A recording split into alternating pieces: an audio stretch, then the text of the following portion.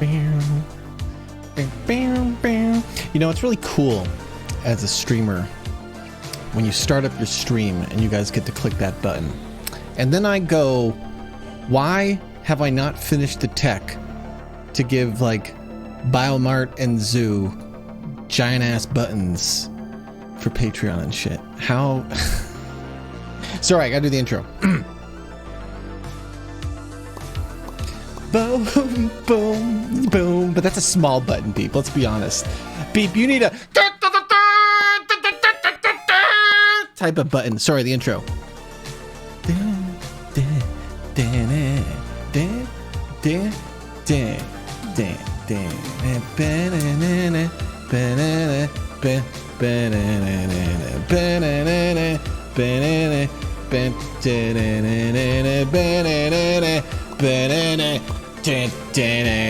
Guys, can you sing it with me? Come on.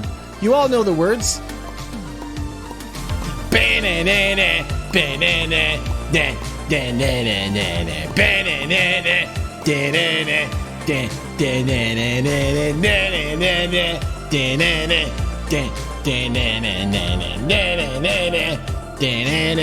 We'll never put words to this song, I'm telling you. There will never be words, okay? Clip it now, Danny! Clip it for the future! There will be never words to the stream starting ending song. Never! No, it doesn't need a rapping part. That's ridiculous, okay? Because this is one of them thinking songs. This is a song where you just think about stuff. Wow. Radical. Ah, yes, haircut time. Megan did a good job. I look cleaned up. I'm quite happy to be this cleaned up.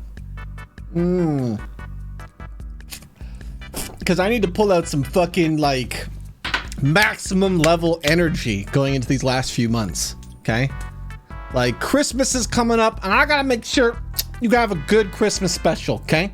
I'm gonna make sure this Christmas special this year is somehow better than last year's, and that's gonna be very hard because last year's was very emotional. So this year will have none of the advantage of getting to be an emotional year. Hi, Megan. Hello. Guys, everybody wait for Megan. This will have none of like the emotional investment this year. It'll just be just content. So I got a lot of work that I'm getting started with. How you guys doing? Dr. Dreidel, thank you for the 24 months, the 2 years. Beepatron, thank you for the 18th months. Plus extra. Oh, we gotta get that tech done. We have so much tech to get done. Today we're talking about projects and how they're coming. Because I've been working on so many projects this year that need to get kind of underway. Hello, Ghosty Pantaloons. How are you? We have fun projects to show, though. Today we're going to be talking about Sneaky RP, and we're going to be going through a lot of the stuff that Momo has done. Momo has been scripting a bunch of the things I've been half-ass designing. It's not going to work. Here, I'll show you what it... Here, I will let it go through anyway for Biomart, but Biomart, I have to fix this, okay? There's a couple things wrong with it. Oh, here, take this. Now, obviously, it making the screen go black... Oh, here, take this. Not ideal, but also it needs to go a little bit higher than... Oh, here, take this. You know what I mean? It's too low because the video plays over top of everything besides the bottom bar. Take this. So, you ever notice in all my videos there's like this little white line? I'm sorry for pointing this out. It'll drive you nuts. Look at that. Here, take this. It's very evident in that. But anytime we do Jimmy memes and stuff, there's like a little bit of like curtain that you can see that's happening, you know? I don't know how to fix that, Bio. I'm gonna have to take a look into that. Because if you've lost the source file, the nice thing is the sound. Oh, here, take this. The sound we can reuse no matter what, you know? I like the guy though. Here, take this. Although I honestly feel like, Bio, what I should do is just get you some stills. We should get some stills. Hold on! It's in here somewhere.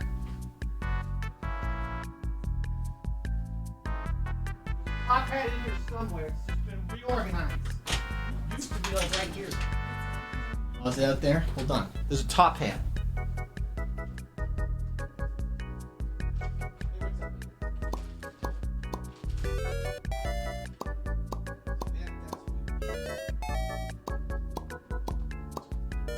Get this green screen for you. Maybe with like a monocle or something too. Here, take this.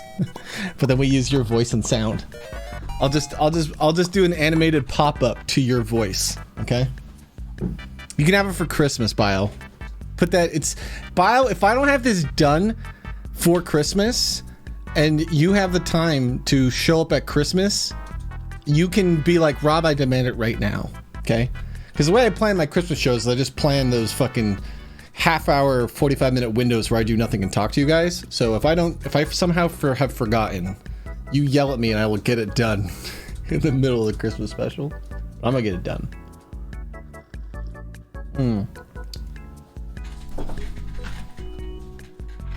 Dirty! How you doing, my man?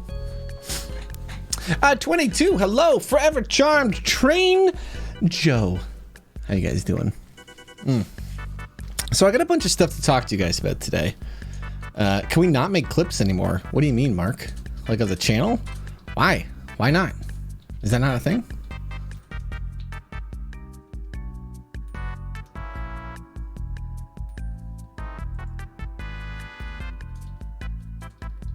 You don't see the clip button either? What?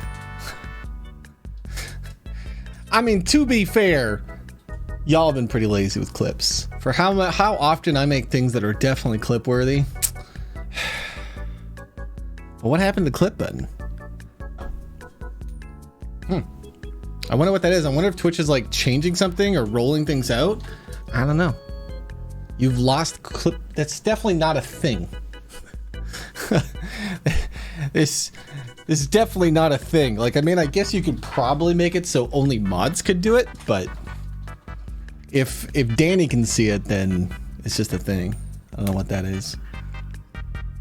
What are you meowing about? What do you? What's wrong? Did you want to talk to the internet?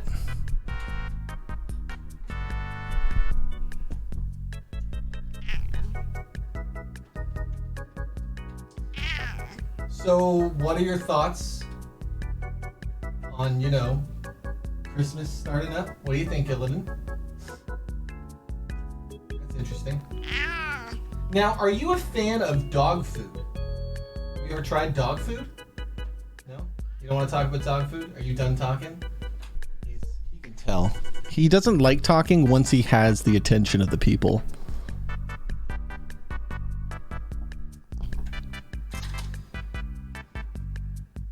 Illidan, do you like chicken? You like chicken? Is that tasty food for you? What about tuna? Bacon? Do you like eating human flesh? No, he doesn't want to talk. He doesn't want to do the talking cat bit.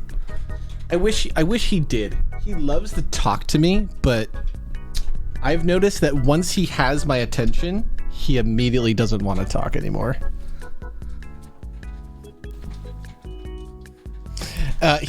So I don't know if you've ever seen him on like Instagram and stuff, but when he begs for food, hello, live to game. When Illidan begs for food there, he will like stand up on his hind legs like a little bear, and it's amazing.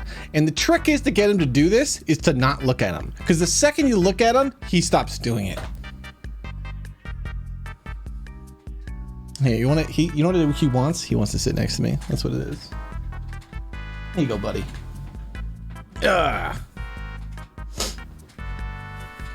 So I have a few things I want to talk about today, and then I'm going to be playing this this free-to-play MMO game because I want to record a video, and I can get most of the scenes on stream, so I might as well do it on stream because maybe you guys will give me a few ideas, and I can just kind of spitball the video. I have a general idea of what I want to do for this video. I know I just need a bunch of filler footage. So what I'll do is I'll get a bunch of the footage and then figure out what comes next, you know? Nora, thank you for that gifted sub, you cutie. And Simon, thank you for sending me some love. Good to see you. You like this? You like this pet? How's this doing for you? Okay. Yeah, but the video series I'm going to be recording is called Chess Hunters. Because in this game, there's just a meme to be made about chests. And I'll explain it when we play the game, okay? I've also been putting a lot of work into New Realms. So if you're the type of fan who you enjoy listening to me just ramble on about fantasy lore, specifically New Realms-esque fantasy lore, well, we're going to be doing a bit of that today, because I'll show you some stuff and we'll be talking about it. There's Shawningham. Hi, Shawningham. I commissioned Shawningham, guys, for a part of the Christmas special. And I've already seen what he's going to try to do. And it's going to be good. It's going to be very good. And there's Noddle. Noddle, I'm going to be getting this thing I'm getting commissioned. I'm also asking Sean if we can have some of the layers for it, so that way we may use it for other things than just what I'm getting commissioned for the Christmas special here. Anyway, you know what I should give you guys, though? An intro to this stream. It's just fun, and I get to drink my coffee.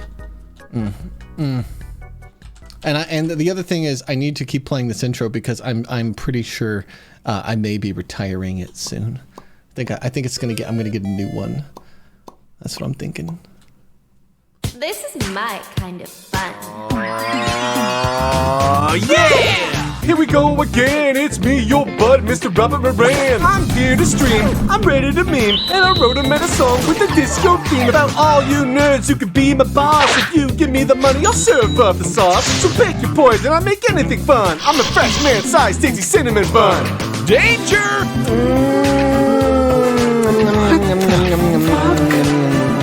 That's wonderful. That's not my name. Hey, my name's Rob, and welcome to my internet show. Bam! That thing doesn't outro properly.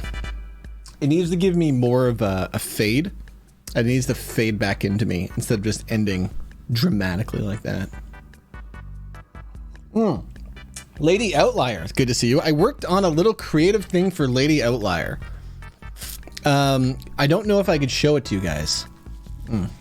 Well, I'd rather if I could let them listen to it. What do you think, lady? Should I let them hear it, or do we save it till you're done? Because I like sharing things, but if you're like, no, Rob, keep it a secret, I will keep it a secret. Perry, we're gonna talk about that coming right up next in a second here. Okay, I got non-stop fun things. All right, so Lady Outlier is working on this animation, and it is too good. It's too good for what she's animating. It's so good that I felt the need to go back and like re-record the audio for it, because will we get a DMCA strike for this? Oh shit. Hold on. That Lady Outlier, I think I'm gonna have to be careful about this. No, we won't. And the reason why we won't is because this is currently a Twitch Sings song. So we should be in the safe for right now. But this is also why, Lady Outlier, you are personally investing way too much in this project, and I can't wait for your next project. Because this thing she's working on is way too good. So I recorded the audio. I think Zoo's going to be most happy about this project. So let me play it for you, because it was a 5-minute song, and I just re-edited it down into a 2-minute song. Let me go find this for you guys.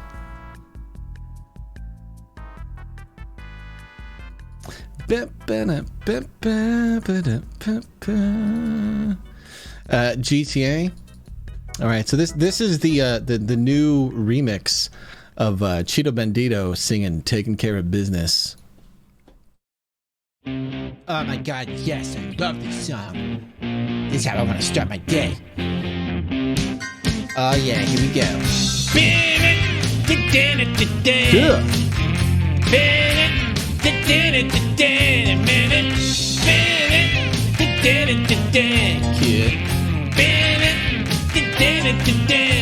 You get up every morning from your alarm's clock board and take the 8:15 to the city.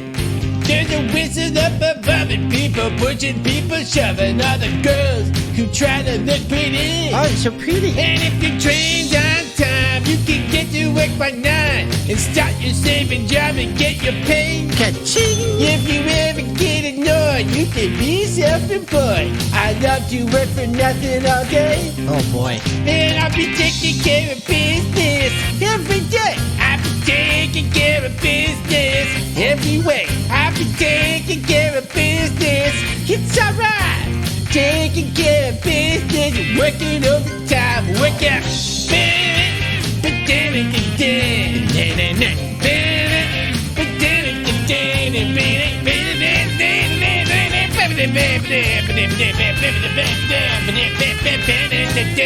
It's as easy as fishing. You can be a musician if you can make sounds and be mellow. Kid. Get a second-hand guitar, chances are you'll go far. Just don't drink anything that might be yellow. Wait, that's not right. People see you having fun, just a lying in the sun. Tell them that you like it this way. Don't forget sunscreen. It's the work we can't avoid, cause we're all self-employed. We love to work for nothing all day.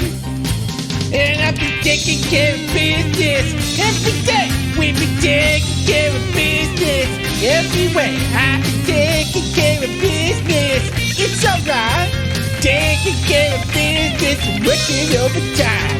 Taking care of business. Taking care of business. We be taking care of business. Oh man, I forgot to put on my pants. That's fun. I like that. That's gonna be fun. Lady Outlier, if you guys have seen some of her fun little animations, is going all out with like a Crew RP music video to this nonsense, and it's just too good. It's too good, Lady Outlier. It's so good. I'm excited for that one. So there's a couple of projects I want to talk to you guys today. Someone who was asking about it. We're going to talk about Minecraft RP next. I have a bunch of stuff that we get to try out because I think it was like a week ago. I don't remember how long ago. I took an entire day, and this was something that I thought was going to take me a week, and instead I just did it in like 16 hours. I was like messaging Momo every hour. I'm like 300 left to do, 200 left to do, 100 left to do, as I was trying to just add like 300 plus sound effects to Sneaky RP. Because a lot of stuff in roleplay is imagination. And what's interesting is if you just have the sound effect to do it, you can do a lot of cool stuff.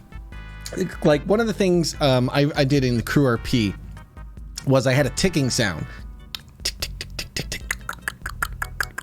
Just a ticking sound, right? The second you have that in Crew RP, everyone immediately respects it as a bomb, because that's what it is. That's what a ticking sound in movies and culture means, you know? Funny enough, if I found a ticking sound in real life, my first instinct would not be that it's a bomb, right? Like if you found a box and it was ticking, you would not think it's a bomb, because I don't think modern day bombs do tick. That doesn't make any fucking sense. Nobody's actually taking like a 19th century alarm clock and connecting it to a bomb. Bombs don't tick.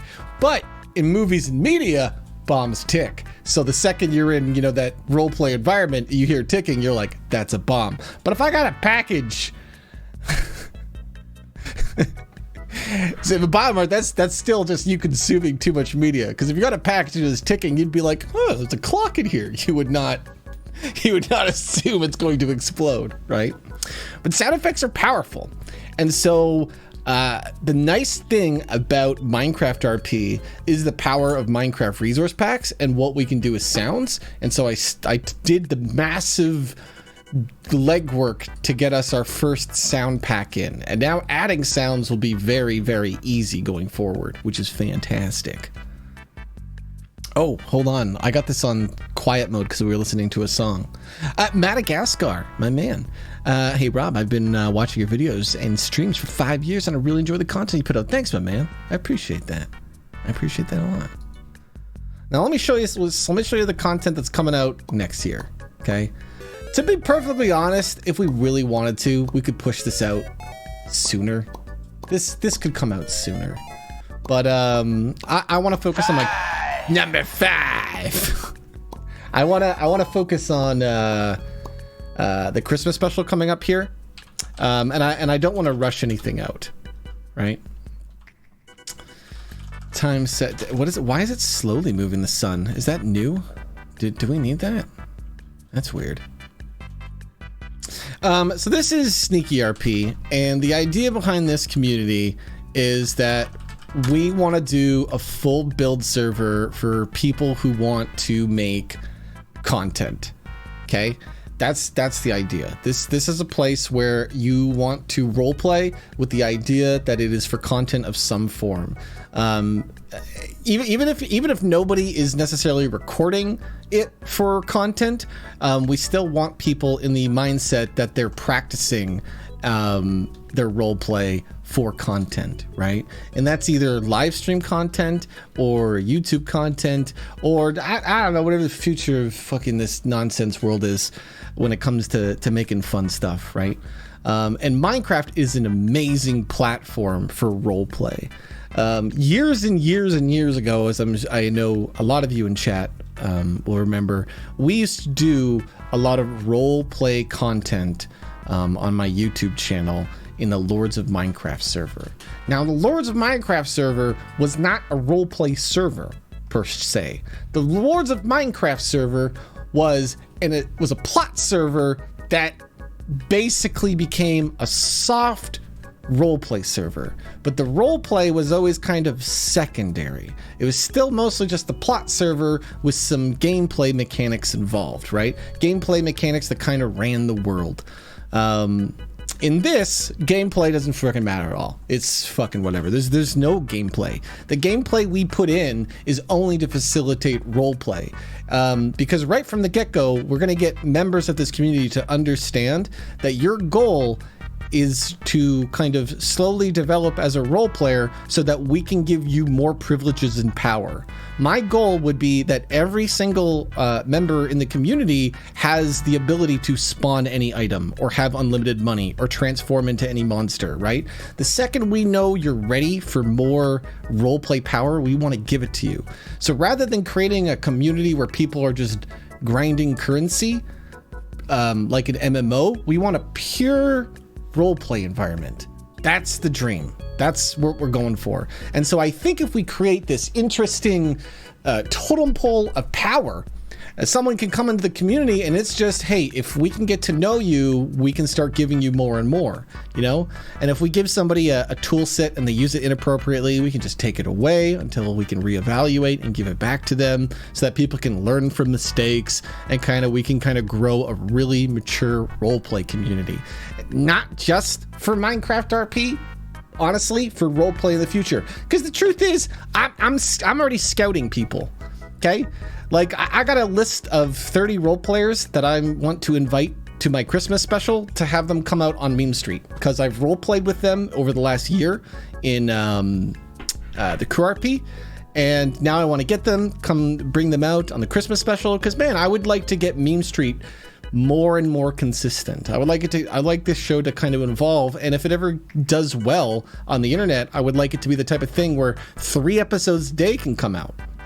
Because there are so many people who are listening to me blabber on right now about all this nonsense, who I'm like, you are definitely talented enough to do all this content. Like, there's Biomart and MWatt, and if I took those 2 guys right now and I got them on Meme Street, it would be very funny. Okay, there's Safety Wizard. Okay, if it was just me and Safety Wizard and we were doing a scene, it would be funny.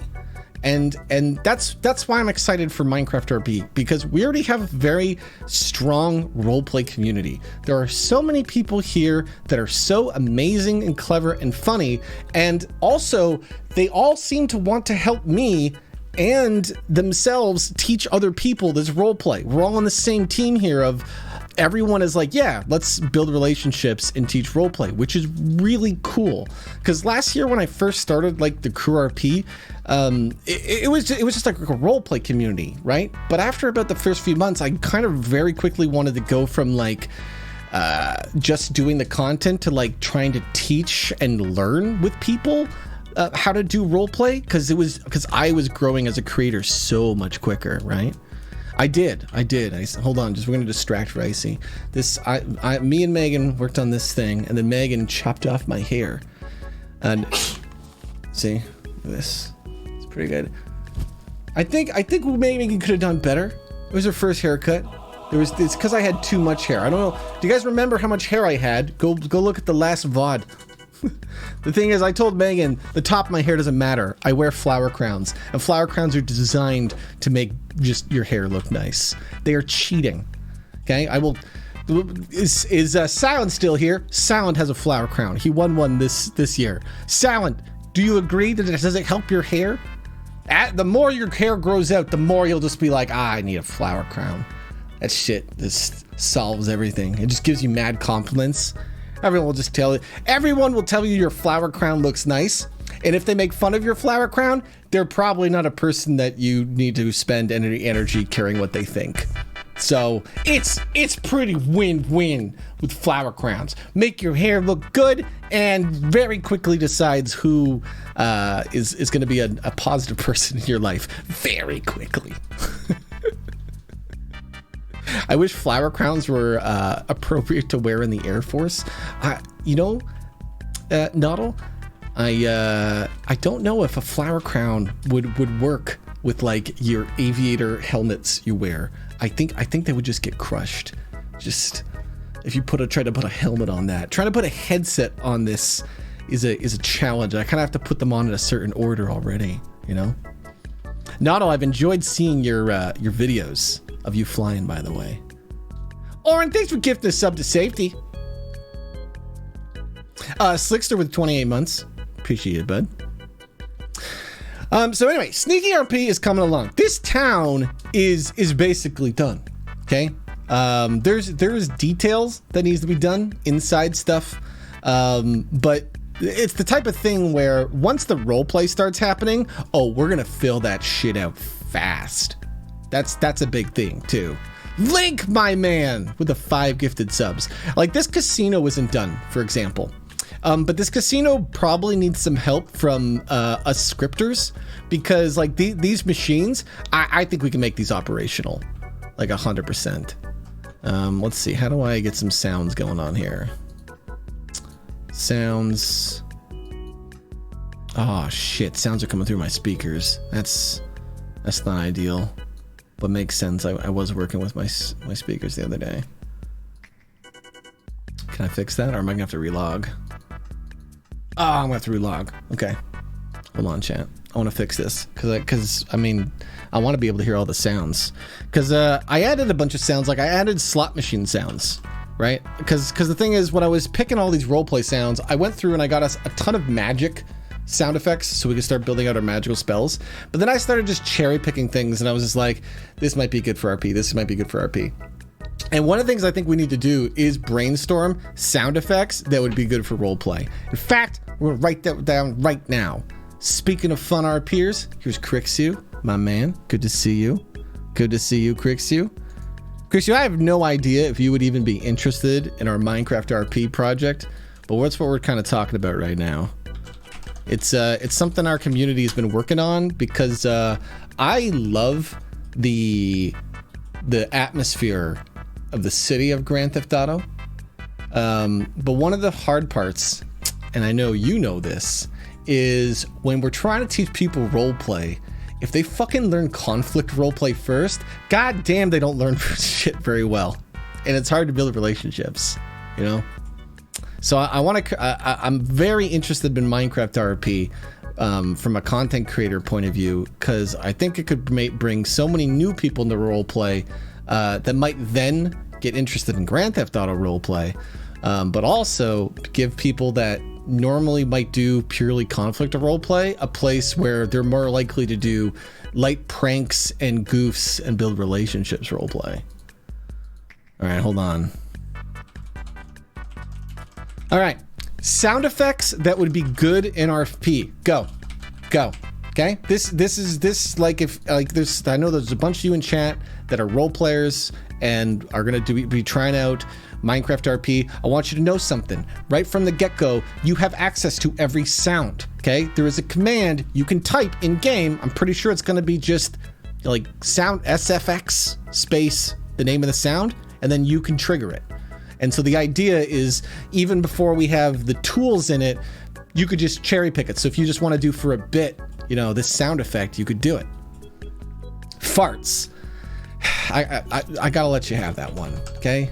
It's look, pooping humor is childish, but all humor is acceptable, and sometimes our body is just funny, so we might as well just goddamn laugh about it. Pots smashing. That's a good one. Footsteps. Minecraft already has footsteps. I don't know if we would need more of that. Clapping. You can have clapping. Now, when you mean clapping, do you mean like a single person, or do you mean like a audience? Because you probably want both, right? Heavy breathing. Do you need heavy breathing? Because this is a roleplay server where you can already go. Do you need a sound effect for that? The 90s modem sound effect. Fun fact, Biomart, we may already have that in the pack. There are some retro sounds like that. I'm gonna write that one down, but that one we might already have.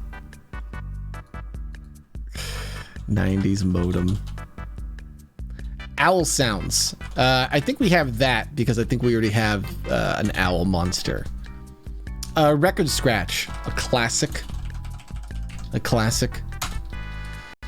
Whoosh. We got whooshes. A car driving by. Okay. But why? This is Minecraft RP. Why would you need a car driving by sound? A slap noise. You know, here, what I think we currently have this in the dev channel in Sneaky RP. Momo, do you want to do me a favor? Do you want to go post the you know what I'm going to say, the resource pack in another channel for us? And then anyone who's watching, if you're already in the Sneaky RP Discord, if somebody wants to leak it, if you just want to go ahead and download this is the resource pack, but you don't need to load up Minecraft. You could just go through and start checking out the sound effects, because there's a bunch of sound effects in there. Because I need to get as many sound effects that we think would be really useful. And if you want to kind of look to see what we already have in terms of like ideas and stuff, that might help too. Sirens. Why would we need sirens? Like, what type of sirens? Like, do you mean police sirens? I don't know if we would need that. We do have bell tower sounds. In fact, let me pull up this puppy myself. I'm still loading up Minecraft because I kind of forgot what I was doing when I started talking to you guys. So I just started that. We've just kind of been sitting here talking. I'm sorry. It's one of those days. City chatter. So that's, I know what you're trying to say, 016. Do you mean kind of like an ambience of people talking in the background? That is tricky, because with the way Minecraft does sounds, you don't really want too long a sound effects. So something me and Momo were talking about, and I think were we talking with you, Lemon? I forget who else was there. Maybe it was Danny. But we were talking about music, because one of the interesting things, and I knew this going into Meme Street, and it's just so true, is how powerful music is for setting a scene. Just for anyone who does the roleplay in the QRP, imagine if you showed up to a bank, okay, and the bank's being robbed, and this is the song you're listening to. It not only sets the tone of the scene, it immediately affects you as the role player into being like in a lighter or goofier state, right? This is the police. Who's in the bank? We got a car that's being robbed. Oh, it's not being robbed. I just had a problem, and this man, he said he'd push the alarm of the bank if I didn't keep my voice down. But I'm pissed, and I'm just gonna keep yelling. Miss, no need to yell. calm down. I'm gonna come in there. We're just gonna talk things out. Okay, what the hell's going on? Put your hands up, officer. I lied. I was actually robbing the bank. Oh, son of a bitch. Okay. It makes things goofier. It makes things lighter. And so we're trying to figure out how we will go about doing this. Because I think what I want to have is a sort of system where you can start a song, and a song will generally last for like 8 to 9 minutes. And it's in like a radius, and all the players get put on that song. And this is what I mean by totem poles of power. This is probably a permission that you don't give brand new community members. It's something that we give people later on, right? When people come into our community to learn roleplay through Sneaky RP, we won't give them magic right away. What I mean by that is when they make their first character, their character won't be magical based. Because we want magic to be, we don't want people running around just spamming fireballs unless you got a damn good reason. Like Biomart could probably give me a damn good reason to explain why his character's running around spamming fireballs. Okay, he'd probably come up with a good reason. And the answer is probably his character was on fire and it was spitting out fireballs. A good reason, okay, right? But we want people who come into the RP to be more focused on purely on just making a character and less just, casting magic and stuff.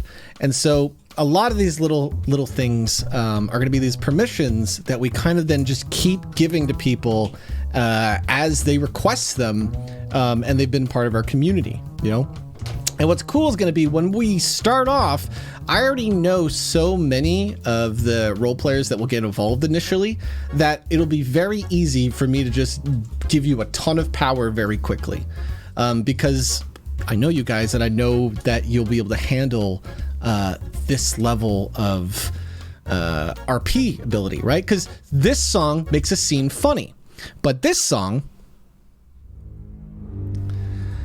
you're murdering someone to this song. If you're in a bar, okay, and me and Other Buttons, if we walk in and Other Buttons starts this song, okay, there's no bit planned. We were just walking around the city, but then without even saying anything to me, Other Buttons plays this song. I'm just immediately going to be like, all right, let's murder Engineering Tuna. Get in the car, Claire. Claire! Get in the car, Claire. Because that's what music does for a scene, right? You immediately go like, and here's the thing is, but if you play this song, we don't murder Claire. No, we try to steal her wallet. Hey Claire, I don't have any money for coffee. Could you buy me a coffee? Oh, sure, Cheeto. I'd love to buy you a coffee. What type of coffee you want? I'm not sure. Could I just borrow your credit card and then I'll figure it out and pick? No, Cheeto. Okay, fine. I'll let Rob do it for the bit. Yes, Cheeto. Here you go. Here's my card. Thanks, guys. I got the card! Run! Buttons! Run!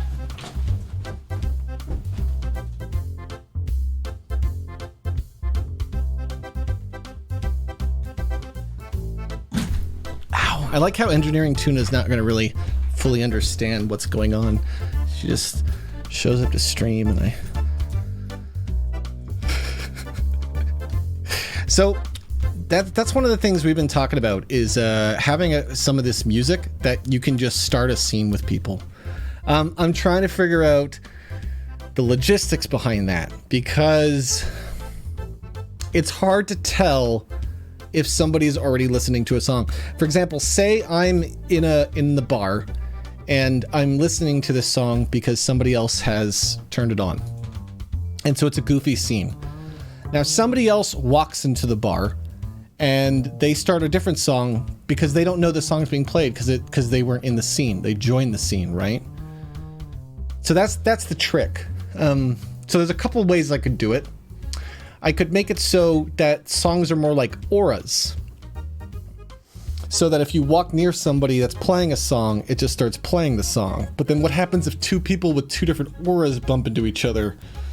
I don't know. Trying to figure that out. Is it possible to make the songs client-side? Yes, it is. It's just a matter of trying to figure out how you set a scene with music when it's possible for people to be jumping in and out, you know? Because and here's the cool thing is the way we can do it in the resource pack is we can make it so all of these things are chained to other things. So we can make it so there is literally just a music slider. I mean, it says music slider, so isn't the point. But we can have it so there's a music slider for different types of music potentially, or different sound effects groups that we're going to recategorize and then just rename all of this text. So that's what we're trying to figure out is what do we need to provide so that we can start categorizing it all. That's the trick.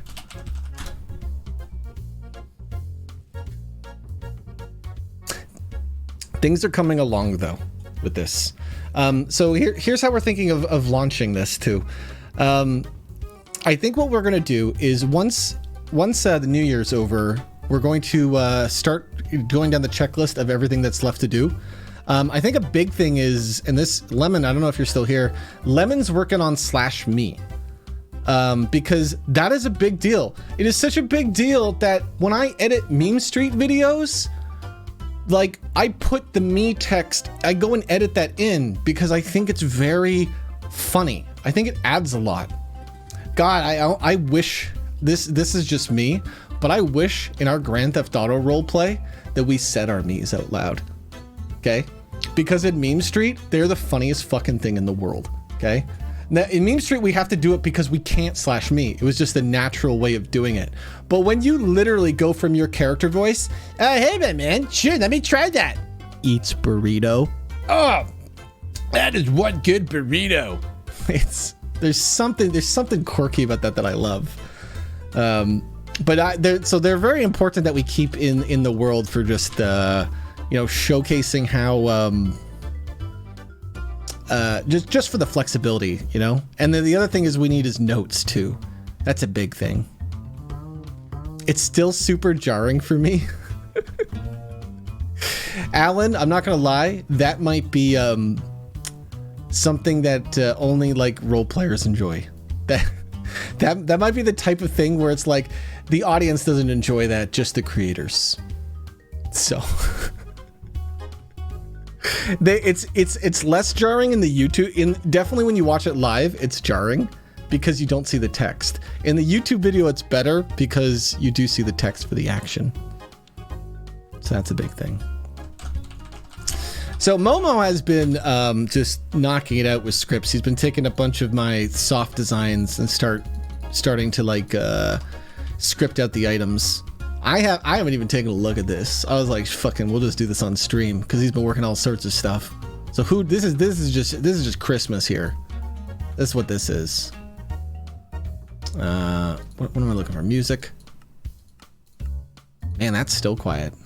How quiet do I have my Minecraft sounds in here? Okay. Let's see. What do you got for us there? The ninja items. Wait, I don't think you did anything with this, right? This is just the default grappling hook, right? We need to make something to grapple. I guess we'll just go back to the city. So the big thing we have to figure out, and this is what I'm trying, this is what we're constantly working on, is, let's be honest, in Minecraft roleplay, you don't need anything. Anyone could go out right now and set up a Minecraft server, set it up with a voice, and then you could just start role-playing Minecraft. We kind of knew that from the get-go, and we overthought this because you really don't need anything to roleplay in Minecraft. But I wanted to make sure that we could create kind of a world that was very flexible, that would kind of inspire creativity, because sometimes people lack that creativity. It can be hard to figure out what to do in roleplay, right?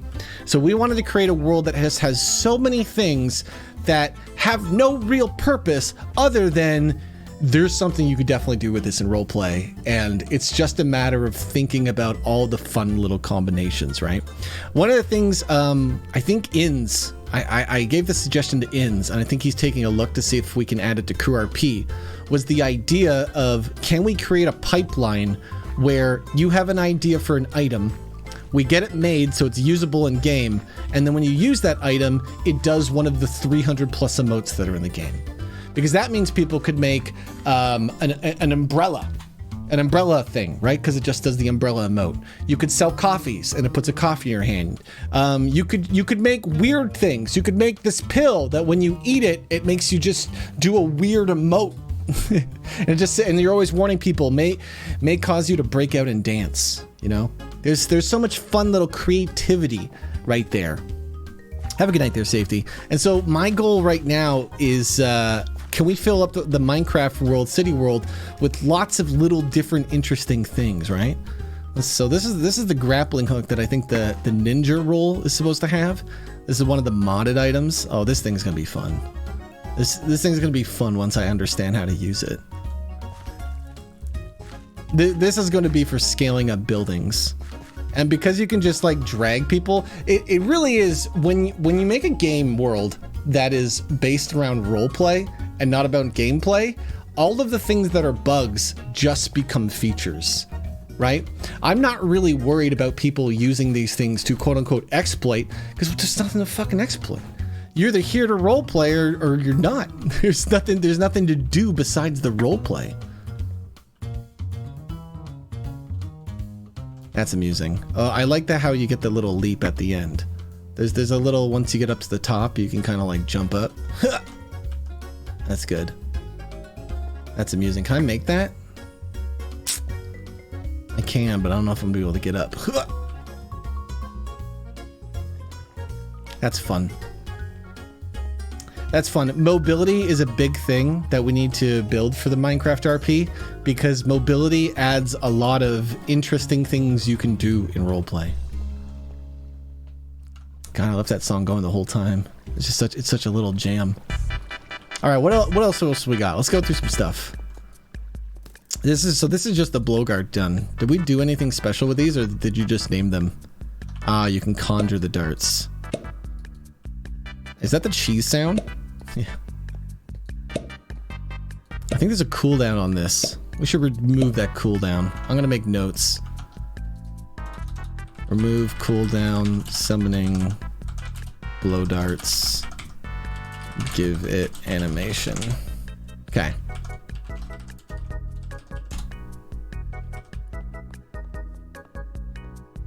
This is great, Momo. Momo's gone and done a lot of the heavy lifting. Ooh.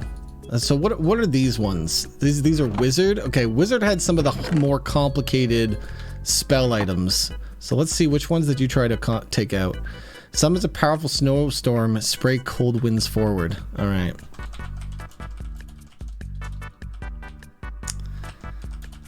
Time day, time lock. Lock time, time. What about P time? P time noon. No, I can't. P time 12 p.m. There we go. AM. All right, so this one is just a nice staff. What does this do? Summons a snowstorm. Oh, look at this effect. We can't use this. This one. This one will break clients. Momo.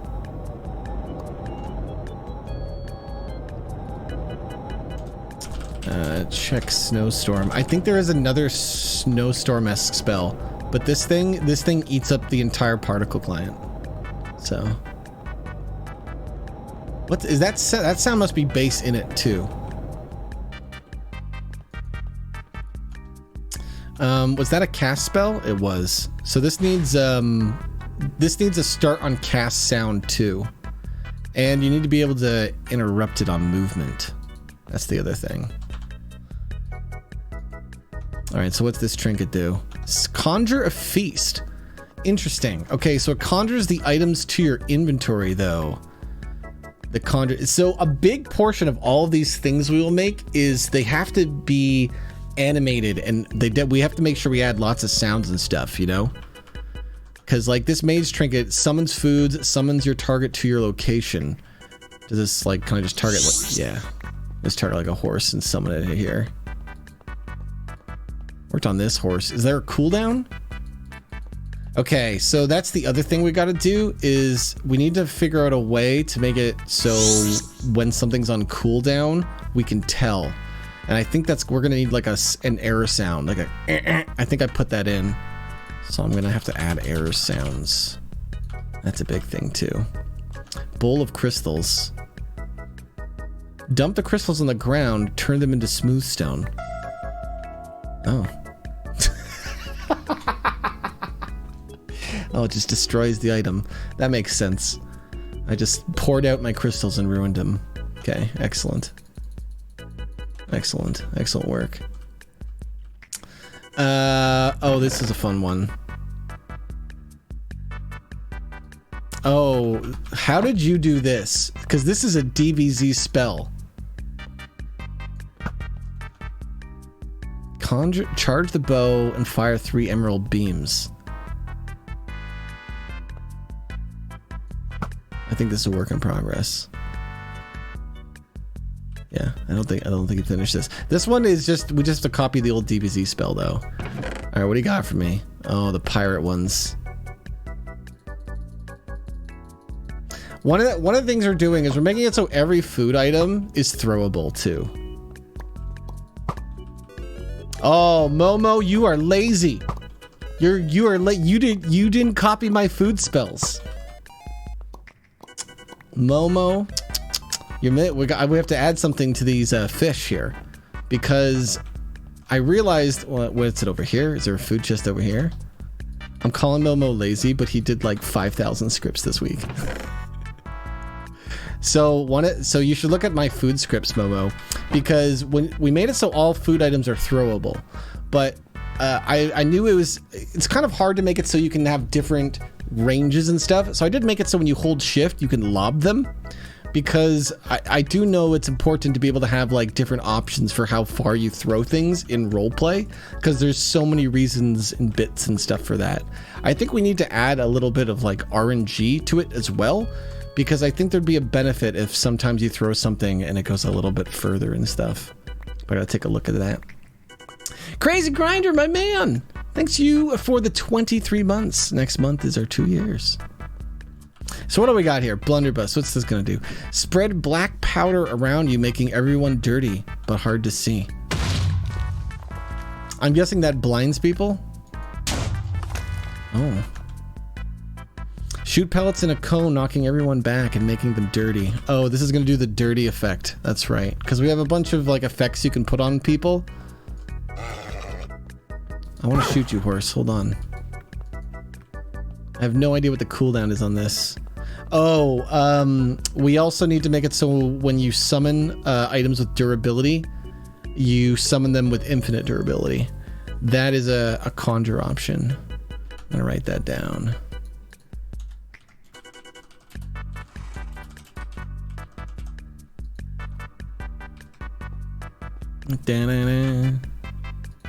Yeah, you know, I had the is Danny here? I had the ignore per Momo, but then we removed essential, and as I will now meme forever, essentials is essential. That's an essential plugin. The cutlass. So what's it gonna do when I right click? It just make a sound? Yeah.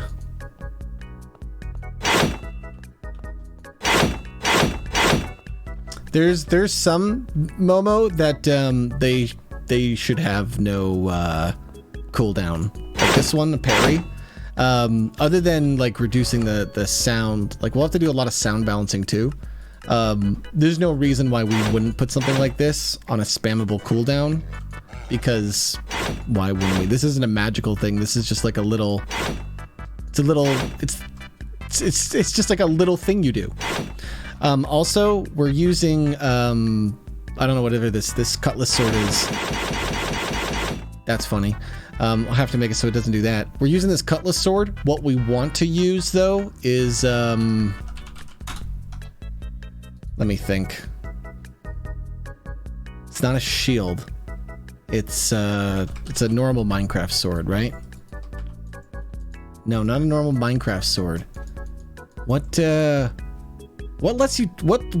lets you turn it horizontally? Was that Minecraft swords?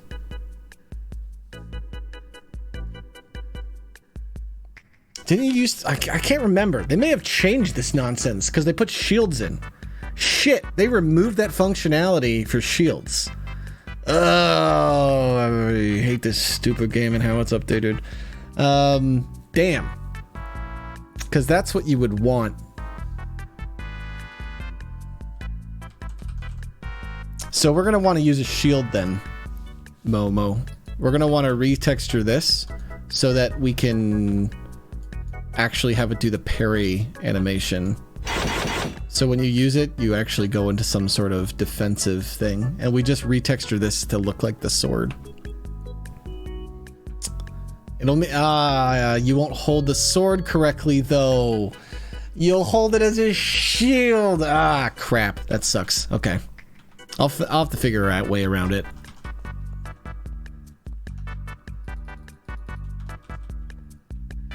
Mermaid. What have you made for mermaids? Releases a pair of water orbs. I think that one was done. The Queen's Harp.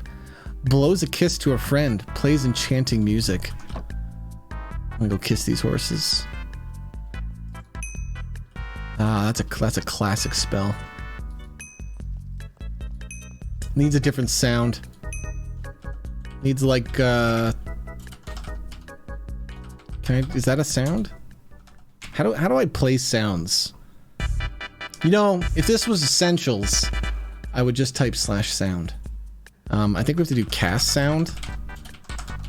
That might work. Yeah. We do cute dot I have to pull up the cute sounds now. Let me open the resource pack folder. I'm gonna look at what all the cute sounds are that we have currently in this.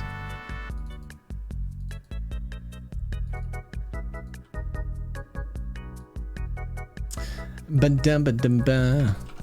Cute.cast. Cute.charge.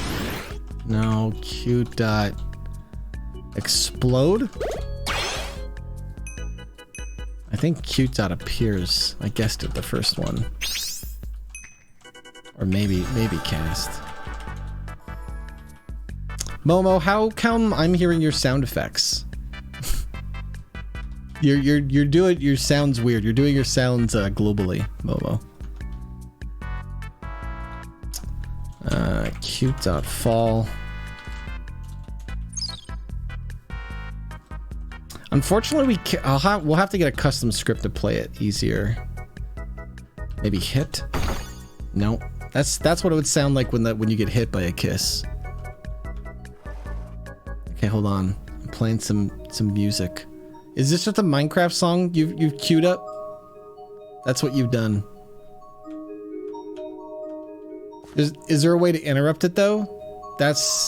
I'm guessing there's not, huh? Oh, there is. Wait, how are you doing that? How are you doing a right click to interrupt a song?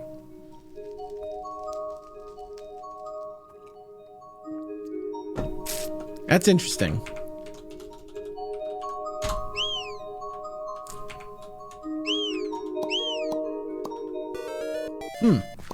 I don't know how you're doing that. That's an interesting one. Crooked, what's up, Crooked?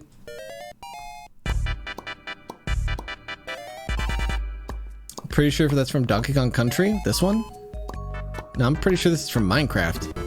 Because the thing is, this isn't something I put in. So that's the thing is, the meta of this, it's unless I put it in right now, it's gotta be from Minecraft. We have a bunch of fancy sounds. I put in a bunch of musical things.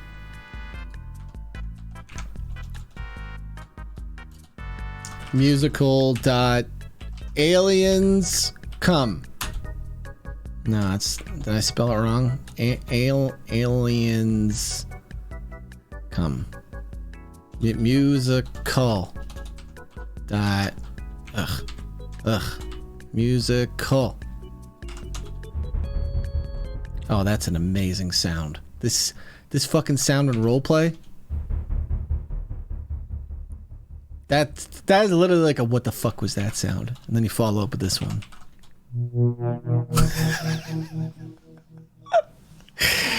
Oh, we have fun things we're gonna do for bits. Vid really liked this sound. This is like the bad guy appear stinger, in my opinion. It's just this fucking guitar sound. You just open the door and you play that for people, and you're like, ah, ha ha ha! I am here. That is such a good one, though. I don't know. Do you mute your music? I always mute my Minecraft music. I personally can't stand it. I don't know why. I wasn't a fan of it. It's like too wispy. Ah, the deadly stare. I need the black bars to come in on the top and the bottom of the screen. Oh my god, Noddle. We need that as a WebM. Just like the things that immediately make it so the stream is in not in like 1920 by 1080 resolution. A black bar that comes from the top and the bottom that makes everything more cinematic for that moment. We need to make that. That's a funny one. Musical doom. No, wait, that doesn't sound right. That sounds like a drum. Here's drum one. I think I used these drum sounds in the Minecraft survival games. This was like the the true drum sounds to speed up the battle. Musical.energy crystal. So another thing that's useful with these sounds too is we can pitch them up, Momo. Pitch them up and down. Because I think this is the Lords of Minecraft Bindstone sound, but it doesn't sound like it because it has to be pitched up. So. Oh my god, there's so many of these and they're great. Flute. That's the Dark Age of Camelot flute song, and that's deep meta because this Dark Age of Camelot was like one of the only games ever where you could have crowd control and put people in crowd control forever. Like you could just I'm gonna put you to sleep for 2 minutes. Have you ever played a game where in PvP someone could stun you for 2 minutes? This is what it sounds like. If you don't interrupt the caster before they finish playing that fucking sound. Actually, with cast speed, it was before the sound even finished. Classic rogues? No. Classic rogues could do it to one person, Oren. I'm telling, what about a class that plays this song and then 50 people are asleep for a minute? Huh? I've never played a game like that. I don't think people wanted to play like games like that after I played it. I think these are Diddy Kongs. No, that's the Lord's get item. That's the get card sound. This is a Diddy Kong. That's the get ready. So literally, I would imagine that we're gonna use this for races. That's literally what it is. It's so that when you guys are like having a race, you can have the get ready and then use whatever you're gonna use for the starting music. Is the DK theme? It is not. It is not. Get treasure. I'm pretty sure that's also from Diddy Kong Racing. That's such a fun one. This Hello World. I think this is the Monica Rupert computer sound. Nope, that's from Dragon Warrior. That's the Sneaky Mouse sound I use for when we bring a guest on stage. Or we used to with the doorbell. Do we still have a doorbell? I don't think so. I think we ditched the doorbell system. Interesting. That's interesting. What's fun with that is we can pitch it up and make it more interesting. let's learn. These are so stupid. Because you know what these are going to be great for? You can just walk up to someone and be like, "Hi, I'm Mr. Metal."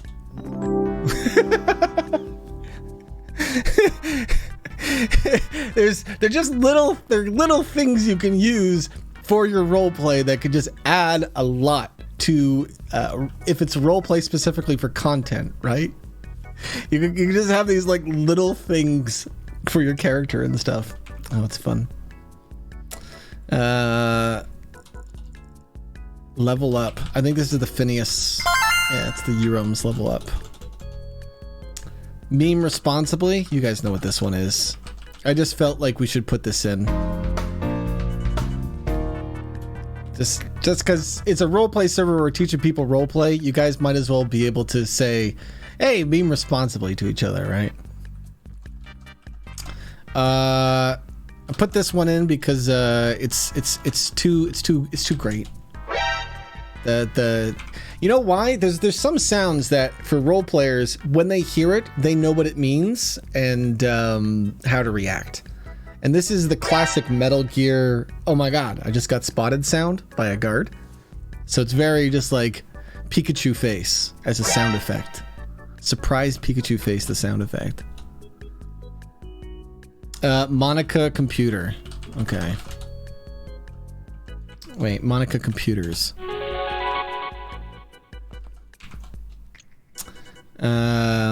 Next question. Ooh, guys, what will next question sound like? Says this.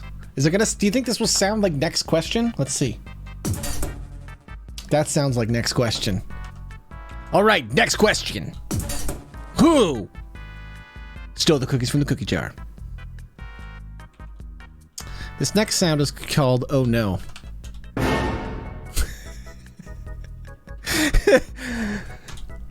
Somebody stole the cookies from the cookie jar. That is great. Old gods. I think that's the old god cheer sound. Yep. Paladin. I think this is the Roman. This is a long one. I just know we're gonna have paladin roleplay, so all of our paladins will just do this fucking bit. They'll just all have that. That's the rule for being a paladin. You need to have a 6-letter name. That way you can sing your name to the song. Or rather, you just have to be able to sing your name to the song. That's the requirement. I think we played it for the plot in too. This one I don't know why you would use it. But it's just a good like show opener one, you know? It's one of those things. The pirates. This is the pirate melody from old pirate shanties, but more specifically, I know it from Reboot. And I think the sad variant of it, which I'm pretty sure is just pitched down. Sad trumpet. Oh, these are so great. That's a good one. Shook. That's so many of these too. We're gonna bind to like really quick slash hotkeys, right? Like that's probably what we'll do. We'll probably just make a slash shook, and when you do it, you'll just have like a little thing that pops over your head, and it plays the sound effect, right? That's fun. You know what we should do? We should let's take the pumpkin. Let's do this. I've been trying to figure out what we'd use the pumpkin for. And the pumpkin, when you put it on, it puts this overlay. But we can change this in the resource pack. Let's make this the 2 bars of dramatic bars. And then what we can do is we can remove the pumpkin texture. And then then we can just do that. We can just make it so you basically put an invisible pumpkin on your head that you wouldn't notice, as long as you don't have a hat, and it just does the bit of the dramatic lines. I think that would be very funny. I think being able to go into wide angle mode in Minecraft would be very helpful for a bit. Especially if there was like just slash commands like shook that just triggered it. And you just did it. And you're just like, oh my God. That's really helpful, right? And that's one of the goals of this is we don't really need a lot for Minecraft roleplay. So what can we add that just makes it better for everyone who wants to get involved? You know? Spooky? This is the spooky stinger. It was you! Who committed the murder in the basement? I think. I don't know. I'm guessing. Very interesting. That's very interesting. Oh, I think we have interesting and very interesting. Interesting and very interesting. Good. We did it. The sound effect.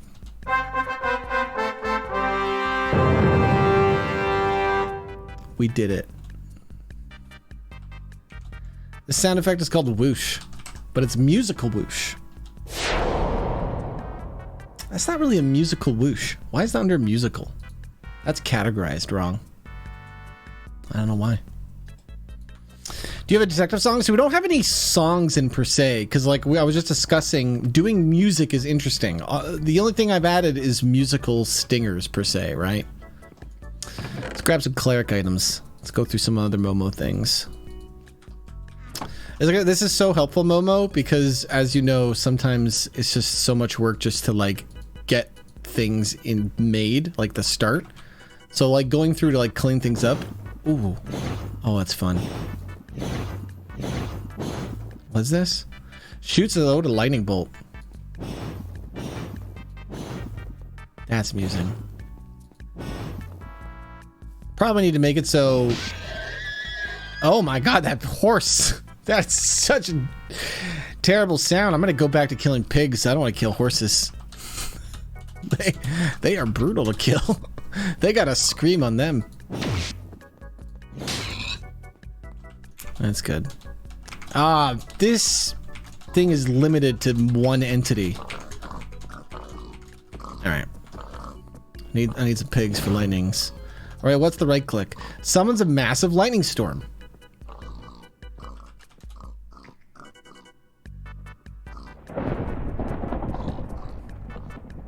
Oh, look what you've made here. Oh, you've done this in an interesting way. This is a Momo original spell. This is completely and utterly unusable, Momo. Do you know why? Minecraft Lightning is server-wide. So every time this lightning bolt cracks down, everyone in the server will hear it. So this is something that we could. This is like an admin level spell.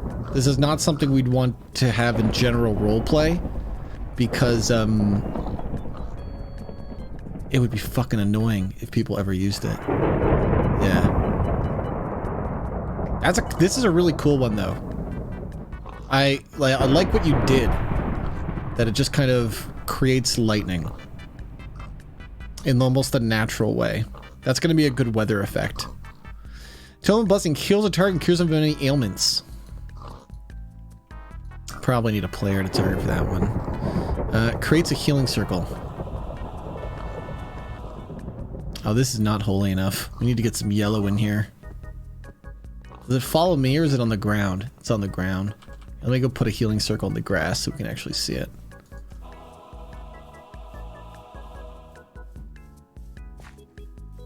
I think there are. I think we're gonna relook at some of the sounds too. I like this. We can also probably put something on the ground using. There's a ground pattern spell too. What do we got here? Conjure, commune with the light, blind nearby creatures. Time night. Oh right, P time. 12 p.m.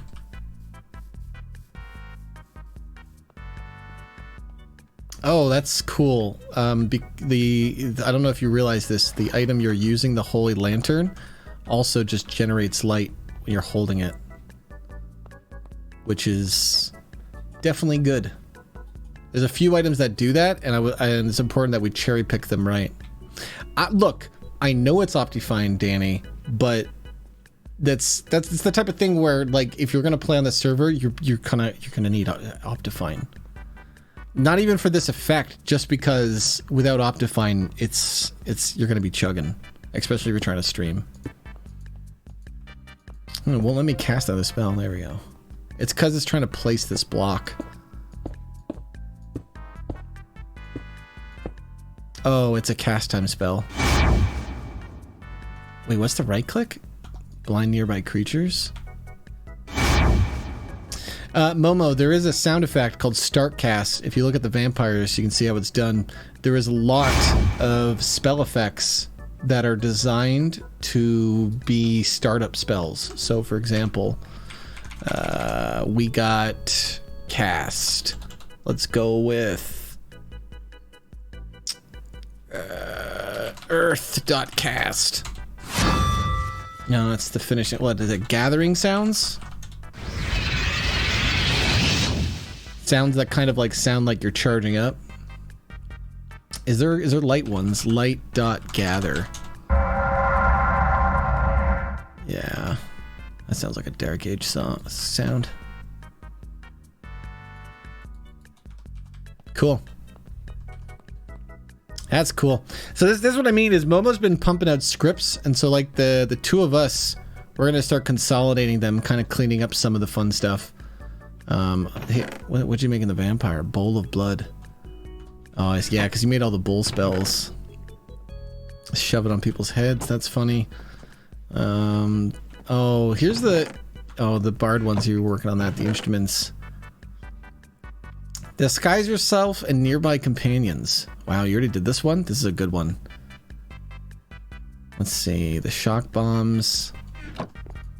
What'd you do for Faye? The emerald bow. So did you just make the DBZ bow?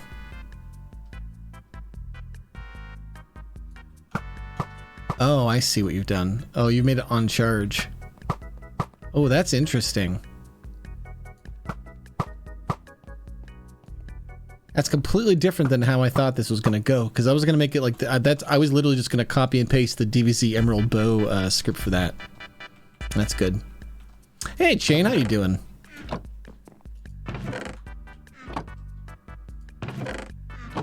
Mermaid, witch. What did you do with witch? Cursed doll. Oh yeah, these are just. I think these are just magic spells, right? So let me look at this one. It says further barrage of enchanted skulls. Yeah, that's fun.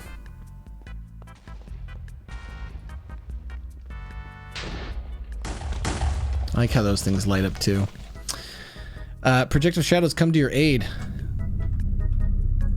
Yeah, so I gotta figure out how to do this one properly. This one needs to be a right click, and we probably want to have the sword be a shield for the exact reason of I was talking about earlier, how you can actually hold them down with right click. Trying to actually design that though is going to be tricky, because if this was like a shield, you'd like hold it out like that, and then it would kind of create the thing in front of you. So I'll have to figure that out, how that's going to work. This cursed doll is going to be fun. Trick other players with a decoy. Yeah, it's amusing. That is so fucking amusing.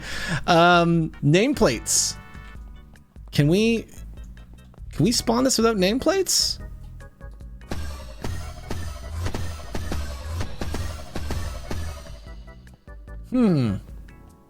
I don't know if we can spawn these without nameplates. We might have to find another way to disable those. God, that is gonna be a fun. That is gonna be so funny in roleplay though. Warp City. Warp spawn.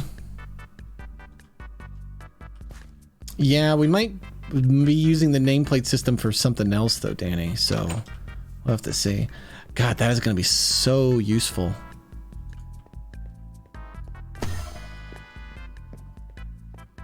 I like the sound. I think we're going to make the sound very quiet. Like you have to be very close. And then I also think we should probably have some sort of like particle explode spell maybe, because it just kind of looks weird with something popping out of you. It needs some sort of, there needs some magic. Magic has happened. Where is the magic? Where is the magic? I don't know. Yeah. So hold on. What did I just do? I just cursed this person. Influence your target's mind. What does that mean? How did you write a tooltip where even I'm the guy who designed this? I don't even remember what the fuck this does. Influence your target's mind? That couldn't be any more non-descriptive. Spawn mob pig. Is this the one where I take over the pig? I have no idea what I'm doing to this poor pig. Its mind has been influenced.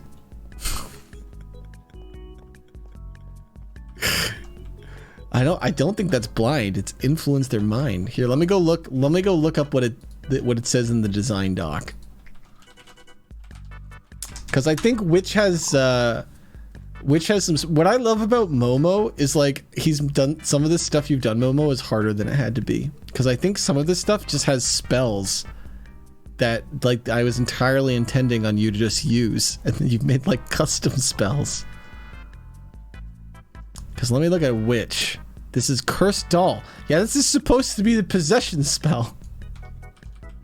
It should be, so there's a spell that does this, right? Magic possession. Does this. So you become the fucking mob. And this is what the witch is gonna do with this. So because this shit is fun as hell for RP. See, look, and then that came out of it. That is a very fun thing to have. So that's what this is gonna do. You fucking become the mob. Have you not tried? It's just the possession spell. It won't work on players though. It will only work on entities, right? You can't infect someone else because Minecraft wouldn't know what to do with that. Here's the RP, okay? Butchers can spawn animals. A witch can then become the animal of the butcher. That's such funny RP that lets you do so much stuff. We could use a particle effect for players. I think Momo, this isn't gameplay, so this is obviously used on non-players, you know? We'll just make it so when you try to use it on another player, it just makes the sound. Like there's a couple sounds like that. Let's find sound error, sound misc.error. What do you think? Here, let me search all the sounds here. What do we got? I have computer.error.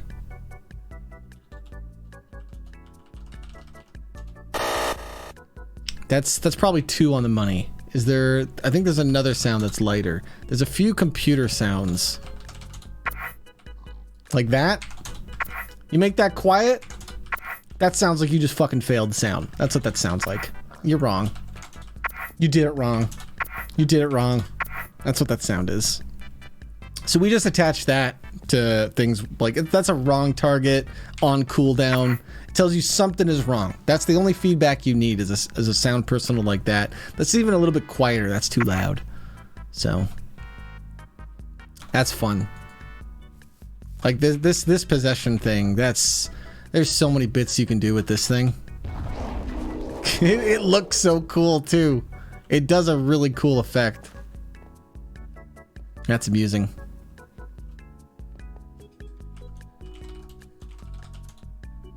So what's also cool is this is working like a mount. So when I press shift, I come out of the entity. That was weird. I came out of it twice. maybe I had a double cast or something. Pedal walker. Leap forward. See, this is a fun one, but it's not going to work until we fix other stuff. Okay. Woo! Okay, hold on. I like that. It's far too high. The reason why it's far too high is like, you could just use this as mobility. We'll have to tweak this. Because the idea is you use the right click to get around. Right? The right click is like a grapple. Spider-Man! What the fuck is going on? Spider-Man! Oh, that's funny. You have cast on animate. So, this is a hilarious bug, Momo. So I just want to explain what's happening. So this item has a left click, okay? And the left click does this. Now, you'll notice in Minecraft, when you left click, you swing the item, right? So what's happening is every time that item is swung, it's doing this. So when I right click, for whatever reason, it's making me swing the weapon, and that's making it go off at the same time. That's just like a funny little bug. See, I was like doing that. I'm not clicking anything. It's just doing that.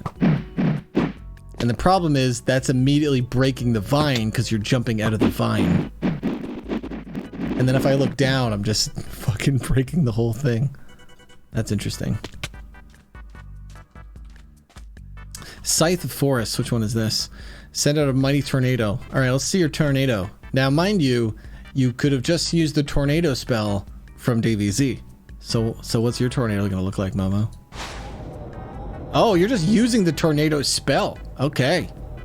Yeah, that's a good one. I like that. I forgot there was a tornado spell in this map. Whoa, shit! It throws armor stands. Well, these will be absolutely pushed around constantly in the server. Those are never going to be in the right spot. It's not too big of a deal about these armor stands because these will just end up getting reset. Did I just push it right back into place? I pushed it close enough back into place. That's pretty fun. Yeah, they probably do destroy paintings. Let me go test that on a painting.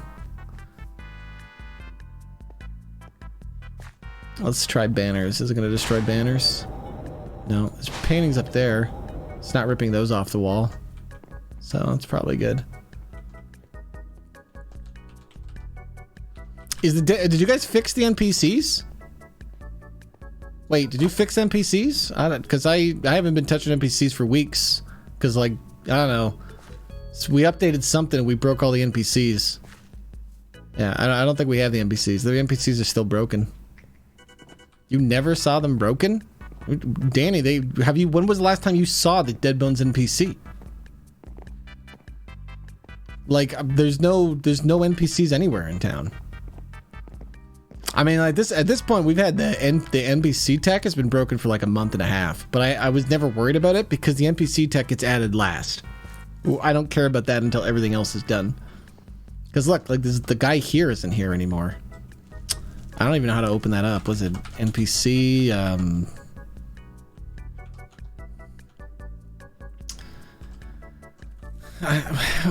What is this? Request teleport. How do I even like click it?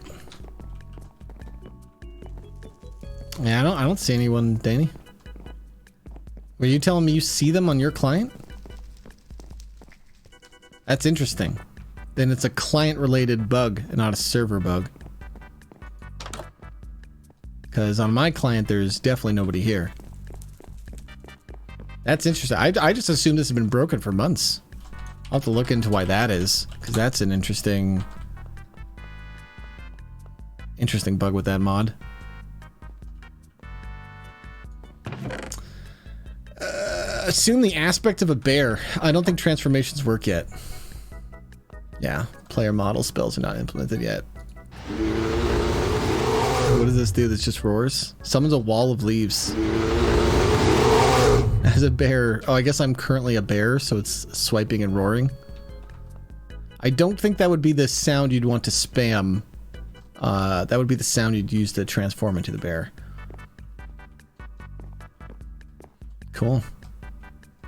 Well, go. Oh, what do you got here? The light warns peasants of your approach. Okay, yeah, you told me about a few of these. Here, I'm gonna mess up your chest. Paladin spells will take a lot. What does this do? The light warns the peasants of your approach. Is that a work in progress? I don't know what that one's gonna do. The light protects you and whisks you back home. You gotta be mounted for that one? Alright. Shouldn't Reins of a Charger summon a mount? This is a confusing item. Oh, sneaking and right click. I see.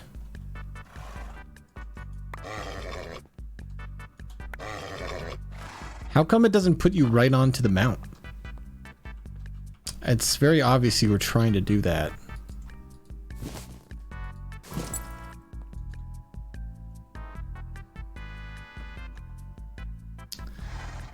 Oh, is this your paladin lights? This is what this is, right? This is like your wee woos. Yeah. All the mob related spells are very tricky to use right now. Make this place your home. This teleports you back home. Okay. Cool. So many of these things, if you're looking at them, you might be like, I don't understand what that fucking did, Rob. And it's because a lot of this stuff needs tiny little polishes. It needs little sound effects and audio cues and explanations that'll make it easier to kind of understand. But this project is coming really far, really fast. And I think our plan right now is we're going to slowly keep working on it. Getting people involved. Hey Delta, how you doing? We're gonna slowly keep getting people involved. I think really what we need right now is more people building, honestly. I think Ite Raven is looking for more builders for sure. Here, I want to flip this. Horizontally. Psh. No, it's not what I meant to do. I wanted to flip it. Flip horizontally. There we go. So you do it like that. Yeah, I think I showed this at my partner anniversary, but the build team's basically finished the city. It's just polished now, and there's some sets that need to be fleshed out, but for the most part, it's kind of done. You know, like even things like the Haunted Mansion, like we can probably polish it. But for the most part, this thing's going to be done. And there's only so much polishing we're going to... Are you guys serious? How many paintings was this? What did this take? How many does this take you? This took you 1, 2, 3, 4, 5, 6, 7, 8, 9. Is that a baby Yoda?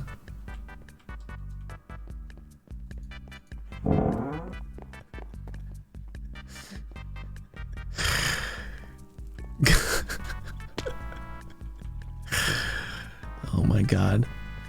The filler paintings. Ooh, look at this room. Look at this room. This room is so much smarter now. It's like an unholy church room. That's brilliant. I don't even know if I noticed that. I love that we're going to be able to get lost in this place. I should start spending more time walking around here so I can understand how this works. It's beautiful. I gotta go to the underground. I've been hearing more and more that our underground's going. Isn't it gonna be great, Nora? I can't wait to open up and doing roleplay in this place. It's gonna be a completely different vibe than what I've been doing recently. I feel like it's gonna be more energetic like Meme Street is. Oh, you got a tickets booth. Oh, this is a sexy tickets booth. This actually fills out what this room needed so badly. And it explains what this little part helps the theater so much because now you can just role play someone right here. Doing the tickets, please. Tickets, please. Oh, I love it. That's smart. This is a smart little set. Oh, the stage is good too. So you know what we need to do? So one of the tech we're gonna start introducing is any set we have. We're gonna have it so when the server resets, the sets reset. Because here's the thing: if we decide to do a city story that should really affect the city, we'll plan it out and we'll do it. The random RP that happens from day to day, if something happens and we want it to affect the city, okay, we'll go in and we'll make it so it affects the city after the fact. But I think in general, we want our sets to be not a big deal to destroy things, right? I want people to be able to come up and be able to like destroy these chairs. If the chairs are destroyable. Are these chairs not destroyable? I want them to be able to come up and destroy the chairs. And then, not have to worry about fixing the set. That's a big deal. So with that's because we're going to build this system where you can reset sets. We're also going to make it so you can reset a set during the RP. So let's say somebody, because then we don't have to worry about people doing something and then the server being broken for the entire day if that story is over with. Because let's say a group of people come in and they do a story where the bridge blows up here. And they blow up the bridge and the server's not going to be reset for 12 hours. Maybe we just let this bridge base be broken all day. But maybe, the RP's ended and we kind of want to refresh this. We're going to have somebody come up and it's still going to be as simple as like type a command and it's just like, fix area, whatever we want to name it. And that will just fix the area. But because we're doing that, it means that we can create alternate versions of areas too. Because if we're going to go through the trouble of making it so we can save schematics and load schematics to fix specific areas of the map, then there's no reason why we can't make alternate versions for that area. And then if we're going to do that, then there's places like the theater here where what we could do is just make it so it's a button you press and it changes the set. So this theater right now is very plain, right? Now imagine what we could go do is we go back here and we add a set of buttons you can press, and this changes it to forest, and this changes it to snow, and this changes it to a desert, and this changes it to a castle, and this changes it to what it looks like right now. And you can go hit that, and you know what we could do? We could make it so the blocks come in and the curtain closes, and then it pastes the set, and then the curtain opens up. In fact, we could probably put the curtain on a completely different switch, right? And we haven't really started adding that level of scripting to the city, because for our first focus is to just get things built, get kind of items in for people to role play with, and then kind of start focusing on the actual in-city stuff. Oh, these are lovely.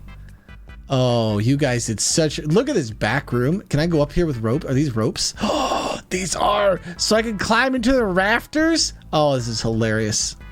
I need more appropriate sneaking music. Like this, I got like, what music do I have for sneaking? I don't really have sneaking music. This will have to do.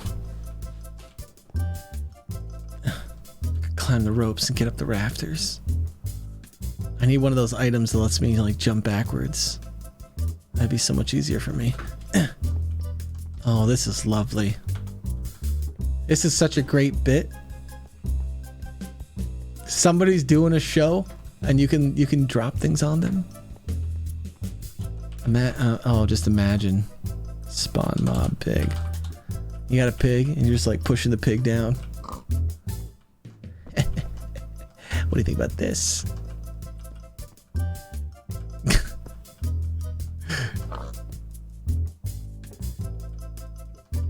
I'm gonna have to change it. See, this is why we want sets that are breakable.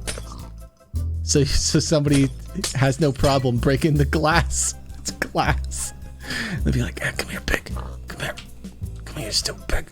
Wait, what do pigs need? Wheat. Wheat. Psst, pig. Do you like this? What do pigs eat? Carrots?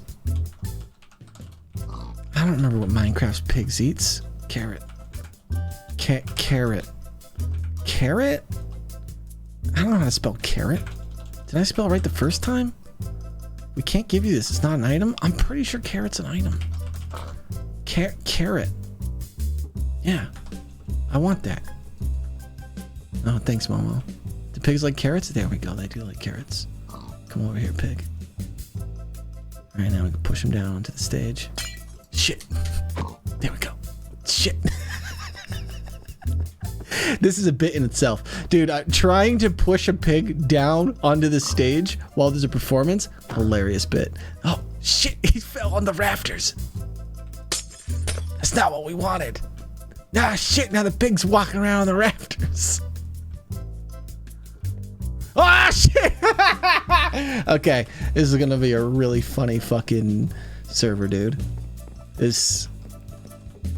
You know why I'm excited? Because just for my own content, it'll be such a pleasure to make stuff here in a community of people that just want to like help make roleplay style content.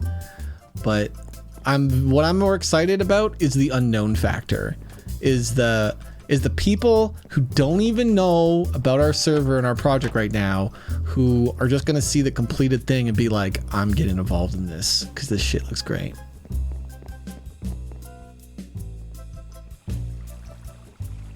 I love our sewer system. I think what I love about the sewer system the most is, and this was the thing that I wasn't sure if we would be able to do well, is how chaotic it is, right? Like how fast we go from different scenes. Like going from that little theater to this in the next one is amazing.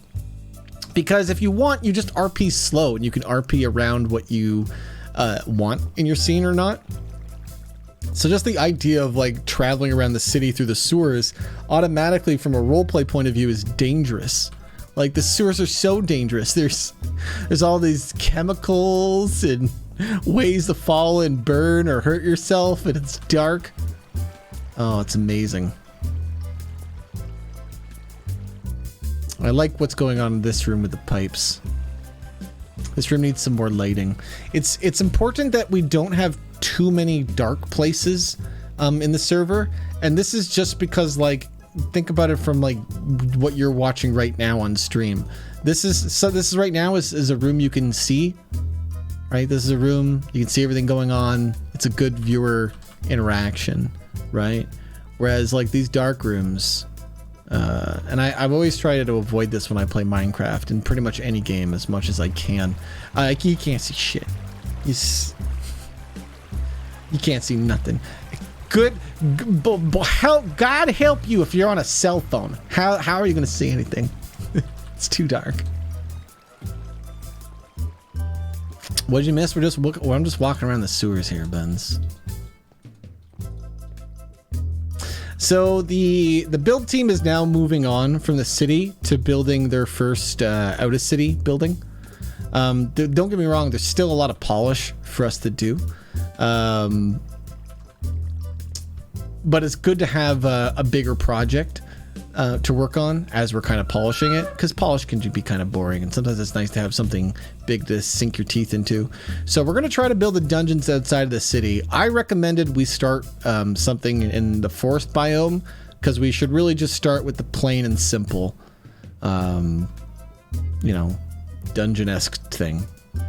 Because it's all about creating as many sets that are useful. So we should probably create something that is in one of these foresty areas and slap down a dungeon-esque thing. Because we have a lot of fantasy in our city, so we need to create the place you leave out of the city to go do adventuring. Because there's going to be a lot of stories that are built around just doing, the Dungeon & Dragon-esque RPG adventure telling. So...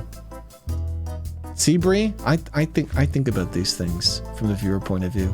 I can't believe people enjoyed me and Paz's Tuna Bandits series on Rust, because it's like 90% in the fucking dark. You can't see shit. That's I don't like it. I remember when I was doing a lot of my Minecraft roleplay, I eventually would just always have night vision on. So that, I think in DBZ too. I think in DBZ I had night vision on a lot of the times, unless we were blinded, basically, which was kind of part of the RP.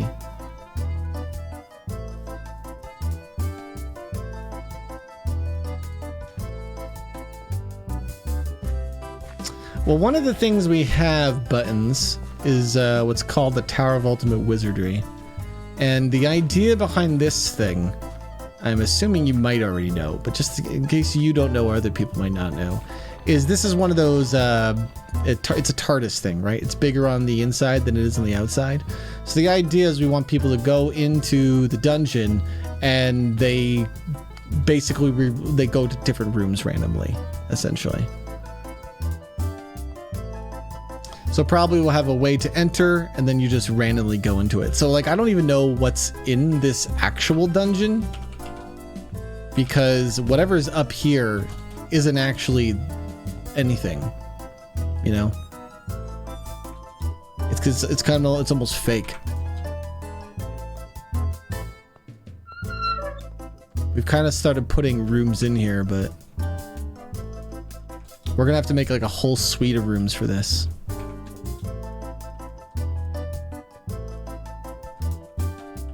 Like this is an area that would be used because people could fly to it, right?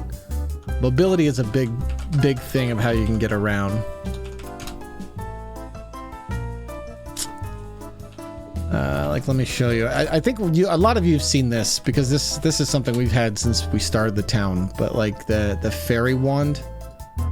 Is this the one that lets you fly? Yeah.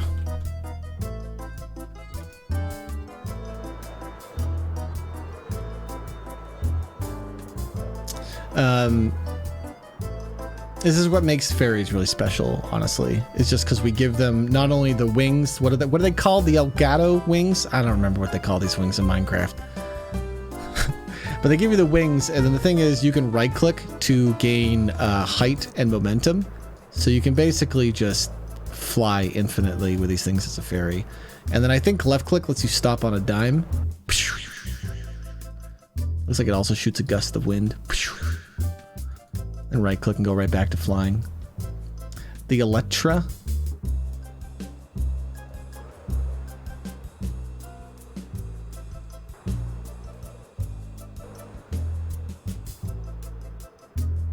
Yeah, basically left click just stops you on a dime and lets you hover. It just lasts a few seconds and then I think you just fall. You'll quickly land. So it's the way you can like land on a dime essentially as the fairy class. I have to see how I can get better frame rates while streaming still. I think that'll be a big tricky thing. We've done our best to create a city that doesn't have too many laggy things in it, but also has a bunch of stuff. But I still, like, you see them on stream every now. I'll get lockups. And so that's something I just need to kind of configure with how much I'm rendering and such, right? It's something I gotta mess it with. Yeah, I have it set to max. But maybe it might be better to be just, you know, a little bit less like go down to 42. There's probably a bunch of things I could mess with to make this smoother.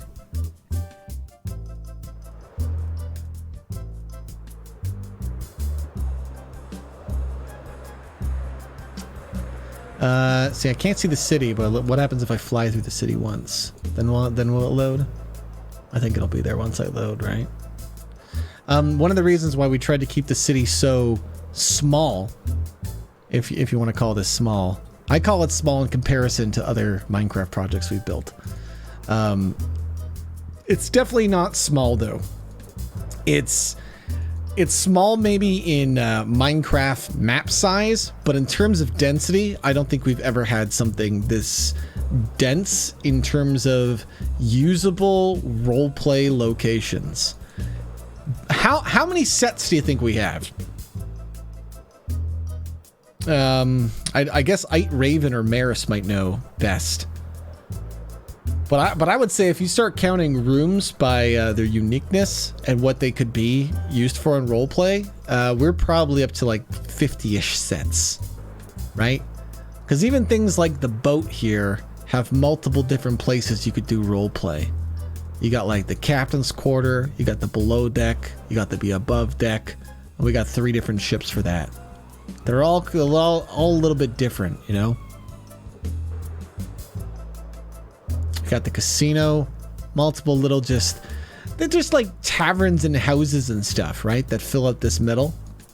Just some generic sets that we can use. In fact, I think a lot of these sets, we've been constantly trying to figure out what to use them for. And a lot of these sets too, what's cool is we could make unique ones. So I'm very anti-ownership RP. And what that means is I don't want somebody to feel like they own something. We have this a lot in the crew RP, and I really think it just absolutely hinders and limits us immensely. We'll make it so somebody owns something, and then that kind of limits other people from using that set. And it's very frustrating because then it just kind of makes it so when that person, you know, isn't necessarily around, then like that role play area just becomes kind of dead. So I'm not a fan of that. But remember how I was talking about how these areas can be unique? Well, there's nothing that says like you can't, you know, make your own like role play thing. So let's pretend you wanted to say this role play area up here, this little shop, that this is where you did your business. Okay. If you use this set a lot and then you needed something unique in it for this set, you wanted to change up the layout, because we have those load commands for, you know, / loading the different areas, we can make it so that you could have access to load up your blacksmith with your signs and all that stuff, right? But it is just one of those first come first serve type of things. Like if you're there doing the role play and you get there and nobody's using it, sure, go ahead, use the set. But, you know, if you log on one day and somebody else is using it, then you just do anything else. You got to be in that state of mind where you're like, that's cool.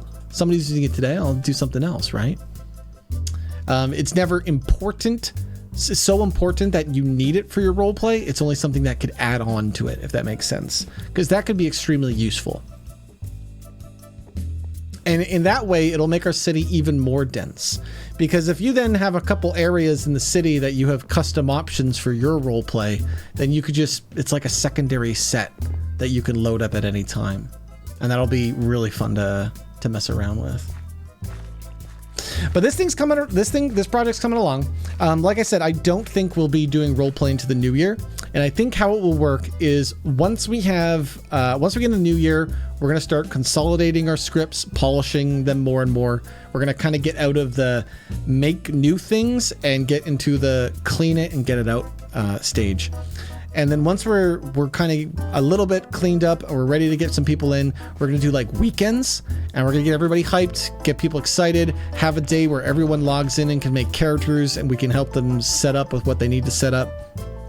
I think by then we need our launcher ready so that it's just straightforward for the role players. And then what we'll do is we'll do a weekend. We'll have it so the server opens up Friday, Saturday, Sunday, and the role plays just in that weekend so that we can see what it's like, see what's happening, see what works, see what we need to change. And then we'll do that a few times. We'll do that a few times until we feel like it's ready to just put up 24/7 and to make sure that there's interest in it. Because maybe it might be better to do something where it's just like an event. We do once or twice a month at first. So there's not so much stress of just constantly having this thing up and running, right? I don't know, we'll have to kind of figure that out. Hey, hold on. I want to fix this little cam. This thing. That thing's upsetting me. Can I clip that? No, I don't like that. I don't like that at all. I've made this much worse. That's not what I intended to do. There we go. Okay. Now, which button is like crop? That's the real question. Is crop not an option? I don't know. I'm gonna figure out how to crop that later. Do it properly. All right. Let's see. I think that's it. I think that's everything I wanted to talk about with Minecraft roleplay. I don't know. What do you guys think? Momo or Maris or anyone else that works a lot on the project. Is there anything else I should show off or bring up? We've really made strides, you know. This is such a big project, and I don't think people realize how big it is. Because just the number of builds that have to be specific, like that's a big thing. Like to some people this is just going to look like a normal Minecraft, but you have to keep in mind that a lot of consideration went into this stuff, like set pieces here. And then look, I'm in F5 mode, but I'm walking around and there's plenty of room, like height for the camera, and not just that, volume, because remember, we're going to be able to talk in game to other people. So there's a lot of consideration for volume. There's very few tight spaces, even when you're indoors. Like look at all the smart little details they do to make it so these places can be wide enough and big enough. You know, this is like the tightest room you're going to get. And that's really important for just being able to make content here and roleplay here. With big groups of players. It's just having all that space. Is it mostly going to be text-based RP? Fuck no. No, there's no text RP. No. You need a mic. You need a mic. We can have a few characters that do text-based RP like our Tobys, but no, you need a mic for this thing, right? That's really important. That's how you create a lot of the content, right? No. It's one thing if you have somebody playing a character, because like I like what Steve Slargar did with Toby on the Crew RP, but it is not a text-based Minecraft server.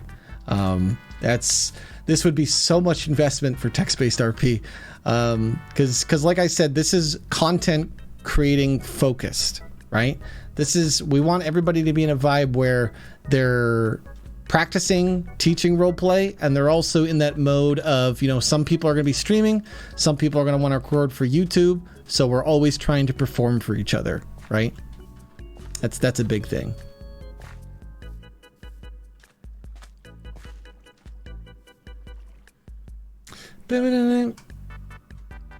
I mean, we are open to out of city ideas.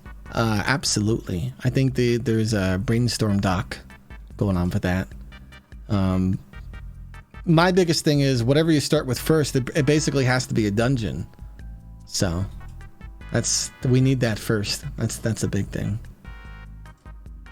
Because like we have so many spells that are designed for being RPG adventuring. Here's the thing, I'm not going to do any of that role play, like going to a dungeon and doing that. I'm gonna play the support roles for that story. Now my story is going to be going around town, messing with people and trying to start up goofy RP. Like guys like Thirsty Levito, when he's on this server, I just want to fucking pull out prank items and goof, you know. I want to use all of the little RP tools we've been developing and showing off today to just do nonsense shit, you know? Just...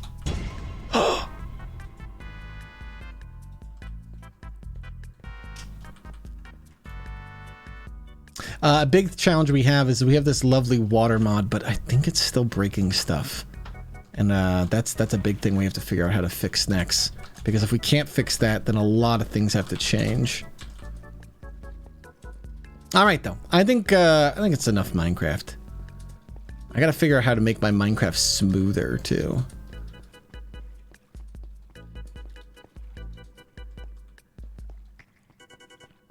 Yeah, Momo's been working on just rebuilding the color mod.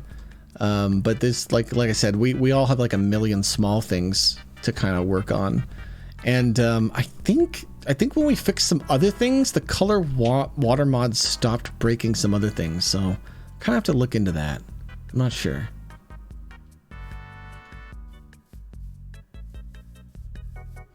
All right, we're gonna take a quick little break, and when we come back, I'm gonna talk about some New Realm stuff. and share some ideas and stuff we're focusing on. And then once I'm done with that, boy, it is already 5 o'clock. I've been up since 9 a.m. Normally when I stream around this time, I'll have got up in the afternoon, but I've been already up all day, so it'll be hard to do a longer stream. But I do want to see if I can record some stuff for this Genshin Impact video I want to do, because I think it'll be a funny, goofy video. So I'm going to load that up and just try to get some footage here on the stream, because that'll just be fun. I can do it on stream, so might as well. But first, let's take a quick commercial break. Hey, you want to buy hat? Here's hat. If you have saved up cheese, you can now have this new princess hat look like Princess Mouse. Hey, you want to be Princess Mouse? Okay. You can be Princess Mouse. It just costs you cheese. Anyway, we'll be right back in one quick second. We're just going to take a nice commercial break there, so you don't go anywhere and we come. Wow, 730 cheese? That's expensive. It's quite expensive cheese. Anyway, we watch commercial break, then we come back, and then we talk about other things. Yeah, keep most of you distracted for the rest of the day. Good? You're watching Rat TV. Tastes a hell of a lot like caramel Werther's to me. Are you like paid by the Werther's people or something? Why are you always talking about Werther's? Because they're delicious, Gino. Yeah. God, I feel like all you are is just some brand. Rat! Hi, I'm Jimmy the Rat. Vote for me in your local election, because at least then you're voting for substance. I'm Jimmy the Rat, and I'm running for government. Government! Rats for governor! Vote for a rat.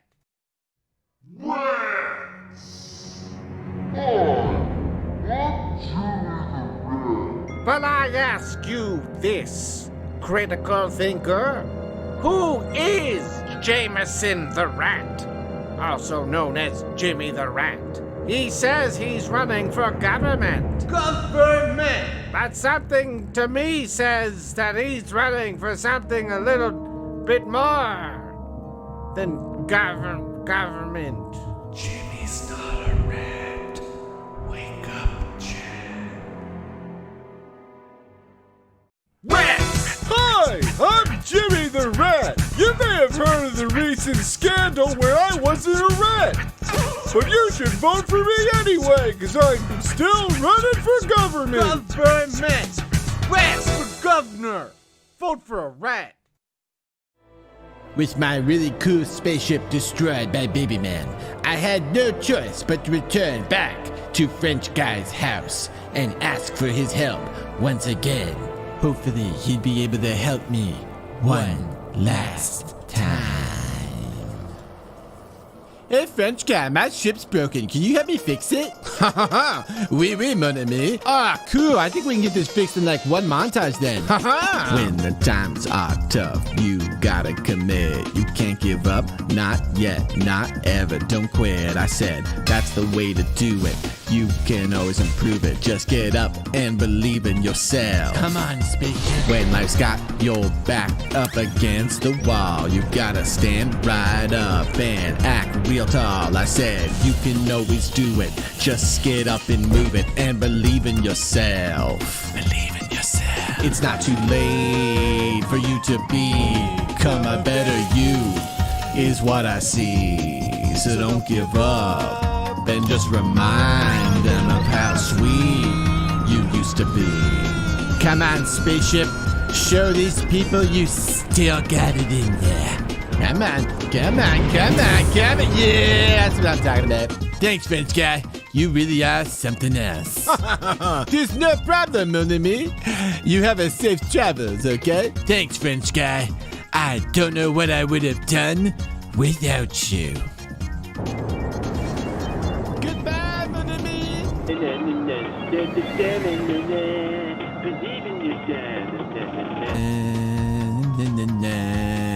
Oh, good. Baby man is still sleeping. Wait, why does it feel like I'm forgetting something? Ah, shit, I forgot the side quest again.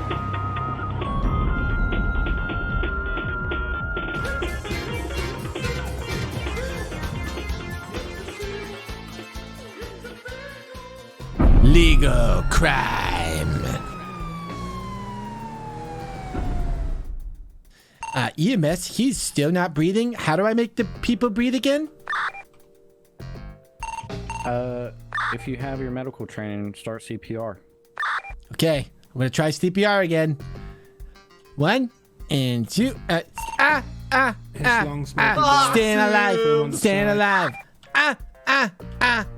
Staying alive.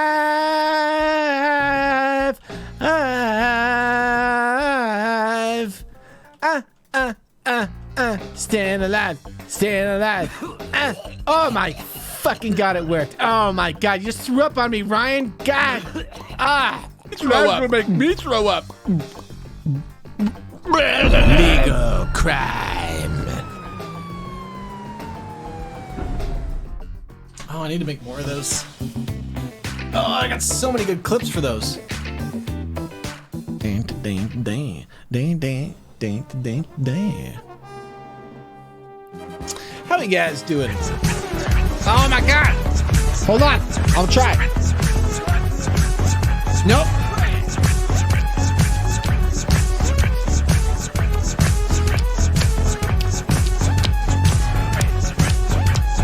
That is hard to do. I'm working on that bit. It's fucking hard to do, Noddle. Noddle, thanks for the gift for the sub to Wad. Or Waffle? Wad. Thanks for the gift sub to Waddle. By the way, why does it look like my webcam lags? It does. When I do this, it does look like it lags. I don't know. I gotta figure it out. Dr. Blah. Thank you for the 2 years, Dr. Blah. How you doing, bud? Who knows with the lighting, dude? Megan was messing with the lighting. I didn't look at it today. I went, it looks good enough. Looks good enough. After frames do drop. I don't know why. It could be mouse tech that's doing it. It could be like so many things that's doing it. Hey, Devil Dog, how you doing, man?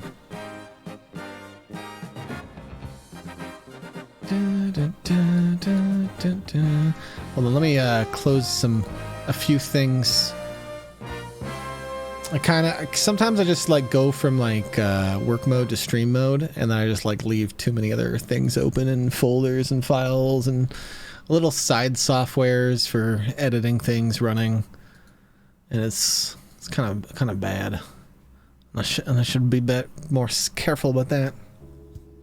I think it is a low light mode. I think I probably have to tweak this light, but I'm not touching it right now. We did that last time and I turned into a golden guy. It's not happening. It's not happening.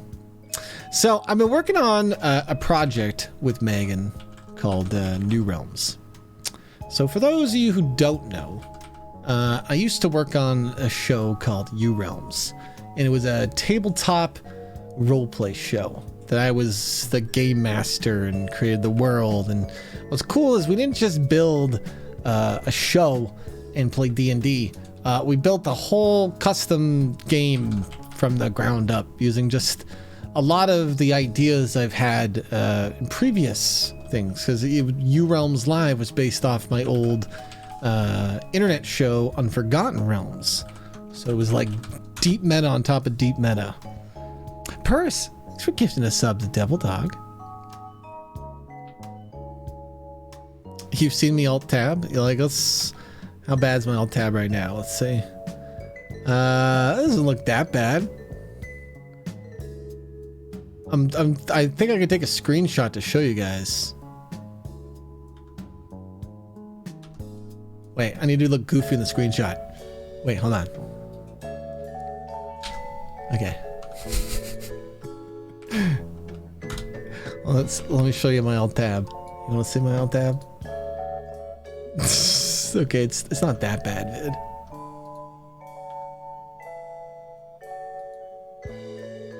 I just took a screenshot of the wrong monitor. Okay.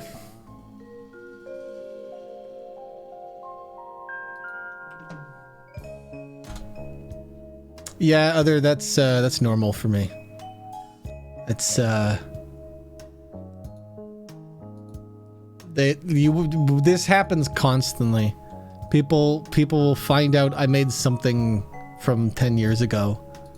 We keep joking because the meta says that in a few years, we're going to have people that show up to our stream and find out, and then they fall in love with it for whatever reason, okay? Whatever we're doing 5-10 years from now. They're going to be like, I love this guy.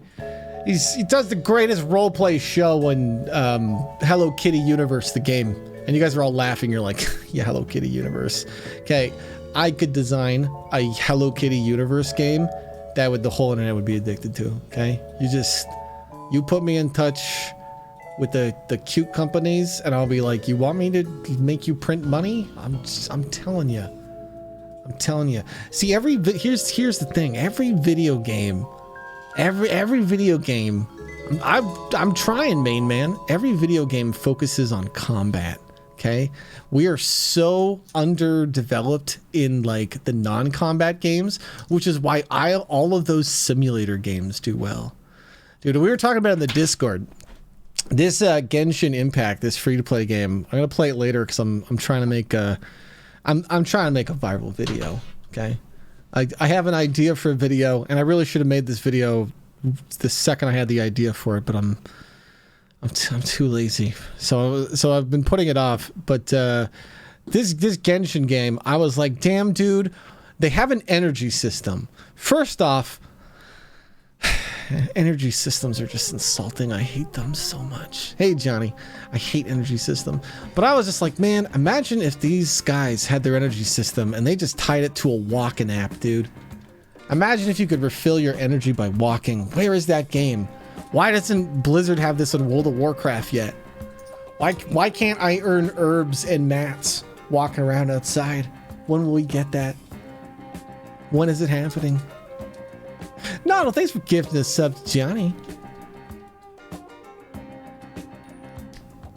Yeah, so Pokemon Go is like not a very good game, but just the concept behind it carries it so much. And I'm not talking about, you know, making like a WoW Go. I'm saying not tie them both together. Make it an extension. It is a rewards point system for walking around, dude. I want to see that idea done, because imagine being addicted to dopamine for exercising, okay? Like whenever you play a video game and it's like, you just gotta do some push-ups in the game to increase your strength. You just go, all right, let's go grind those push-ups. But then you hear the exact same shit in real life and you go, I don't want to do push-ups. Shit, man. I want that. I want the game that I'm like addicted to, and then I also am just like, all right, shit, I'm gonna go for a run. I'm gonna go for a run. That way I can do the dungeon with max level efficiency. Because in this game, if you walk for 10 kilometers, you get like 24 hours of quadruple loot. So you're just like, well, shit, it's not even worth not exercising. I gotta do my walk first before I play this video game. This is ridiculous. Fuck, man, that would, and here's the thing is, I think that would make the game more addicting, because if you became addicted to your exercising, it would increase the health and happiness in your life, that you would just then almost be like, you would value what this thing is giving you even more so, you know? How do you deal with the scaling fitness requirements for higher tier content? Nah, Raynor. So here's the other thing. This is another thing games do too much. Okay? And this is going to be highly controversial, chat. Get ready to just disagree, okay? Video games care too much about balance. They care too much about balance. They care too much about being competitive, okay? Too much. I always agreed so much about making games more balanced, like games like World of Warcraft and stuff being more about balance. And I look back and I go, fuck balance. I just wish they had focused more on making goofy, fun things for me and my friends to do. You know? How the hell did a game about grinding monsters become competitive? What? What? And now every game is like that, dude. Every time there's a game that comes out about killing monsters, there's like a competitive rush to it.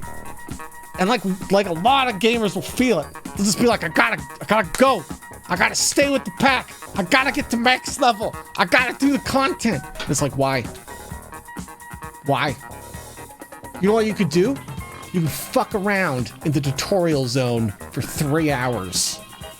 You can do that. I think about like when I did Pokemon content.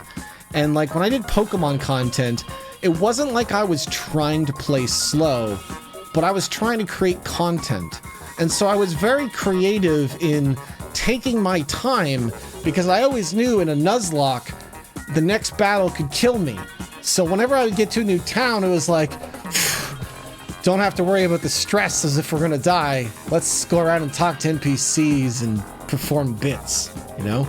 And I wish games promoted that atmosphere more. And I think about like a lot of the most popular games, and that's what they were, like Minecraft. Minecraft's like the biggest game of our lifetime that's gonna come from an indie, at least yet, I guess.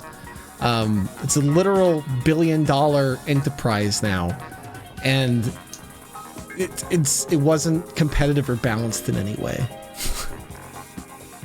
right? At all. In fact, I think objectively, the more they've tried to balance Minecraft, the more people like kind of didn't like the combat as much. So.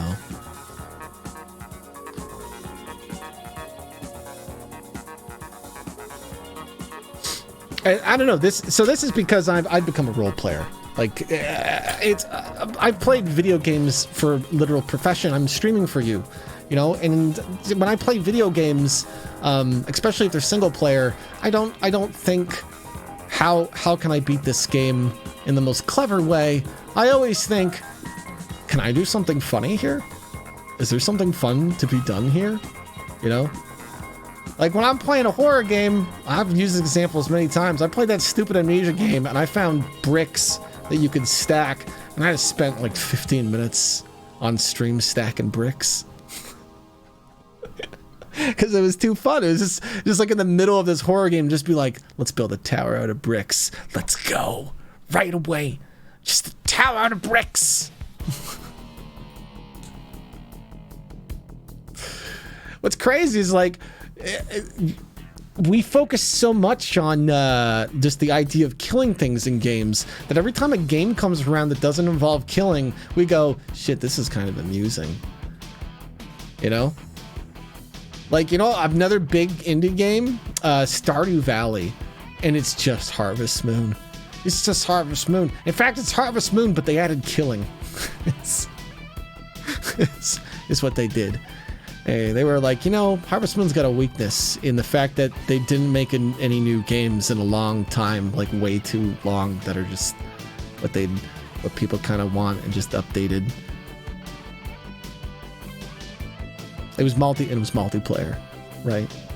And that's a big thing with the internet now, is the easier it gets to build multiplayer experiences, the more we start to realize that like you don't even need a good game in multiplayer experience.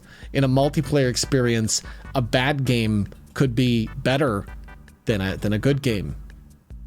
And we see this time and time again. It means I don't even want to say what's a good game and what's a bad game, because now it's just objectively, well, if you enjoy it, it is a good game. That's one way you can look at it, right?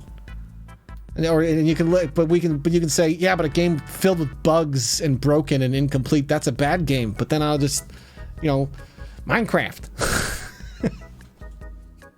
Biggest game, one of the biggest games in the world, I don't know. The Stardew Valley combat, I hate it. When I play Stardew Valley with Minecraft, I install a hack to make myself invincible. Because, why wouldn't I do that? I don't care. I don't enjoy that part of the game. I want to fucking farm. I gotta go in this mine because I gotta get some mats to make sprinklers. Fuck that. Fuck that. I'm just... Fuck you, slime. This is like the Matrix now. Why wouldn't you do that? You know? Hey, what's up, Andy? But that's the thing is, I want to see more games that are more chill like that. That are just kind of fun, you know?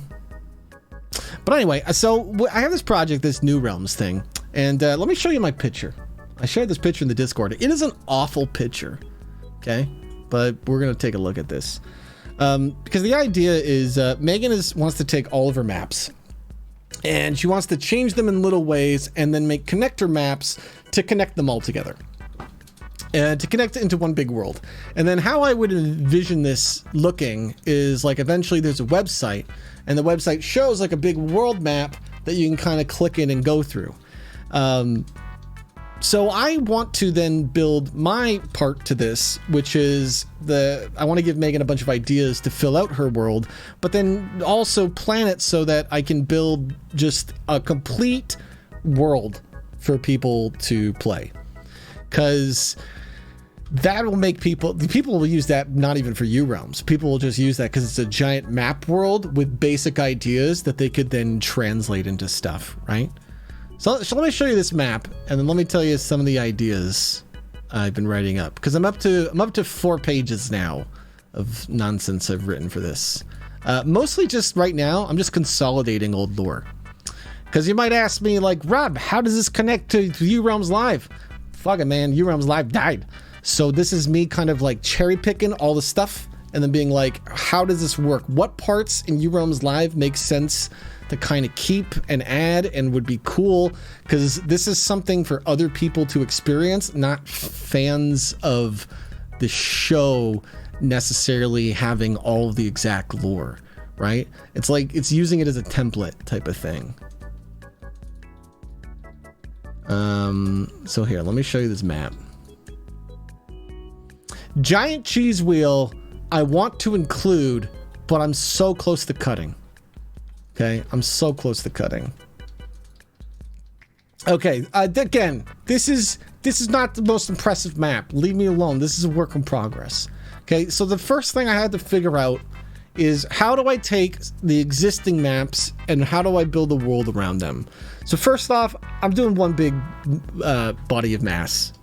I'm gonna do one big body of mass for the maps, and this is because this is me looking at this from a game design point of view. If this is a world for you and your players to explore, then ideally you need to have as many maps, have as many connection points that go to places so the world feels full.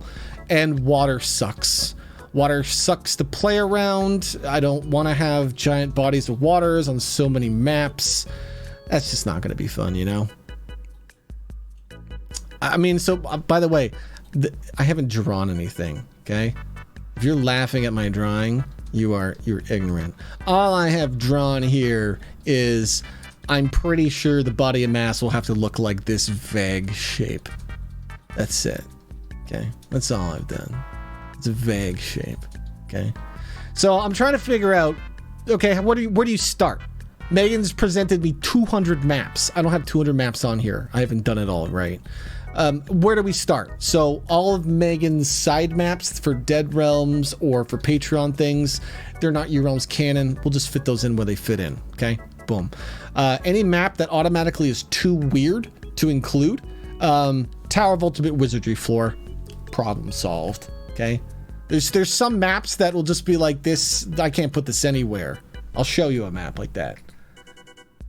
And you'll be like, but where? How will we use this map in this project? It is a floor in the Tower of Revolt and Wizardry, because that's hilarious. Some party decides to climb this, and you could just send them through the fucking ringer as the game master.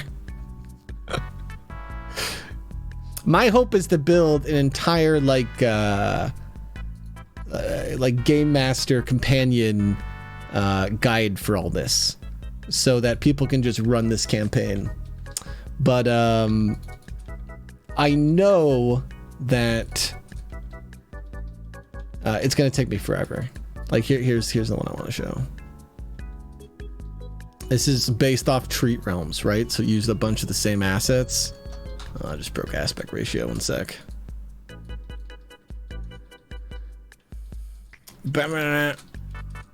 So it's like this map.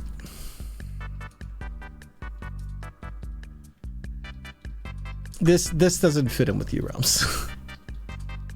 Because it's based off this project that some of you guys may have known that me and Megan made for our my cousin with her idea. We made a board game with my cousin. And so this is a hilarious U-Realms map if you're in the Tower of Ultimate Wizardry. You could just teleport people to there and then they can solve a puzzle. So the first thing I looked at here was U-Realms canon stuff. And the thing I decided this entire system on, because I think you guys will find this funny, is what direction this goddamn train was going. Okay? This train was going left to right, and this determined everything.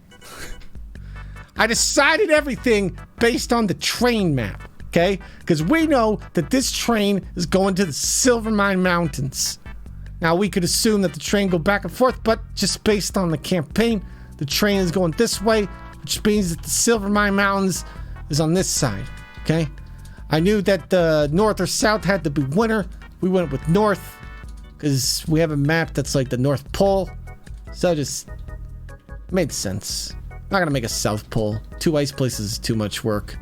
I don't care about the logistics of it. It's not important. Physics of the world don't matter. It's fantasy. So anyway, because we knew the train was going there, that decided things like the Silver Flats. And the idea is we're going to eventually connect these things like so. And I'm going to try to make it, because I think this is possible, that we can have a world map inside Tabletop Simulator, and then you click it, and then it loads up that map.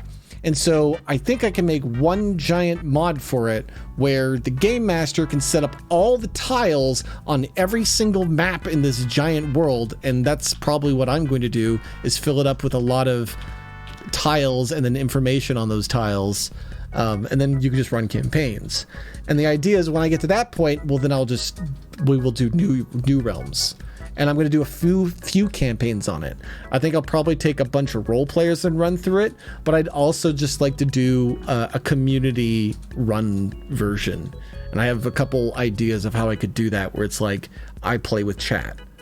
So there's interesting things I'd like to do with this project. So this is why when would I start this? I don't know, because I'm going to try to do the entire thing and then finish it. And so because of that, I got to cut corners. I gotta cut corners as much as I can on this. There's so much lore you could put in this. I don't have time to build a whole world, but I'm gonna try to do it. So I'm trying to cherry pick all of the U-Realms lore to fill it in, right? So there's the train. So that decides where the Silvermine Mountains are. That's the Silvermine Mountains campaign up here. I need like a better cursor. Can I just have like there we go. That's better. I believe this is Sunsword's campaign. Hold on. This is the Sunsword campaign where they were going to the Silvermine Mountains. This is apparently the entrance to the Silvermine Mountains. So the idea is Megan would make a map that's going to connect these two. See that? And then for these ones, they would be pseudo-connected via on a world map. It's all drawn in how it looks. But if you were to travel from this side of the map to this side of the map, you would just load into that. Because I'm basically just going to make like here's the directions you can move, and the game master can click out on it, and you would move through the world, right? So every map could have 4 points of entrance and exits, if that makes sense. You know? It's a giant mega world file. Hey, what's up, Yumble? So because of that decided like a lot of small things, and then I was just trying to fit things in. So this is what I'm trying to now figure out, is where all these maps will go, and then how many connecting maps Megan will make. Because Megan's so ambitious with this, but I don't want to take something that's already 200 maps and turn it into 500 maps, because it'll just take too long to finish. It'll be too much to chew off. And it will end up making a bunch of empty maps, because that's the other thing. If there's too much empty space, it's not going to be a fun campaign thing to explore. So it needs to be a type of world project where all of these interconnected maps you can get to in different ways, you know? So like any city that has a dock, that's great, because they'll just make it so you can take a boat to any other city with a dock, you know. Another cool thing, and this is already built into the mod, so it won't be too hard to do, is maps can have variations because we were already doing that, you know, like damage and stuff can happen. And so because of that, we'll probably make variants on the world. So, for example, if you remember Madame Michaud, because you used to watch it, the Silvermine Mountains in the first season, the big reveal was it wasn't actually a mountain, it was a dragon sleeping. So the mountain woke up, and then it woke up, and then it just like burned the countryside. So that's what I want to do. I want to build a world where in this world the dragon is still sleeping. I don't wake him up. That lore and all the shit that happened in You Realms Live, we're not taking that part. No, we're taking the good part. The dragon is still sleeping, so that in people's campaigns, when they go to this map and they wake up the dragon, oh shit, look what you fucking done, and then you scorched earth down the map, right? And so now the game master could load variants and just be like, well, this is what you've done, okay? You fools. You couldn't help yourself. You just had to. This guy was telling you about this ancient dragon thing, and you decided to play this song that awakened him. And you've done this. This is what you've done. and that's what we do, because some of these maps already have variations, and we can have like the World of Warcraft style Scar in the world, so that if you do this big world impacting event, a bunch of maps can change from it, and that's amusing, right? So I'm gonna list you some stuff that I got written down. Okay, stuff to affect this world. And then for you guys who know U Realms or just like to RPG out, I'll cherry pick your ideas here. But let me tell you what I've written. Because my main thing right now is I'm not even trying to create new shit. I'm mostly just trying to consolidate old stuff, so that it's kind of gets reused in a new story format going forward. But also because I've already done it, so I might as well reuse it, right?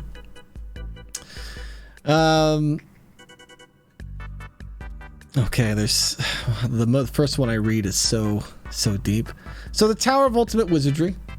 This is, like I said, it's a magical tower with endless amounts of floors. Megan's already made 2 Tower of Ultimate Wizardry style maps, and the idea is we're going to make it so any unique map that probably wouldn't fit in somewhere else in the world, we'll make it so it's in the tower. And so what the tower will be is the type of thing where you can have your adventurers enter it, and then you decide as the game master when they get to the top, and there might just be like 10 plus maps of insanity rooms that you could load for them to explore. So if you wanted to, you could just make your Tower of Ultimate Wizardry just 4 months of every Saturday for 5 hours trying to climb to the top. So because of that, I decided that the top of the Tower of Ultimate Wizardry, clearly you get a wish. Right? It's Dragon Quintara Lotus. I got her on a pillow. Hold on. Where's their pillow? Dragon Aspect Quintara Lotus. This character. This is the Dragon of Arcane. It's on the pillow. This is her butt. Here you go, Illidan. But she resides at the top of the Tower of Wizardry. She's like the representation of the arcane aspect in this world. And so I love the idea of a wish. And there's no fucking limits on this wish, really. You know, you limit it by what the dragon could do. So it's, you know, if you, I think Quintara Lotus is, she's like a level 3 god, because I think there's only 5 levels of gods. I got those rules written in somewhere. So this is like this is the type of bullshit where if your party has climbed the top of the Tower of Ultimate Wizardry and survived, you give them a wish, and then you pull out your glasses and you're just like, all right, what do you want to do? No, you can't have more wishes. Fucking of course not. Ask a real wish. Come on, what do you want to do? Okay, you want to change your attribute, your cornerstone, transform from a dwarf to elf, learn any spell, learn a legendary spell. I don't know. I mean, whatever you want to do. You want to undo the damage from that dragon that just breathes fire down the world? You do that. Okay, that's a big thing I want to have in the world. Let's talk about this other thing. This is a fun one. The Fall of Magic. Okay, so there's gonna be a character named Demon King Azure Blast, and his name is based off of the donations from Azure and Blast from this Old God campaign. And basically, he's a faun who hangs out in a forest, and he basically gives the players a quest to go get 4 powerful artifacts. Okay, and he'll have a story about it. You know, I'll do a little righty-roo on all this type of stuff. But the general idea is he tells you to go get these 4 artifacts, which are just his powers, and then once you bring it back to him, he basically awakens and he starts his war, because that's what chat donated for, right? He starts his goddamn war. He destroys all magic in the realm for 77 days and 77 nights, so half a year. And then he just goes around destroying everyone. So the idea is this is a world quest where the players have to go do 4 side quests, and then when they show back up, they create like a god level encounter that they probably can't deal with. So they'll probably lose the fight, but if they don't die, then this guy just walks around the world and just starts wrecking havoc.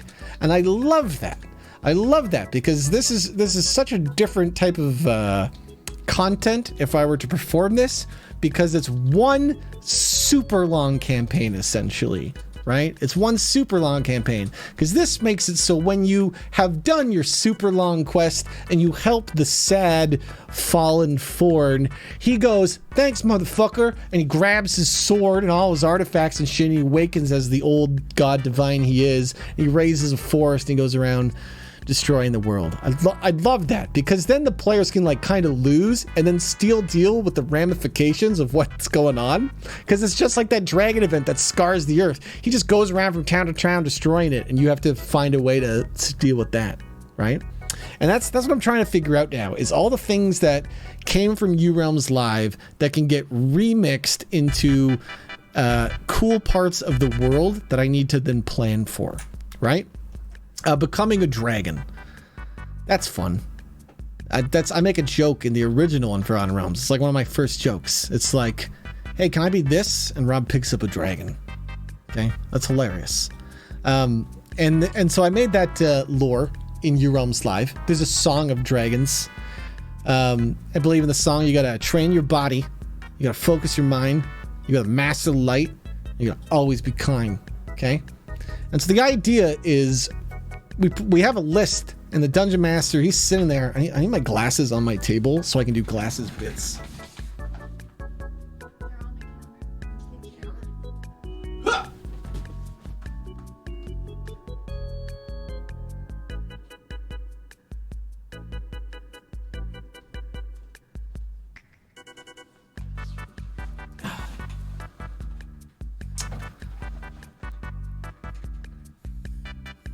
I don't remember what bit I was doing with these glasses because they were too dirty.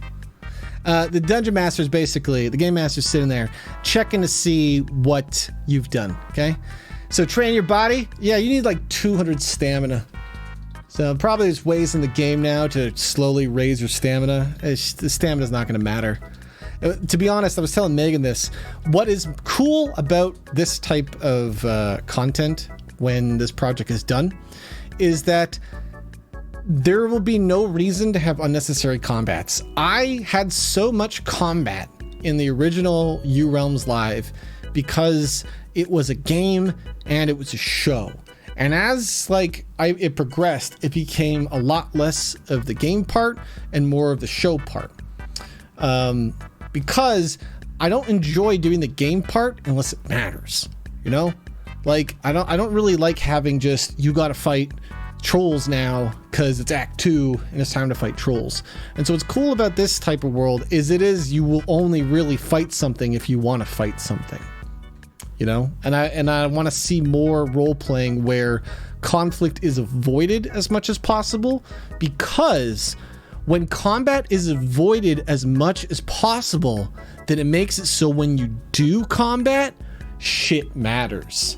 And then when you finally have to do that combat, and you weren't ready for that combat and real things happen in that combat, then okay, yeah, 3 hours of combat is now exciting because this is rare, you know? And the problem I had with U-Realms Live is I kept having to do so much combat, you know?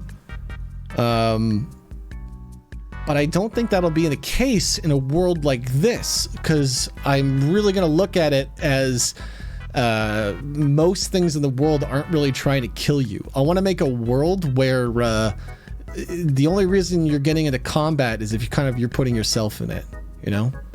And I want to make sure it's designed in a way where you could totally roleplay it through.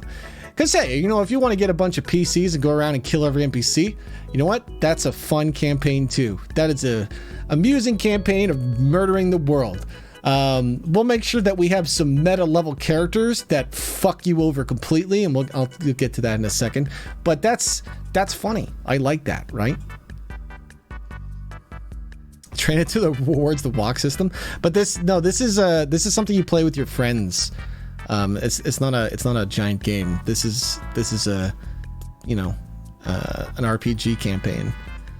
But yes, you as the game master, you could make it so you could tie it to what? Show me your steps.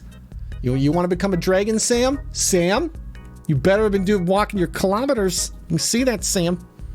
I'm gonna have it so that there's just like things you have to do, like do this much stamina, have these spells, don't commit evil, yada yada yada. I'm gonna make it so defeating the Order of Chaos is kind of like a world quest, and this is if you work along Galen's Sunsword, because I think that was Galen's Sunsword's story in U-Realms, was he was to kind of slowly learn what the Order of Chaos is, so that the audience, even though they knew a lot about it, could see what the Order of Chaos is from the character perspective. And so Galen's Sunsword will do some murder mystery stuff, and then after he has your trust, he'll be like, all right, let me tell you about this deep cult I've learned about. Because I'd like it if Galen's Sunsword eventually went on to start destroying the Order of Chaos, because then that would basically be destroying you guys. It'd be like Maris and Beepatron, I know are on the list. I'd have to go check the lore doc, but there's like a ton of people in our community who I will then just make NPCs in the world who will just be like, I was actually real, and so they basically 180 on you the second they find out that you know they're in the Order of Chaos. Because I know I have Maris written down for something else. What do I have Maris written down for? There's something kobold related that I was like, okay, I'll make a Maris NPC. And then I was like, wait a second. Maris is also an honorary... No, Maris isn't an honorary member. Maris is a member, right? I'm pretty sure Maris picked something. Am I crazy, Maris? Are you not on the forum? I'm pretty sure you are. Okay, good news, Maris. You won't have to turn into a psycho and murder people, okay? Beepatron, you're gonna be an Elemech, because your name is Beepatron. So what the fuck else would you be? You have to be an Elemech, and clearly you're an Elemech who's been reprogrammed by the Order of Chaos. That's how it would work. Oh, that's right. Didn't you become an Order of Chaos member twice? Yeah. You can have a second Elemech than their Beepatron. Maris has to be a kobold. So. Of course, that's the only thing you're gonna be. So I'm gonna have just this Elemech encounter. That's what it is, right? It's gonna be one of those silent robot encounters. Like you walk up, it wakes up, you're in combat. You know, even though I just said I want to create a world where there's no combat. I love this RPG bit. If you walk in, you're like, whoa, is that a sleeping robot? Don't touch it, Frank. And Frank touches it, it fucking wakes up. I love that. That's one of my favorite just like RPG scenarios is this thing is silent, don't wake it up. And if you wake it up, now you're in trouble. Hey, the man himself. Guys, will you show the man how we collect cheese? So what else do I got in here? I have a lot of characters. I have Nisavin. The Nisavin you usually meet in this world is evil Nisavin. We're definitely going to have the Nisavin City, but there's the Nisavin who is constantly trying to get players to collect the 7 Sunsword keys, 100% evil. From the very beginning of U Realms Live, that Nisavin was evil. He's stealing a key from Gwyneth's Sunsword, okay? And as far as we know, the key opens up a vault in the Sunsword City that goes to the Void of Shadows, okay? So he's clearly an evil Nisavin, and that's what the players are going to try to do if they work with Nisavin. Nisavin is a charming character who will give the players a lot of stuff, especially after they collect the first few things for him, which will be you don't have to do too much evil, but then eventually you're going to have to do shit where you're going to have to be a thief or murder people in order to acquire these keys. Because Nisavin is working for, or is like a believer of Dalfgan. And if you remember this nonsense character, this is what's happening. Is Dalfgan is locked in? I think there's a campaign on this, right? There's a campaign on hey JJ, there's a campaign, the Okanoma one, where Nisavin is warning everybody about Dalfgan in the thing. In this realm of shadows. And so if you collect all the Sunsword keys, you can open up the realm of shadows. And it's one of those trick quests.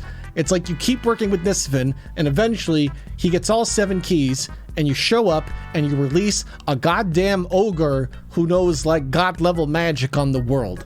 And so it's one of those encounters where it's like, if your characters aren't ready to fight god level characters, then you aren't going to win and you have to retreat, or most of your party will probably die, right?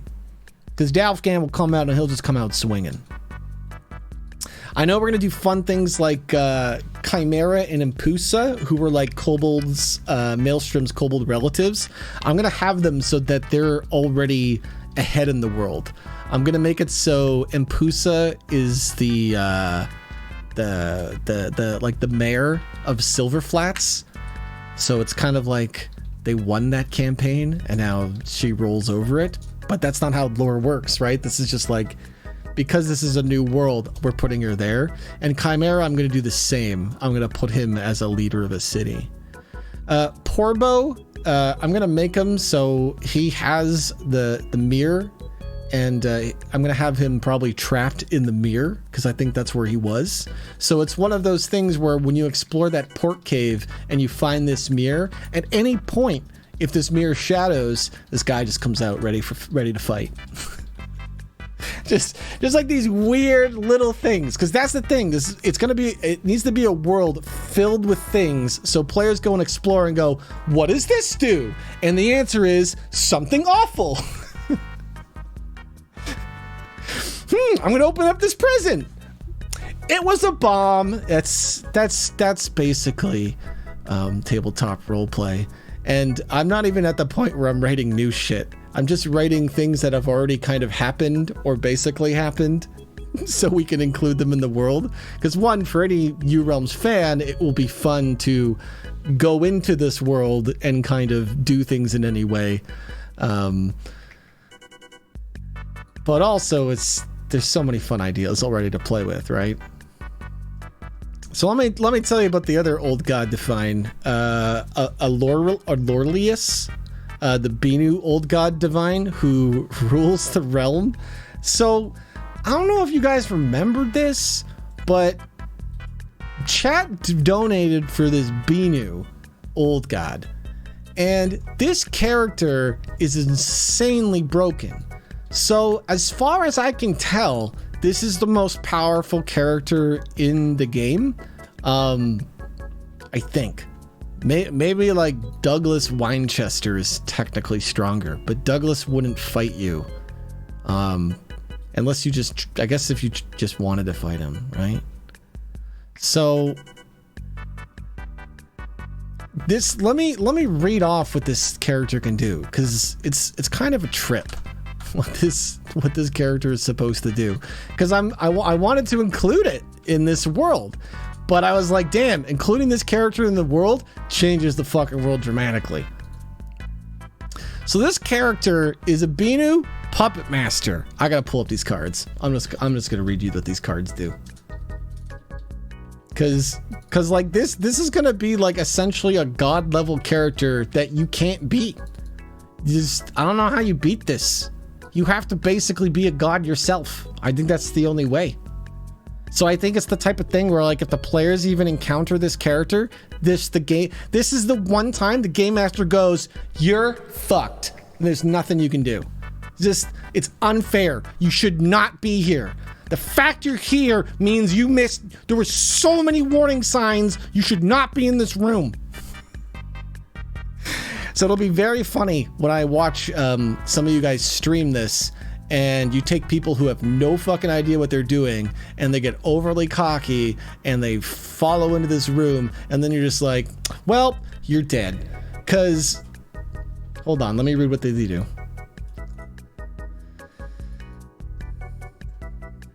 So where is this? So it's this first one here at the top here. Let me pull up the cards one by one. So it's a Binu. So what's fun about that is like in U realms, this race is extinct. So that's what's amusing. It's a puppet master. Puppet master. I read all these cards the other day. The old god wishes to infiltrate as many organizations and governments to rule them from the shadows, enforcing their personalities and lifestyles onto the realm. Oh, hold on. I gotta let you guys see it. There you go. So, right from the get-go, this character is that's the bad guy. That's the you know how there's always a shadowy bad guy behind all the other shadowy bad guys? That's got to be this character. That's what it was made to be. And then they have, I think they're scholarly, so they're very, that's why the elves rule the world, guys. It's because this person's propping up all the elves. And let me read their powers. They have Chaos Control, Mindsmith, Flight, and Hellish Whispers. The only two you really need to see are the first two. Flight is flying, which is funny because she's a bird, she can fly. But these other two powers are just so silly. Okay, because in combination you can't beat them. Chaos Control. They can stop time by draining their own life force. This life force can only be restored by draining it out of other living beings. So she's a vampire. She's a time vampire. She's a goddamn time vampire. She's a time vampire. If you walk in the room and you try to fight her, you would have to have something that prevents you from being immune to time. I can't remember I think so. You have to be a god. I think that's the only thing. You have to be a god or a believer, or have some time bold or have some sort of artifact that allows you to pierce this. Okay, because she can control time. So if you don't have this, you automatically lose. If you walk in this room and you do not have something to disable this power, there's no way to beat it because it's stopped time. There's no power better than this, okay? But then here's the worst part. Let's say one person in your party can deal with stop time, but the others can't. Well, that's a problem because she's also a Mindsmith. And if she touches any character, she can change, add, and erase their memory. So if she fucking touches you, she can rewrite your whole goddamn history. Just like that. This is so broken. I just touch Silent, and then I rewrite Silent's memory, and all he can remember is he's been a devout follower of the Binu God and Savior, and you must slay your friends, because they were never your friends. They've deceived you. Destroy them. And now he must do this. It's so, this is one of the dumbest things too. Imagine if your party walked into this room. She would chaos control you, mind control you all, and kick you out of the room. She would write your lore. That's what she would do. You'd come in here and she'd be like, nah, this is now what your characters think. Your game master would test you. And she'd be like, the game master would be like, this is what it's like to be power gamed beyond belief. Okay. All your characters right now, they all believe that they are paladins in the order, and they want to restore the world. So far, these players have done nothing but go around killing beggars and random NPCs. And you walk into this room and you just like rewrite them like, this is what you're doing now. That, or you just take control and you say, go make new characters. These 4 characters, they belong to her. You can now enter the world and try to redeem yourself, but these characters are yours. She's got more power than this too. These are just her first 2. She also has flight, which is just so... When you can stop time and fly, and rewrite characters' memory. So this is the big bad of the universe. It has to be. It just has to. What's her 4th one? Hellish Whispers. I don't even remember what this one does. This is like overkill at this point. Hellish Whispers. What did this do? Old God can hear everything being said inside the Order of Chaos. When they hear it, however, is complicated because of the duality of timelines. Oh, that's hilarious. I don't know how I would use this in lore. This is very Eurealms Live specific. I guess this just means she can talk to all members of the Order of Chaos, is really what it is. So essentially, she can turn people into their disciples and then just talk to them everywhere and hear everything that's happening in any of their conversations, which is amazing if she's a super spy. It is a very amusing character to me. So I would imagine, so like all of the elves, they're puppets of this character. All of them. They're all puppets.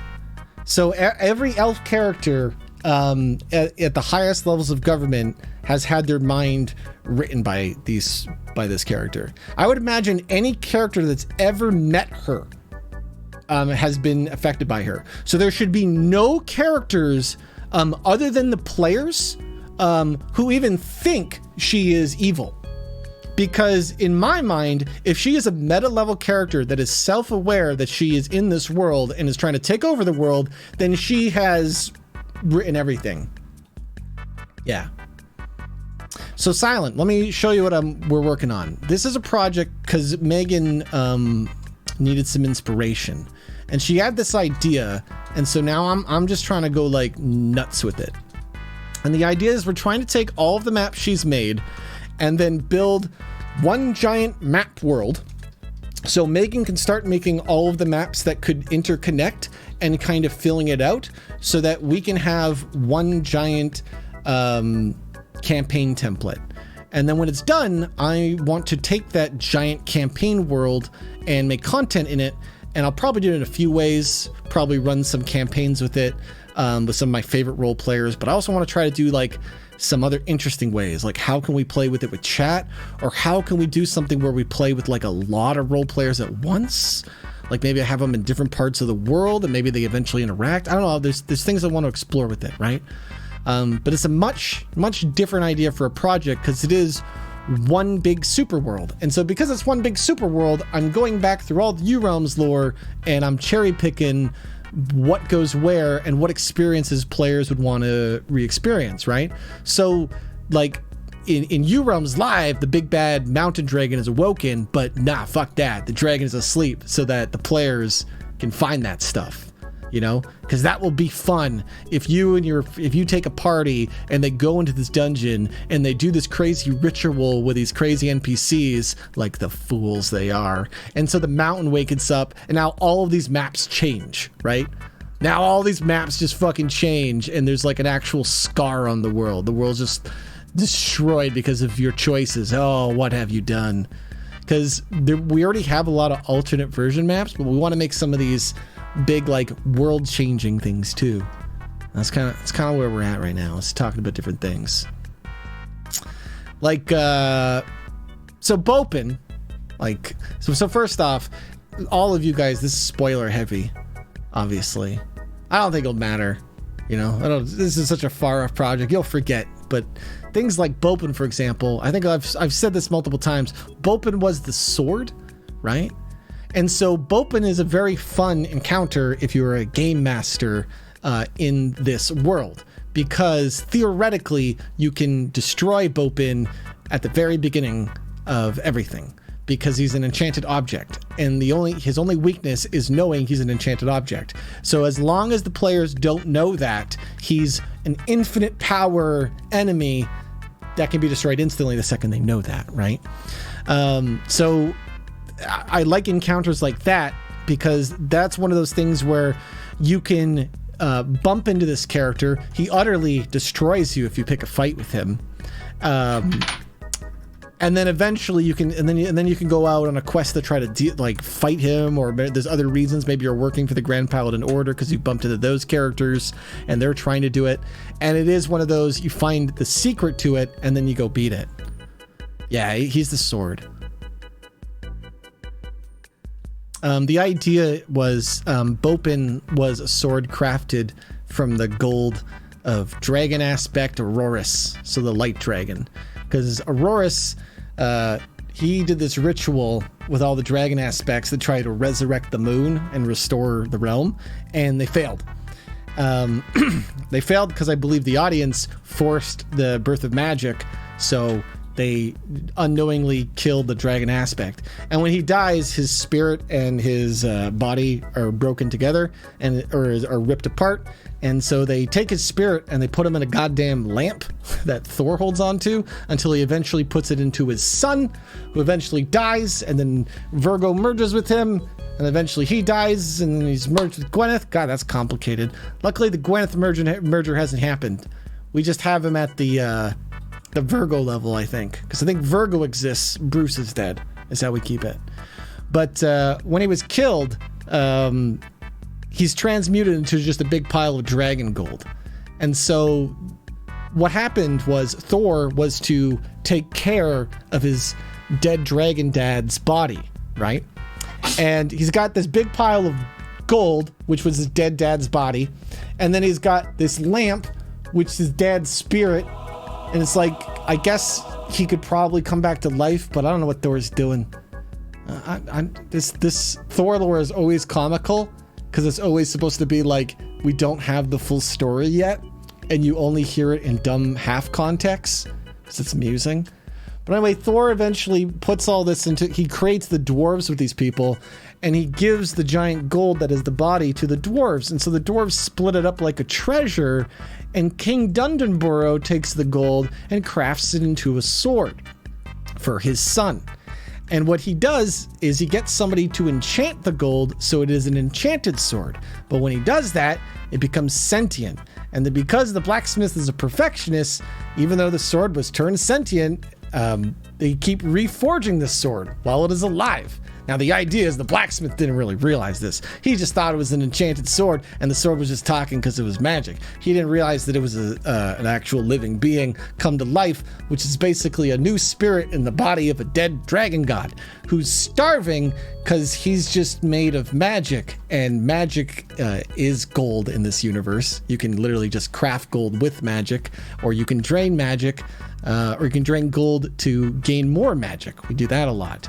So Bopin is a living spirit inside of dragon gold that is ever hungering for gold. So his only purpose at this moment is he was brought up in suffering, and he kind of took the form of a body of an ageless character, because the ageless kind of bumped into him when he first came to self-awareness during that one campaign. And he's a fun character, because in a roleplay universe, I don't want to create this universe that is like World of Warcraft, where it's like, nah, your gear's not good enough to fight the Skeleton King. No, it's as simple as you just destroy the sword. And this is the amusing thing, is if you go and you do this campaign and you don't tell your fucking friends that you already know that he's a sword, you just go in and just role play it, okay? So you just don't figure it out to the last possible second, okay? You just let all your friends use all their abilities and fail, and they're all on the ground losing, and then you're like, I got an idea. And you pick up a rock and you throw it at the sword, and it shatters, and everyone goes, that's how you do it. Because if you could just take this information and go in and just be like, hey guys, check this out, and destroy the sword, that's not as enjoyable as if you let all your friends basically almost die and then reveal that you knew what was going on. That's That's what I mean. That's the difference of not playing competitively. Don't do what you're supposed to do until you utterly have to role play. I'm going to put Monica Rupert in. She's going to be the wealthiest of all elves. If you attack her, the game master will send assassins after you forever. Can we listen to the Bopin song? Sure. Let me go grab the Bopin music. Bopin has a few songs. Justin Sock. Hey man, one sec. Let me get this song up. Bopin's probably this one. This probably doesn't have. This one doesn't have the lyrics though. What happens if you kill Monica Rupert? Assassins forever. I'm not gonna make her challenging to kill. I'm gonna make her just an elf. If you walk up to her and you just like fireball the head, what are you gonna do, Monica? She's just gonna fall over dead. And then assassins will keep attacking you for the rest of your character's lives. Right? You know what game I used to love? I used to love the Ultima games, because in Ultima you could go up to any NPC and you could attack and kill them. And usually it was always dumb and bad to do. There's like no reason to ever go up to another character and attack them. It wasn't a thing, you know? What are you meowing about? So Maelstrom is a fun character. Maelstrom is going to be the leader of the Order of Chaos. We just established that the leader of the Order of Chaos is the Binu old god who puppeteers the whole world. And so Maelstrom, being a member of the Order of Chaos and self-aware, would also know this. But he's going to pretend to be the leader of the Order of Chaos, so that if you do this quest line where you are to defeat the Order of Chaos, he will lose on purpose because he's self-aware that he's in a... This is so stupid lore, I know. He's self-aware that he's in a world and that his role is to die in the world. Which is stupid because he's definitely at a god level power. So the only way you would beat him is if he's trying to lose. So that what's amusing for me about this is there could be the dual encounter where if you were a god and you confronted Maelstrom with this, that you wanted him to fight all out, then he would, but only if you asked him, right? Only if you went in knowing this stupid world is self-aware, right? Because I think one of the things Maelstrom will also do is he'll open portals for players to go to new alternate timelines, because that allows play players to soft reset the world. And I think that is an amusing concept to have in a roleplay environment, is for you to go do all the shit to the world and then go talk to the meta character and he'll reset it for you. Because that allows you to make all sorts of deep meta stuff in your world, because you could have all these adventures with all these characters and you've done all these things, and then you get to go almost back in time and do things with them, you know? And that's just another side aspect of the world. I love those tiny little things. I'm kind of talking about all of these big parts of this project because, again, that's basically what I'm first trying to do, is figure out what parts of U-Realms Live I enjoyed that I'd like to reincorporate for this project. Where's like where's like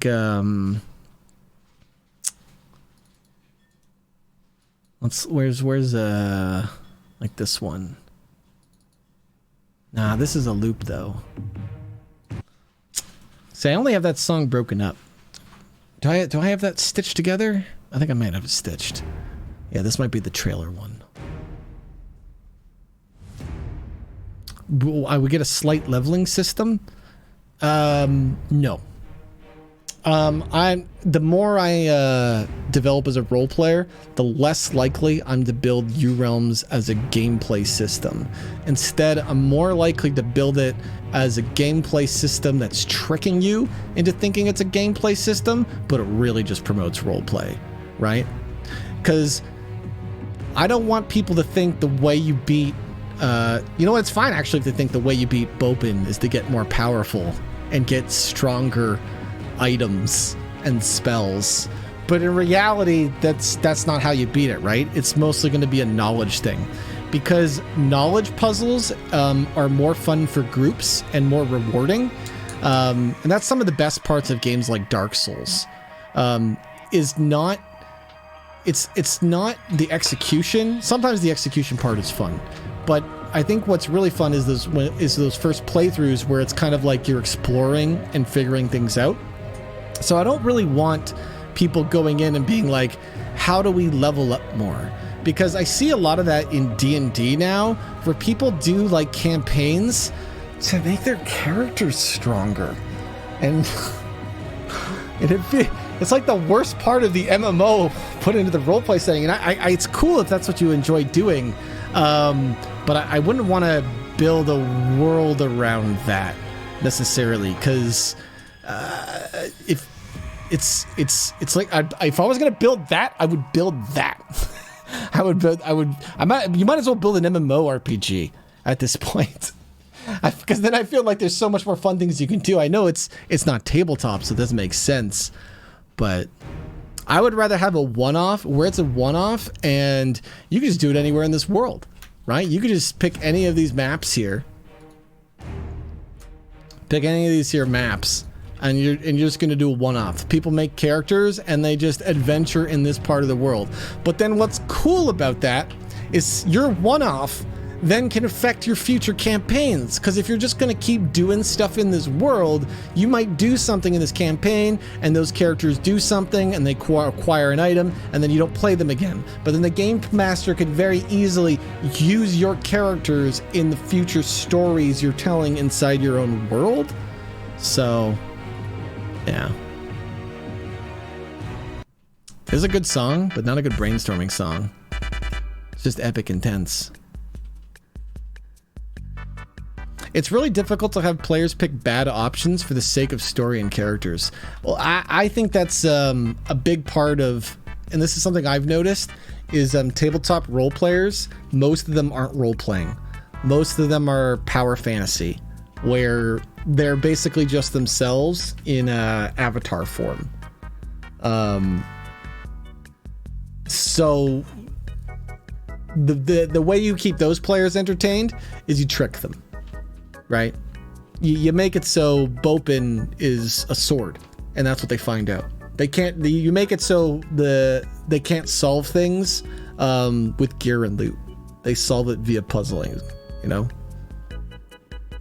And there's tons of puzzles and stuff already in the U-Realms world for me to just kind of like repurpose and reuse, because I already had the kind of design stuff like that for you, the audience, when I was doing this show, because it was always important that it was kind of interesting no matter what option was picked, good or bad options, right? Like the Sandbolts became like evil characters and they weren't supposed to be evil characters.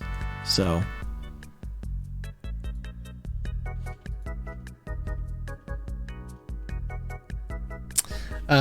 it's like I think min-maxing is fine at character creation, because to be honest, as long as the world is built for roleplay first, then min-maxing truly should be what can you do to get the most roleplay advantage, you know? And roleplay advantage is generally having the most unique solutions to different options. If I have a candle, then I have access to wax and a light source. If I have a rope, you know, I have access to something that can climb. I have access to something I can tie someone up. I have access to, I can make a lasso, right?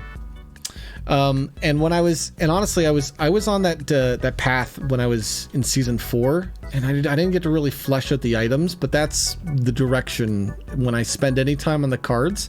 It won't necessarily be to continue polishing gameplay. Like, you know what system I have a real problem with that I can't solve? Companions. The problem with companions is they essentially are always two characters, and they are always either too powerful or insignificant. There's no way, there's no in between. Because if your character, the only thing they can do is interact with other characters, then it's one thing when you're like, I train boars or I train snakes, and your companions are like elementals or something, because then they feel like an extension of your character. But once companions are like other people, then it just feels like you're playing two people that can't do much in the role play. So I honestly think a lot of the companion cards that are people probably need to just go in general, because I don't think it makes sense to have a companion who's a gnome. The reason why I had that was because when this was a show, there was an advantage to, oh, you want to do this? Well, you're going to roleplay as two characters this week, you know, and the role player could do that. But in my opinion, if you want to do that in your campaigns, then just roleplay as two characters. Yeah, Milby became his companion in a campaign. That's what companions were, backup characters. In this world, though, you don't need backup characters. If you die, make someone new. Take a character along the way that you had already played and be like, hey, can we have this character reunite? I like to play them. Let's make that. They were a gnome. Okay, let me be a gnome blacksmith, and then I'll go with the rest of that. Or just you make a fresh character and then you meet up with them later on, right? I think that just makes more sense. So.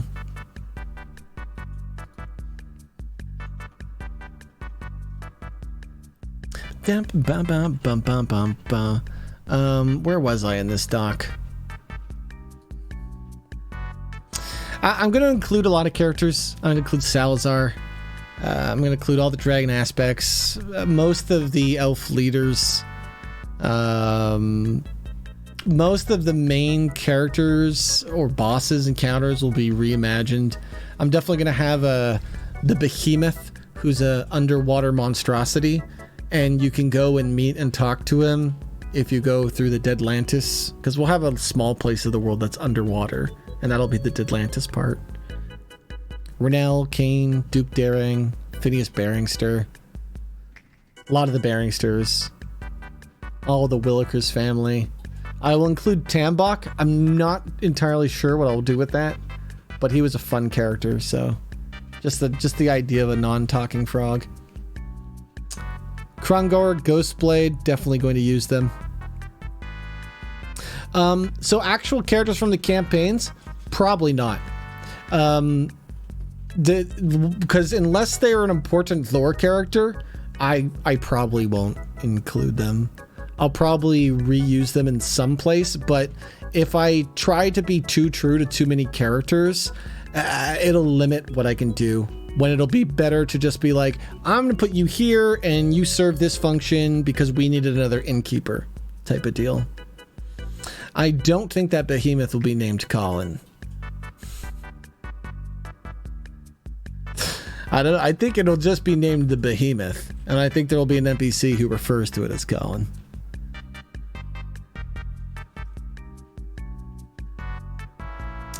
I've written a lot of towns.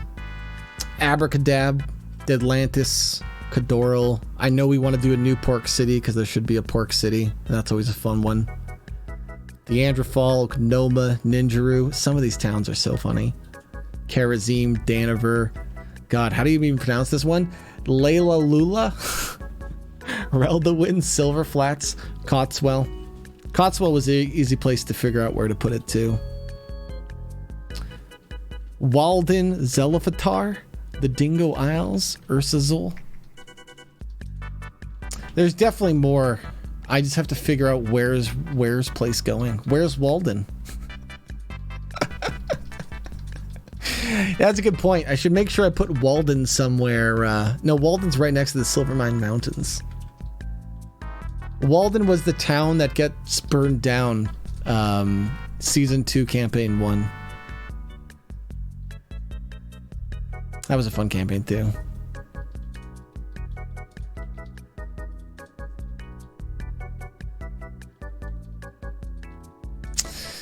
So I'm getting to the point when I have most of the big stuff in play. I know there's you know what's not there? Things that didn't happen, but that are written down in lore. A lot of the high bear lore, I have to figure out how I want to repurpose. I definitely went for the lore that has already been established before the lore that I hadn't shown, because the lore that I hadn't shown isn't stuff people necessarily care about because they didn't even fucking see it, right? So things like even the cheese wheel, technically you guys saw that, but that's tricky because what the cheese wheel doesn't make sense in this style of format of one big super map, because I would have to have the cheese wheel cut into potential multiple maps. If I do it, I'd have to kind of do it in a way where the cheese wheel is on some maps, but then it's just in between other maps, and it's kind of like cheated, you know? So.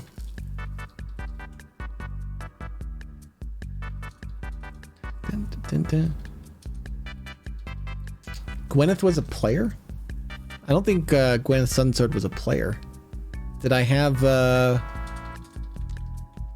Spiff play Gwyneth? I think I had to play Lina Zaltarva. I don't think anyone's ever played Gwyneth in a campaign. Oh, player in that sense. But yeah, this is coming along. You know why I'm showing you this awful drawing? So that when you see the next variant that Megan does, you're gonna be like, damn, Megan's really talented at this. That's my ugly drawing next to the good drawing coming up here. Oh man, it's already 6. Okay. I don't know how much energy I have for this Genshin, but I'm gonna see what I can get recorded. I don't have the energy to do it. I need to get some coffee. Okay, let's do that. What resolution is my picture? I don't think it matters, Himdu, because all those maps are shrunk down thumbnail versions of them all. You can't actually like zoom in on my picture. That entire document, the goal is just to figure out what is the placement of pictures so that Megan can start connecting them. I'm just trying to figure out the shape, essentially. I'm not even drawing the map yet. Megan's maps individually are massive, though. Just for awareness here. Like, let me show you some of her maps.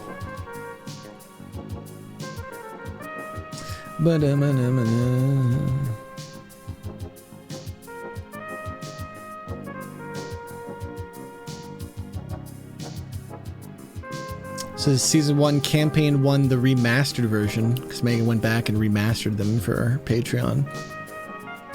And so that's what I mean is we want to make it so like if a player wanted to, they could go this way and it went somewhere. And if the players wanted to, they could go this way over here. They go out this way and it goes somewhere. And if the players wanted to, they could go up here and it goes somewhere. Because if you have a world that's connected in that is so cool. And Tabletop Simulator scripting does make it possible for us to make a giant world map that you can go into and it loads all your tiles. And then you can have it so on each map there's little like arrows to load to the other map. And then the only thing you'd have to do is basically just drag the player tiles with your party.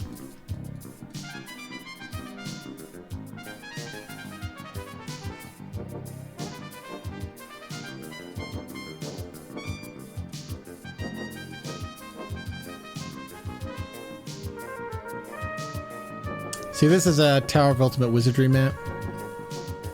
I think we have 3 different Tower of Ultimate Wizardry maps. Because I did 2 Tower of Ultimate Wizardry campaigns, and Deadbones did 1 already. So the Tower of Ultimate Wizardry is very kind of filled up already. Which is great.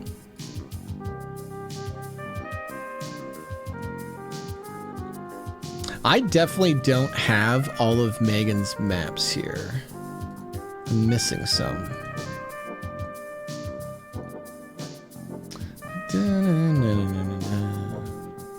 Let me go to the New Realms folder.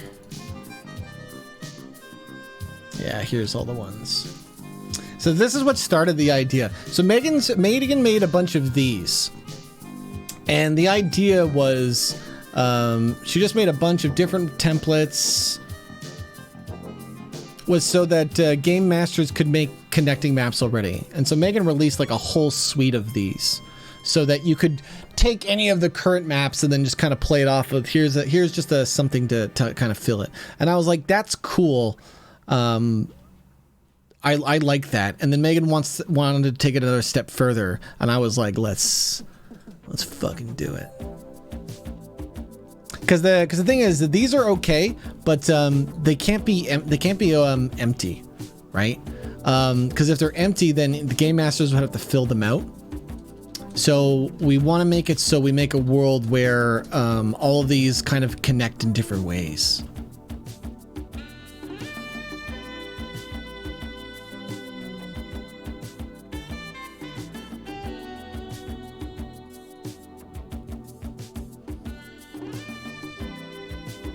That's a good one. We're probably going to also look into making variants for these too, because there's a lot of good variant ones we can make. Like this one had like a night theme, and that's probably going to be really good to do potentially.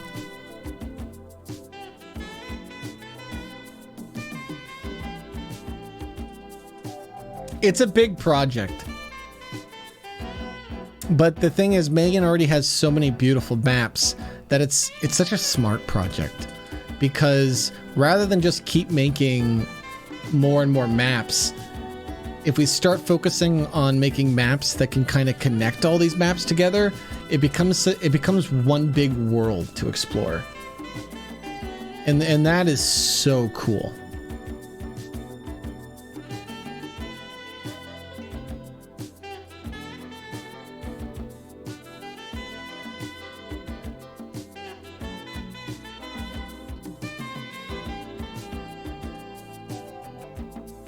I think this is a Tower of Ultimate Wizardry one.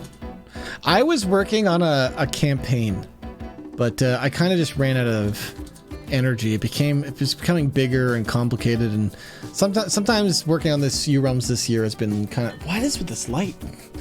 It's been a little it can be disheartening. It'd be tough to work on it. I've been really enjoying working on New Realms with Megan though, because it really is kind of like just remastering old stuff. It's such a more fun way to kind of work on some of these old projects. This is definitely though. This is like, okay, Tower of Ultimate Wizardry floor, and that's such a funny like campaign for your party to get involved into.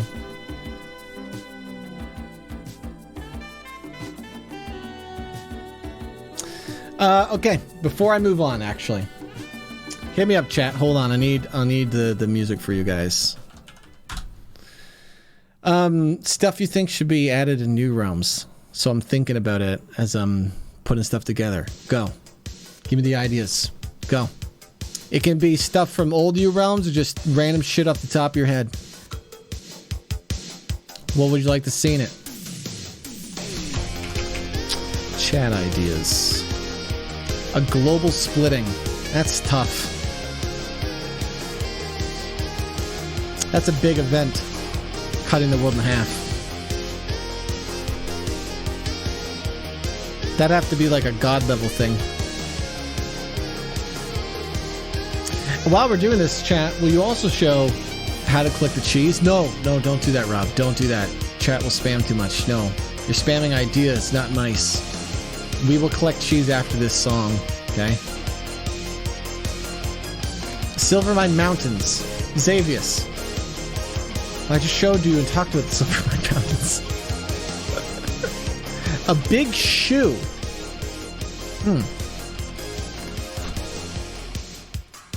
One map that has the Realm of Holding. Realm of Holding is a thing. Don't you worry. That's a real thing already. Sinking Land. Oh, I like that. That's a good idea. Magic random spell effect bagels. That is very specific, 3-7. A city that is extremely big. We have that. We're going to have a multiple map city. That'll be the Elven capital. We're definitely going to have Yavander. I actually named the place that Yavander is. Come on. Come on, Maris. I said Ursazul. Ursazul is where Yavander is. Come on, Maris. I did not remember all this very specific lore. Rivers that are looped so the players never get anywhere.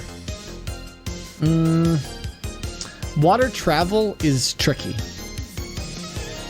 Water travel isn't what I don't want to connect the maps too much by water travel. If you want to do water travel, I like the docks in the world. I'm trying to avoid river stuff too much, I think. I like the idea though, Smelly. That's actually useful though. A river that loops is extremely useful. You're saying that as like it would be mean, but a river that loops around is actually very useful for players. A zoo. We'll use the fancy word for zoo. A menagerie.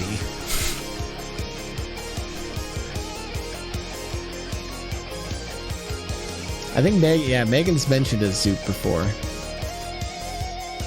An invisible castle. Josh, we're working on an art project that Megan's drawing. Now, I'm not saying an invisible castle is a bad idea. I'm saying that's a tricky one to draw. Because what is it? Is it just the field? Do you just draw like some grass, but there's like weight in the grass? So you're like, that's weird. There's a weird shape to this field. And when players walk up to it, you just say, you walk into stone. That's not bad. It's an alternate map. It's a castle you can't see. And then you bump into it. And then you're like, oh shit, there's a castle there. I'll write it down.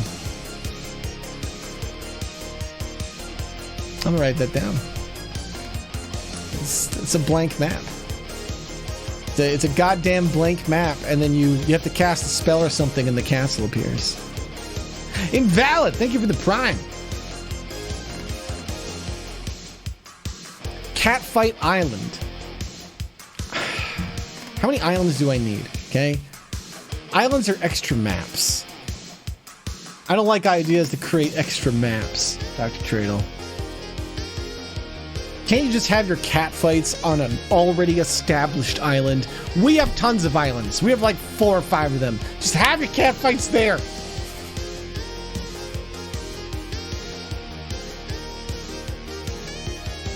Cowboy stuff? Xavius, you're trolling. You're just saying stuff we already have. Moonwell Pass. You know what? I don't have Moonwell Pass written down. That's an obvious one. Flutter April, good to see you.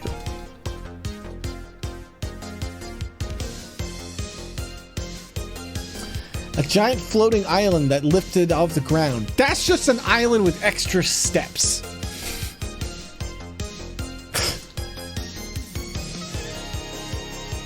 Megan's already finished the art on the invisible castle. Damn, she works fast. Guys, why don't we just make an invisible realm? Project done. We did good here. Good job. I want to thank everybody in chat for coming up with this amazing idea. Let's just have an invisible realm. It's the best D&D campaign ever. It's just fields of nothing, but you just say everything's invisible. This sounds like a campaign world for a game master that had 10 minutes. And like all their friends are showing up and they're like, shit, I didn't plan a campaign. And you're just constantly like, everything's invisible. It's an invisible cave.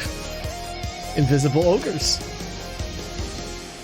Here's a spell. It's for Fireball, the invisible version. A radical wave. I like that. Definitely should be a way to trigger a radical wave and ride it. What do you could ride the radical wave to any map? I love it. That's what it is. It's It's a literal map. Oh, you know what there should be? There should be a map that eventually it has a variation with a ship just in the middle of it. That's what it is. And so you can ride, and so there's a character, Sea Dog Billy, obviously, and you commission Sea Dog Billy for a voyage, and he asks you if you want to ride the Radical Wave, and if you do, you just end up in the middle of the fucking world, away from all the docks, so definitely nowhere where you probably wanted to go, and you're just in a boat. It's a map where you're like, is this the Invisible Castle map? But no, it was just a plain field because there's an alternate one where they put a boat in it, so. Invisible Castle. See, no, Nom, I'm avoiding that. I'm going to make it so that there's no dead space. You know, you don't go into water map, and you don't go from water map to open water map to open water map to open water map, because that's not good gameplay design.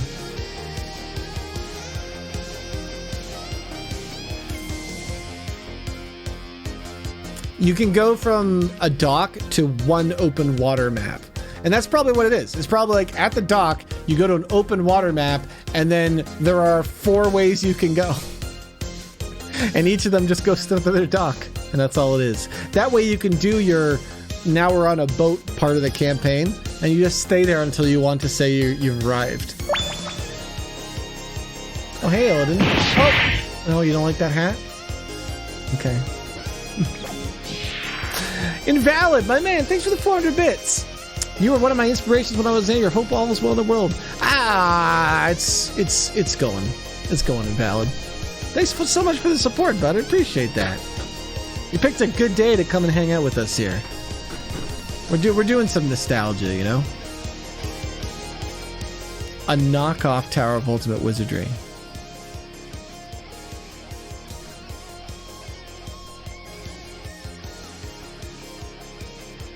An ancient cave with glowing runes carved into the walls. That sounds like every cave, Maris.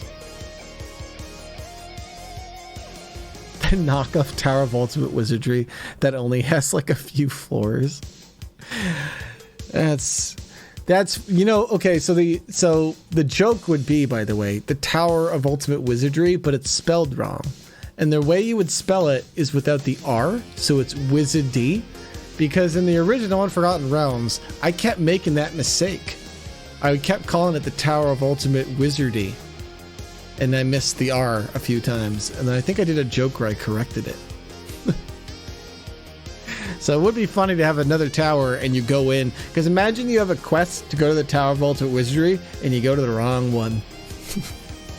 And you get to the top and it's just a dude dressed up in like a Barney suit.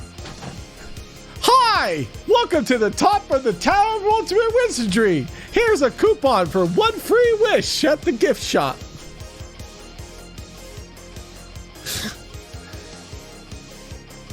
Oh, okay. I like that idea. Discount Tower of Ultimate Wizardry. That can just be something that gets slapped into a map. It's so silly.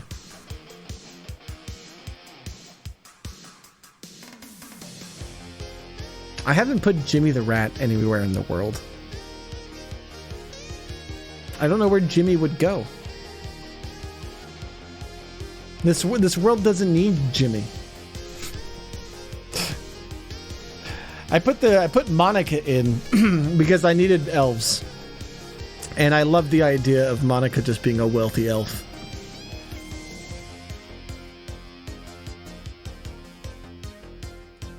Pot Puppy Farm.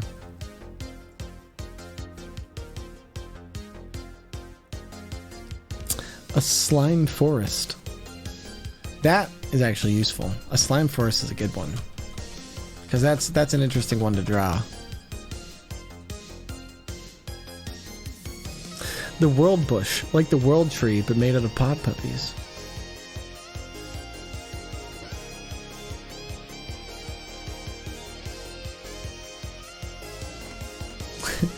Just have a hat rat in government.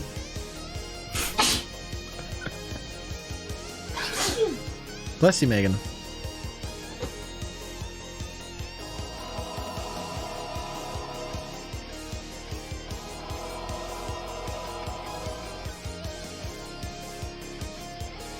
I think Megan has drawn a mushroom area already. I think we have that as a map. All right. I have used your ideas. Chat, help yourself some cheese. We're gonna watch some commercials here, then we'll come back. I gotta record some memes. I'm gonna try to make this movie called Chess Hunters. But I'll be right back. Enjoy this quick commercial break. We'll sell a hat or two. I'm gonna get some coffee though, so I have full energy for this bit I want to record. You're watching Rap TV. Oh, geez, Salazar. It could happen to anyone. It could happen to you.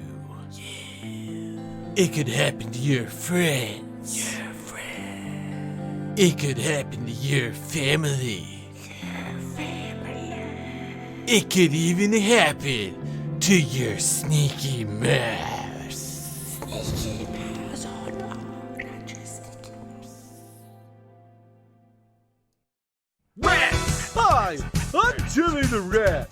Are you worried about the inn burning down and killing your stinky mouse? Well, I'm running for mayor, and if you vote for me, I'll put the entire town's budget into my private fire insurance company. I'm Jimmy the Rat, and I'm running for government. Government. Rats for governor. Vote for a rat. Bread. Email. Bread. Email.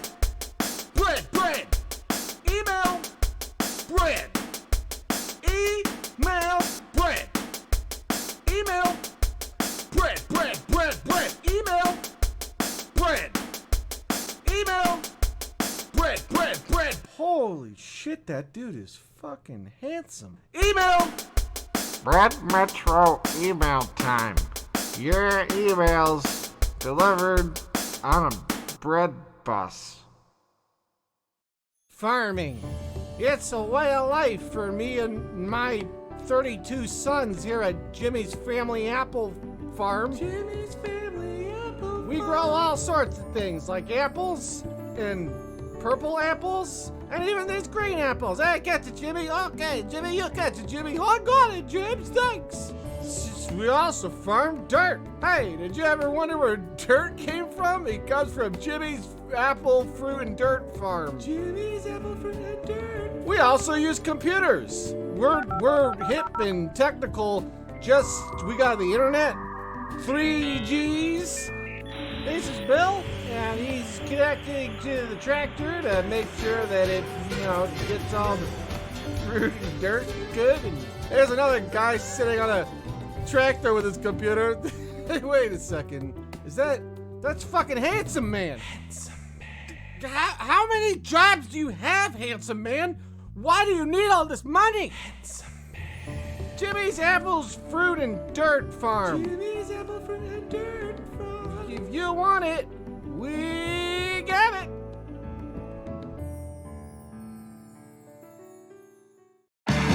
Who's that sneaky man?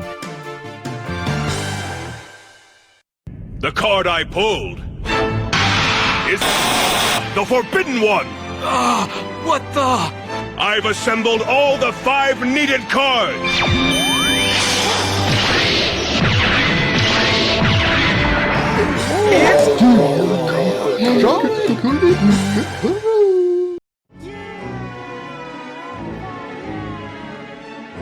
Hey! The mice take cheese? It's gonna be a long day. It's true. Hi! I'm Jimmy the Rat. Are you a rat? No? Then you should be.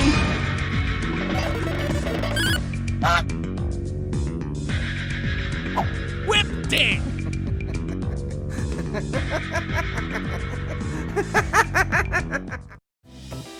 You're watching Rap TV.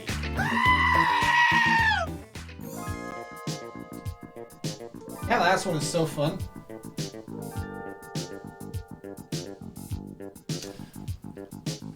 One second, I'm just still getting my coffee. Hey Connor, how you doing?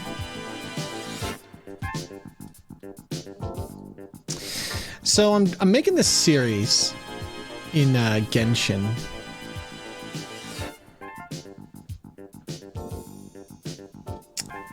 And I'm basically just going to be freeballing what I'm trying to do here. But I'm just going to record a couple quick ideas.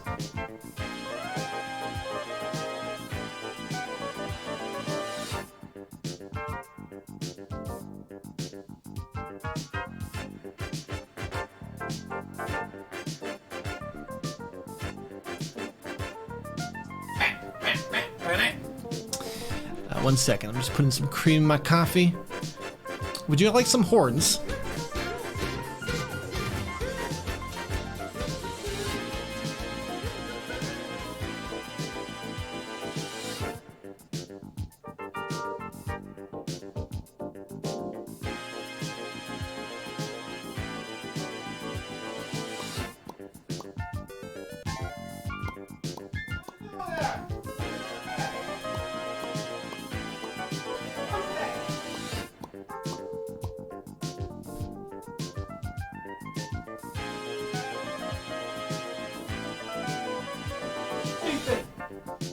One of you mice is beeping when I walk away. What's up, slow boy?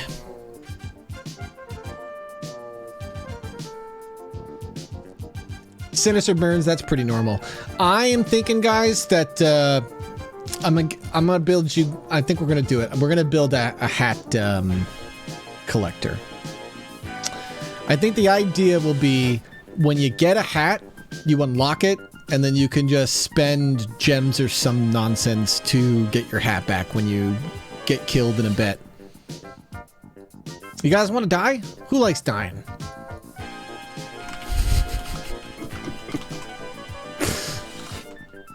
Let's do it. All right, everyone. Place your bets. It's a danger bet, heads or tails. Double your cheese if you're right, but die if you're wrong. But it's now a classic Rob TV game. The classic flip a coin. Dragon is heads. That's what we consider heads, okay? Just so you know. That's what we consider heads in this. Man, that thing is so bright today. But only in certain spots. I'm gonna have to mess with it. Double your cheese if you're right. Die if you're wrong. That extension is any day now. And we're just waiting for Twitch to approve it. And I don't know why, dude. Twitch just takes like a year. The way No Juno explains it is Twitch never understands what the hell our extension does. Which I guess I get. I understand. But still, it's you collect cheese. But why? I don't know. You do it. You know what it is? It's I can explain it. It's fun to have an avatar representation. It lets the community see each other on the stream too. And I really haven't played with the tech well enough yet. There's so many more fun things I could do with it, you know? Now, next one. But like, let's hit the cheese button. Okay. Oh, sorry, we can't. We're betting. Well, let's stop the bet. We'll flip that in a second. Because when we hit the cheese button, here's the fun thing. It's like one of those like Perovian responses. I don't know what I'm saying. But it's one of those responses of you guys hear the sound effect, so it makes you want to mouse to collect the virtual points and stuff. But that's not why you do it. For me, it is a very powerful button because sometimes you're really not Pavlo effect. Thank you. Sometimes you, as the streamer, can lose confidence because your chat is quiet and you're worried that you're not doing great, you know, or that nobody's watching essentially.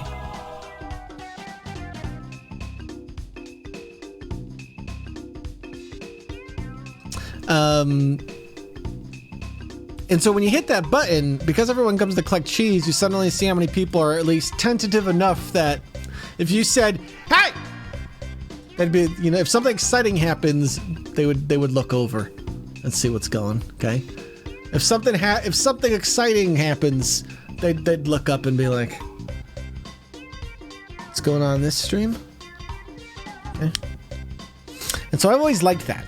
But I want to expand it out, and there's a lot of little things that I've had ideas that I want to introduce that'll let us just be more interactive. And a lot of it, what it comes down to, is ease of use for the streamer. A lot of this tech is still not easy for me to use. Some of it is, but I need a volunteer. I would need a deadly volunteer. Does anyone want to volunteer? And be deadly. Danger! I need to get the appropriate music for this. That's gonna be the best part about Meme Street. Meme Street will one day let me actually have sorted my music. It's slowly letting me do it.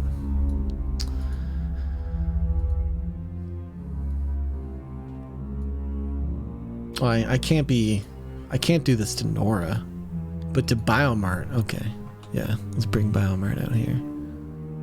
All right, so what is it? Guest Biomart. This guy doesn't even have a hat. Yeah, what? This is ridiculous. Just get out of here. This is ridiculous. This is unacceptable. Hold on. I have to prepare something for the bit. It must be done now. Mm-hmm. Mm-hmm. Mm-hmm. Mm-hmm. Mm-hmm. Okay. Let's do this again. Ah! But now he has something to lose. See? Now he has something to lose. I wish I could tell which color was which. I don't know which. See, the editor doesn't let me do that. It does tell me how much cheese you have, though. I can't actually access it to know how much cheese you have. Hey, get out of here. Here, take this. No. Okay, look, I only took this.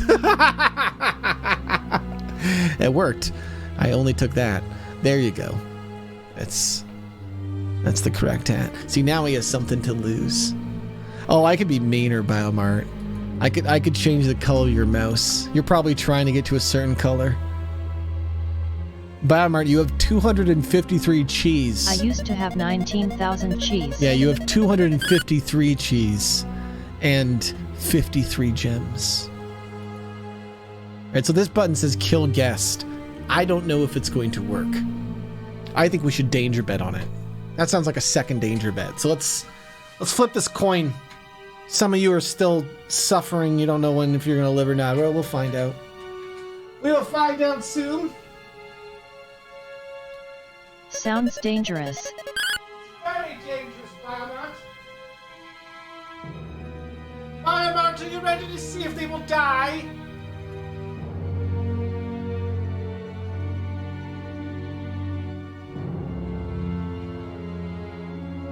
Wait, I bet heads. Does that mean I die either way?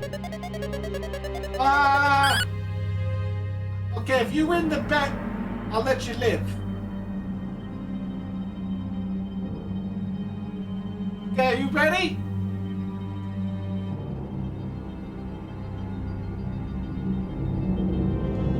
Why is this guy immobile? Are you ready, Biomart? No, wait.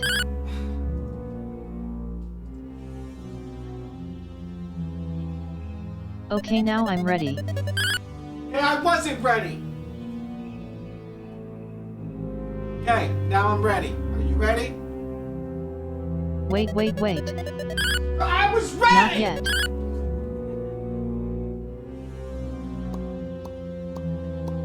Okay, now. Wait. Make up your mind! I had to go to the bathroom. Are you back? Why couldn't don't you just watch this in the bathroom? Ready now, I promise. Here, I'll just... Look. We'll just change it to appropriate bathroom music. Let me know when you're ready.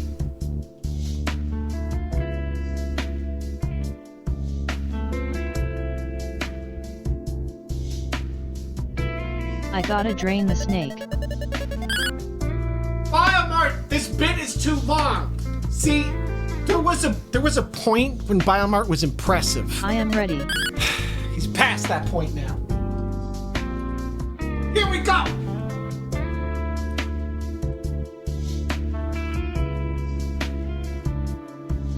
Oh my god, we can't use that video. I'm not gonna tell you what it was. I can just rig it, so I'll just rig it to the next flip. But my desk is too dirty. I'm not showing you my desk. Show Megan's makeup. Oh, it's so prettier. Are you ready, Blackman? I gotta do it again.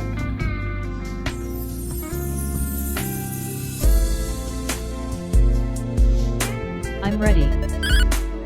Ish. Good enough for me.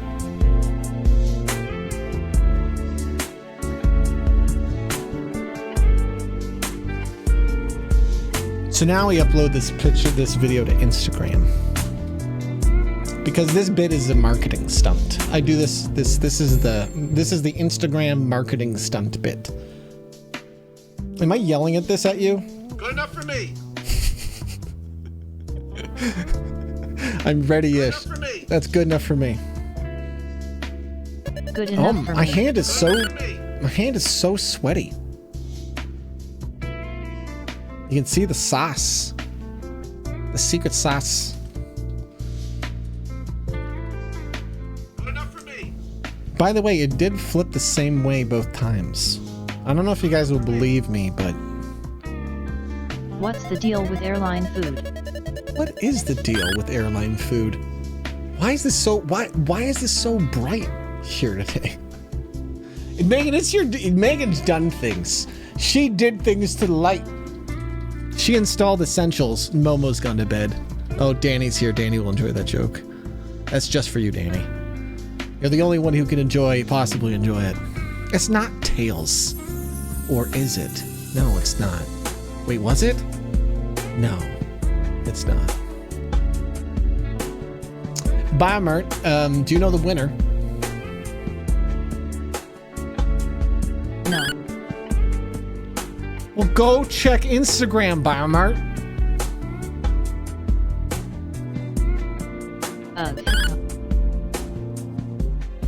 Wait, are you watching this on your phone? Do you have to that's awkward if you have to go to another app. Now, if you're, okay, well then what? It's not awkward at all. Why aren't you doing it? You should be doing it. But I'm staying away from social media, Rod. What if I see the news? It's Instagram. I don't actually know what is the news. Wait, oh, is the news bad? Ah, man, I know too much of the meta. Nah, the news can't be that bad. Or rather, it can't get any worse. Shit, I shouldn't say that to the universe. That's how we get aliens.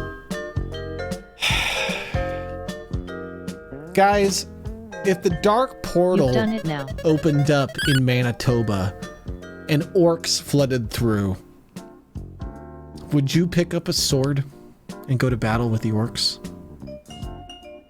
I think I would run from the orc invasion. Orc for president.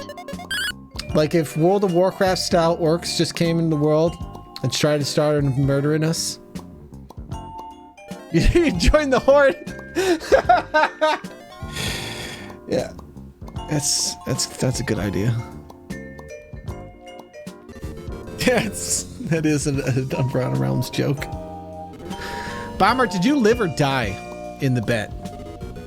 The winner was heads, by the way. Let's see if Bomber. Let's see. There's Bomber. Did he die? He didn't die. Not bad. There's a few deaths. Ooh, that's a half death. Okay, there was huge wins there. So those were some big wins. Now, what happens if we press the kill guest button?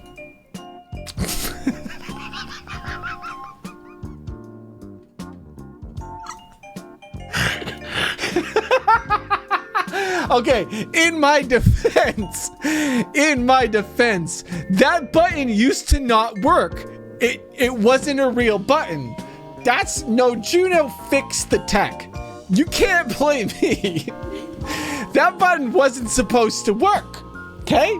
As far as I knew, we hadn't fixed that, okay? You blame No Juno. He didn't say anything about that in no patch notes. That button's working fine. I'm gonna hit the parade button. I see no parade.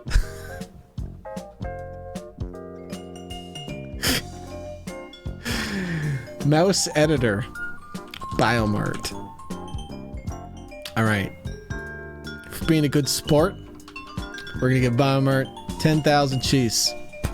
He did really well in the be a mouse sidekick on stage.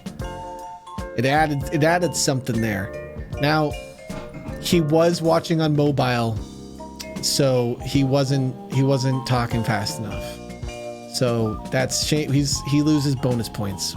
He could have won 25,000 cheese, but he's only gonna get 10,000 today. But we'll give him the top hat because he looks good in it. That's his Mr. Metal top hat. He will lose it. I don't even know why I'm giving you a hat. You will lose it probably by the end of the night. If I do another danger bet, there's a strong likelihood you lose your hat. That's inevitable. God damn it. I disagree. How is it 45 minutes later? I always win danger bets. What have we done? Have we been doing danger bets for 45 minutes? Do I do this a lot? Do I do examples that last 45 minutes? My coffee's cold. Son of a bitch. Well, this is just awful. You don't always win danger bets. Didn't we have a second bet? Didn't I say there was a second bet? What was that second bet gonna be? Of course I do. There was Name a second one. bet. I don't remember what the second bet was gonna be, but I'm pretty sure we were gonna do it. Oh, the bet was whether the button worked or not. Shit, I missed that bet. I have never lost a Pokemon danger bet. You've never lost a Pokemon danger bet.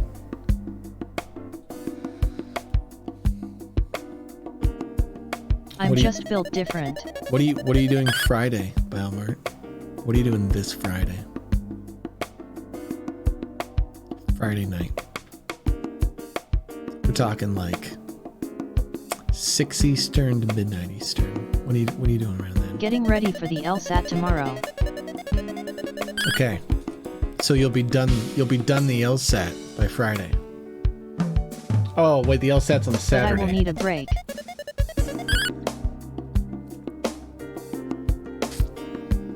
No. I'm too distracting. That's dangerous. If I was streaming Date Pokemon Rob on Friday, that would be far too dangerous. I'll pick you up at 7. So we'll do it Sunday. A free Sunday. After you've finished your LSAT for Pokemon Rob. And we'll see if you survive every bet. Because here's the truth. In Pokemon, those danger bets are about you knowing the fucking game. If I survive the exam. And assuming I will play right. So it is a combination of you knowing the Pokemon game and knowing my skill level at the Pokemon game. It is an interesting test of skills you must have if you survive the exam. Pokemon danger bets aren't gambles. They aren't gambles. They're guarantees. Potentially. Sometimes they're very easy. There's been a couple, like, we played these Pokemon games, and it was like every time I was like, I had to play up how hard it was. I don't mind playing up how hard it is because I'm very good at doing that, okay? And I rather create the excitement. But the thing is, like, if you know Pokemon games, you can see through my my faking of how exciting a battle is. You'll be like, Rob, you outspeed it. What are you worried about? You outspeed it. No matter what attack you pick, it's gonna kill him. Rob, what are you doing? Pokemon Fusion? Yeah. Either that one or the one where the Pokemon are Dragon Ball characters. The Togichaka. I think we do Fusion. I think last time we played Fusion, I said we gotta play Fusion I did lose again. a Pokemon danger bet. When you killed my Gothita.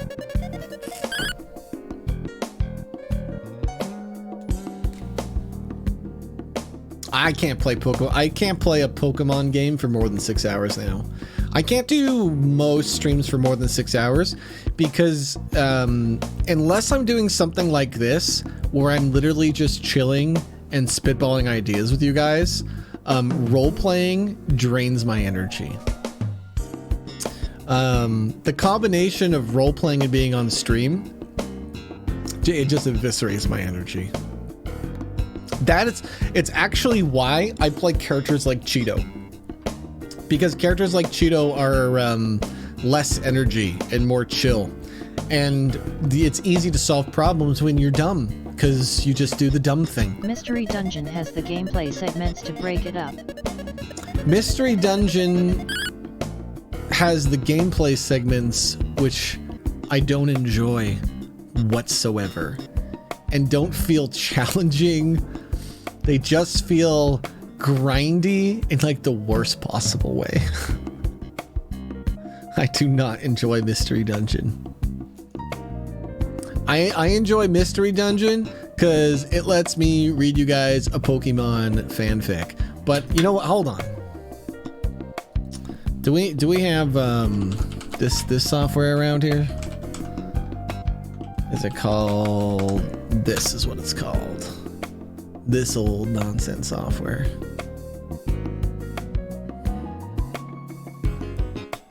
Like the best part about Mystery Dungeon is riffing on the story, but that's what we're trying to do with Breathgull's here, so we can talk about it. The Sneaky Mon anime. Ah shit! I forgot these are gonna affect my music buttons. Damn it! We can't. Ah man, this is unfortunate. That's nope. Ah, that's unfortunate. All right, I cannot use camera bits for this. Which has the normal music? No, this one. Crap though, even turning on the music will turn on the cameras. All right, whatever. Zuko, hey my man, how you doing? I'm actually about to go do some Genshin. I'm gonna record a video today. But I like some carrots. No. I needed carrots earlier. Where were you 2 hours ago? I did actually need carrots. Momo actually gave me carrots. I actually needed carrots, and Momo had to give me carrots. So I guess that's actually a good question of, do I need carrots? So we're making Sneaky Mon. I need to look at this camera, so I have to change the song, because this... Thank God it's the same song. I also need to zoom in for dramatic effects, so I gotta change the song again. Which means I gotta... There we go. Okay, excellent. So... one of the projects we want to make for Christmas is the Sneaky Mon anime. Okay? Now, the Sneaky Mon anime is essentially just Pokemon Rob Mystery Dungeon, but instead of just reading a Pokemon game, we're going to read nonsense scripts that we write as a community. Now, we have to start this project real soon, Reth. So... I don't know how we're going to organize this at all. Rob, how are you going to make an anime show in less than 2 months? Well, Biomart, we're going to use technologies and half-ass it. That's right. We're going to use technologies and we're going to half-ass it. The truth is, if we really wanted to, you know what? Let's just write the whole script right now. Just right now. The other thing we were doing, F it. It's gone. We're just going to write the entire script now. It's 7 o'clock. If we tried right now, we could write the whole script for the entire season very quickly. No, we can't. It's already 7 o'clock. It's far too late. You can't be up. You have to fly spaceships. And what about chess hunters? If I don't make the chess hunters... I love how I never clip these. And I really should have clipped them. If we don't make Chess Hunters soon, we won't get this movie out. Now you're probably like, Rob, what the hell is Chess Hunters? Chess Hunters. Chess Hunters. You're probably like, Rob, Chess Hunters, just like Biomart was like, what's Chess Hunters? Okay, there's this game called Genshin Impact, and it's like it's waifu MMO. You got waifus and you level them up. Gameplay is pretty solid, but at some point the game's like, hey, you know how you like playing this game? You can only do it for an hour a day now. It just kind of tells. It's just kind of like, nah, it's stop. You can't do anything. So the only thing you can do in the game is scour your world that you've already explored, trying to find chests.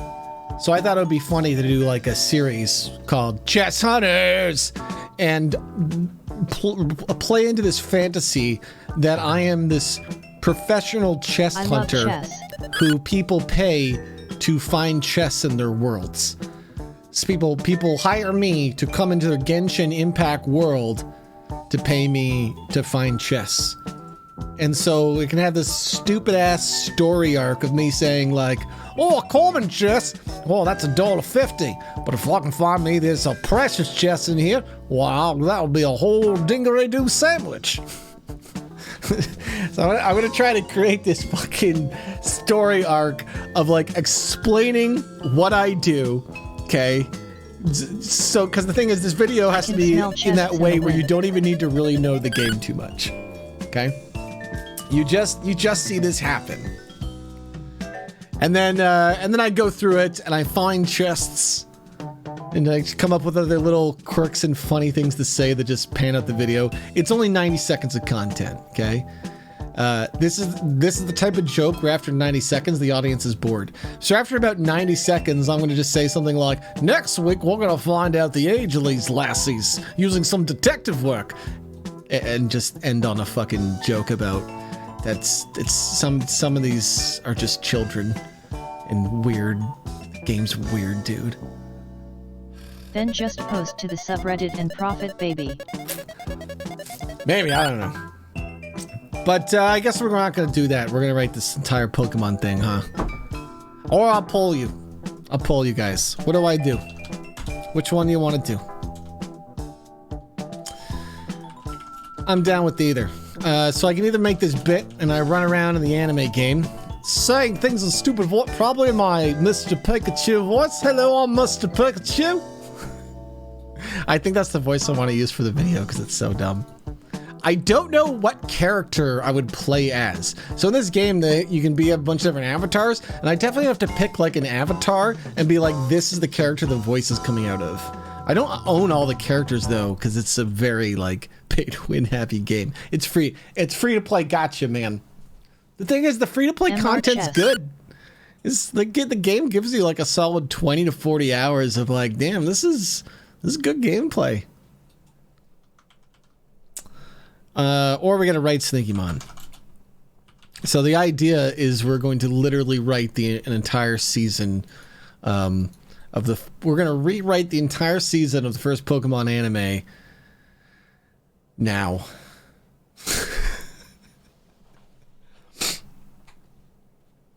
We can't do that. Rethkel, do you have the scripts? What we would need all the scripts. How are we going to rewrite episodes? We have to watch the episodes. Okay, this can't work like this. What we need to now do in order for this project to go forward is to start assigning people episodes and having them write them out.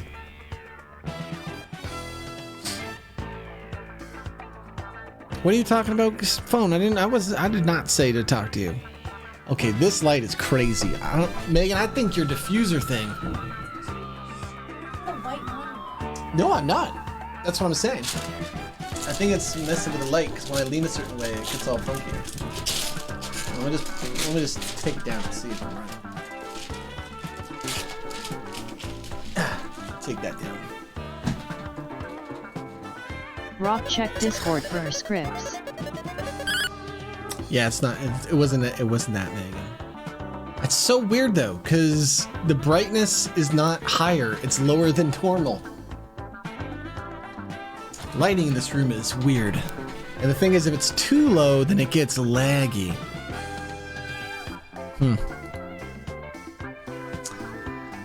Wow, we have all the scripts already? Alright.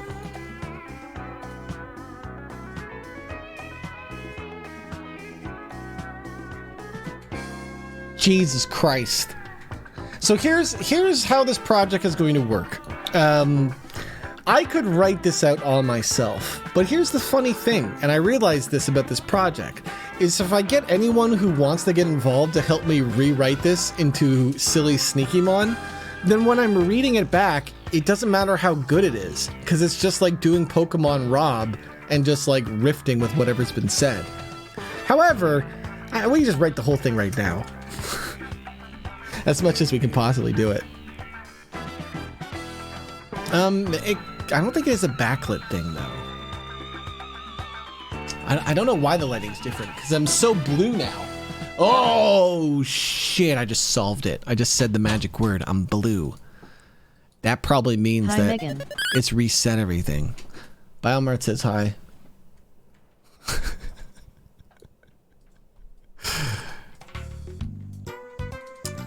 Hold on. Bless. White balance was set to auto. Son of a gun. Why does it do that? Son of a gun. I don't know why it always resets it. Oh my goodness. Some bitch. Some bitch. Some bitch. How to do that? Guys, what was the poll? I missed it. I missed it.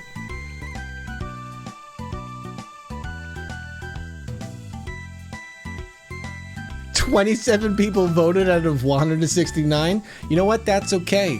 Maybe some people were just sick of anything related to voting today. That's okay that nobody voted. We're doing treasure hunting instead of running Sneakymon. Okay. I'm down for that. I think that's the easier of the two. I'm down for doing the easier of the two options. That sounds quite delightful. Bomber, just so you know, by the way, and you're welcome to stay on the screen. If you ever don't want to be on the screen, 2 dangers, well, that'll just get you out of there, okay? That's Danger 3x, I know. I think it's 2x. This 3x, I guess 3x probably also works because it's still 2x, you know? I bet you that also means you can't buy a hat on stage. Because then I think you would leave to also go buy the hat. Is it 3, not 2?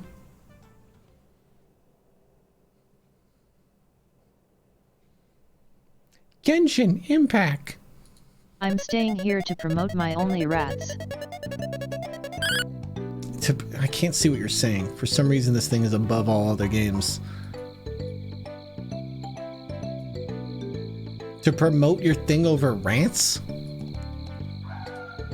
Oh, your only rants. I see. It's at watchratsfuck.com. Does that still redirect here?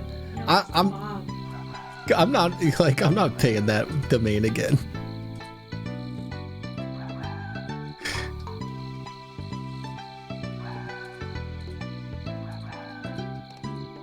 Wait, why does it go to Bob?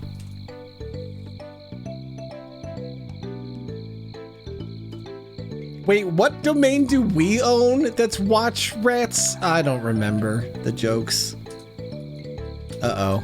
Uh-oh, I wish I didn't click that link. Oh, no. That link is, like, causing me so much crashy. Oh, no.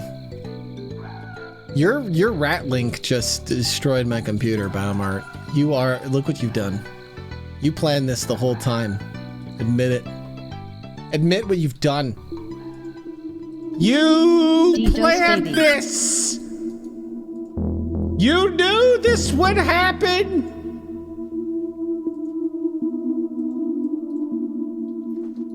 You son of a gun. Alright everyone, head to twitch.tv/biomart. Oh my god. He's into the cheese code. What? Robert, stop that! I'm the captain now. He's taking over. This is unbelievable. I can't believe he's done this. How could you do this to me, Baumart? You were the metal man. You weren't supposed to become evil. You were supposed to protect the cheese. That was your first mistake. Son of a bitch. I can't believe this. Betrayed by the metal man. Medals for all. We need like a metal cheese. But here's how it works, Biomart, is every time you steal cheese from them, everybody just comes up and you take cheese. No medals. They get a medal. You give them a red gem, but you take a cheese. That's how it works. They gotta pay for their medals. Here, take this.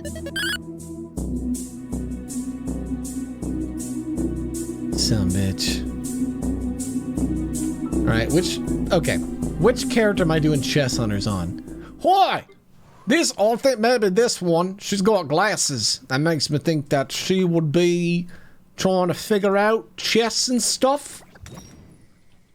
Not sure. I'm not sure. Maybe, Hi! Hi, I'm Rupert. I don't know what my name is yet. I'm gonna come up with a name. Hi! I'm Charles. I'm Duncan Didgeridoo. I'm Stephen. Incoming jokes about chests. I'm Douglas Winchester. Increase Douglas's power level if we name the character Douglas Winchester. Hi, I'm I'm Mr. Winchester. Hi, I'm Douglas Winchester, and welcome to Chess Hunters. No, this character talks too much. That's not going to be helpful. Oh, maybe it should be this guy. Oh, he flips a coin. Oh, I guess I should probably use this guy. He flips a coin and everything. What? Does she have an eye patch too? Both these characters have eye patches, but they have them on different eyes. That means together they can form one set of eyes. So if they fused in Dragon Ball, would they have two eye patches, or would they just have a normal set of eyes? What do you think? I'm not sure how that would work. Hi! I'm Mr. David McHunterson. Ba-dum-bum-bum. I'm thinking it's this guy. I don't know, there's funny to being like something like this though. This is kind of funny. Does she have elf ears? What are you? Are those ears? I thought that was your hair, but those are ears. I don't think this is a human. That's a kobold. Oh, are those ears now? I don't know what this is. Those could be ears.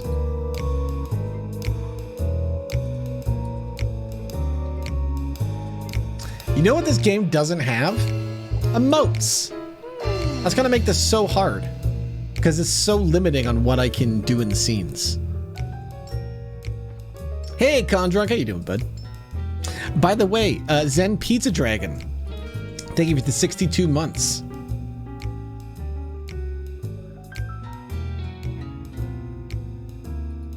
Man, I missed a bunch of stuff. Colliner, thanks for the gifted stuff. Monk Sif for the 19 months. And Radicatix with the 2 months. Boy, I missed a bunch of people. I'm sorry. I must have been very focused. What were we talking about? Like U-Realms or something? I must have been hyper-focused. Hi! It's not this one. Thanks for the support, fam. It's like this one. Hey, Fruity Onion. I'm thinking it's Eye Patch guy. This guy looks like he's chess hunting. Good night, Noddle. Have a good night, Noddle.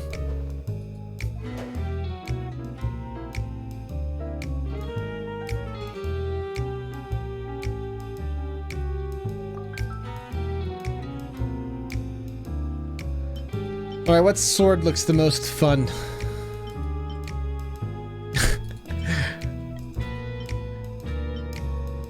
It's like the only thing I can customize on the character.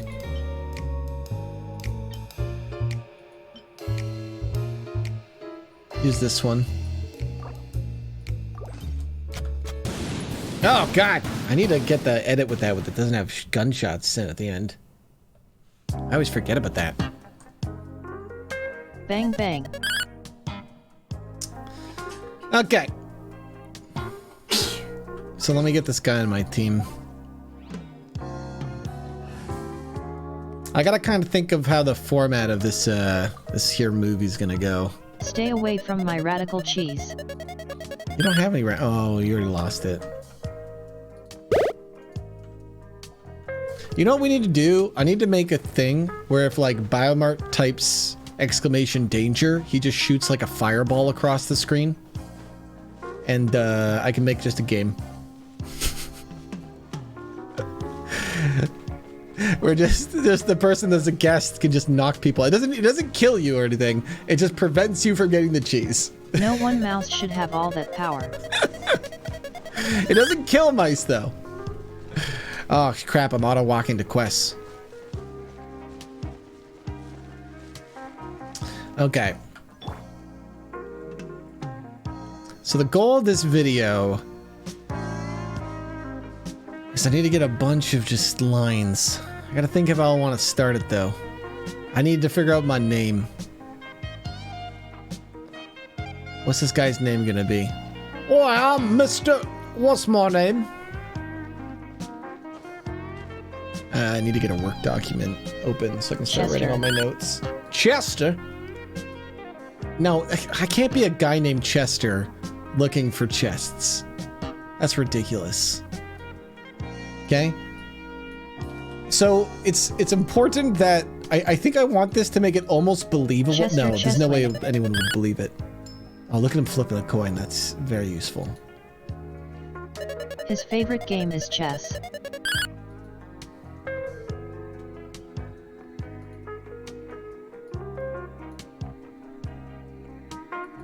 Like, I'll probably definitely have, like, very exciting music that starts in, like, welcome to the adventure music. And it'll start with something like, Hi, I'm Chester McChesterton. Except that's not my name bio. Toiler. Oh my god, let's use Toiler. That was great. Toiler was the first sub today as well. Look, there's a chest. I fucking found a chest. Chest hunters! That's the other thing I'm gonna have. Is I'm gonna have a stinger where every time we find a chest, Huge I go, find. Chest hunters! That's hilarious. Okay. So I need his name. Toilet.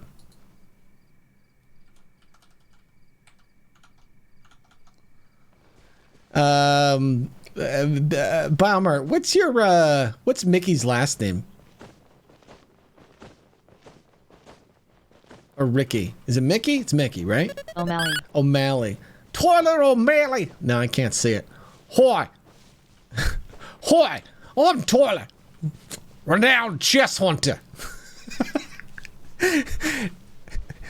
Yeah. I need some music to think to.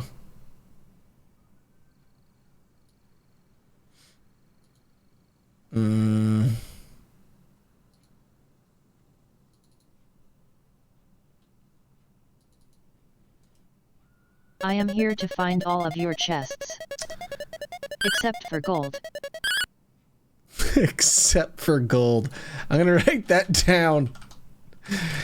Because that's just a funny... That's only funny to us, Biomart. You realize that shit. Alright, what other deep meta memes do we have to write in?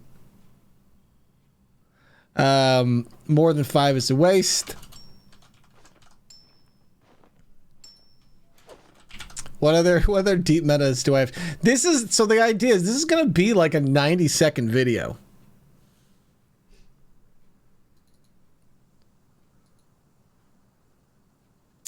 All right, I need some action.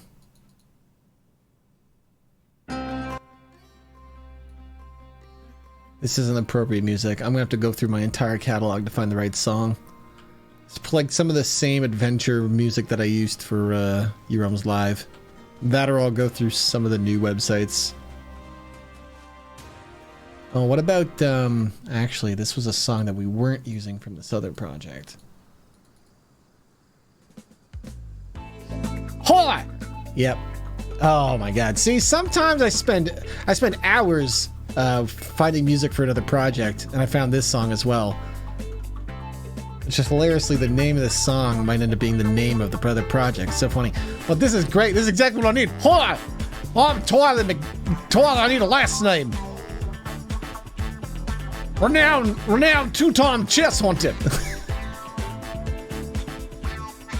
I'm gonna create a bunch of obviously fake titles that sound almost real. I definitely won some fake tournament for finding chess. Tyler Skyler. Skyler. Chess Grandmaster. You know what? We should do a reference. The last name should be a reference to something.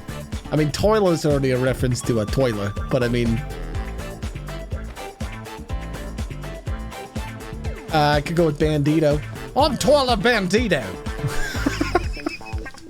Hi, I'm Toiler Bandito, renowned chess hunter. That's fucking good. Toiler Sunsword. Okay, we lose his last There's name. some chests in these here woods. Oh, what's that? Sounds like there could be a chest over there. Never know what these type of monsters. Have to check them out.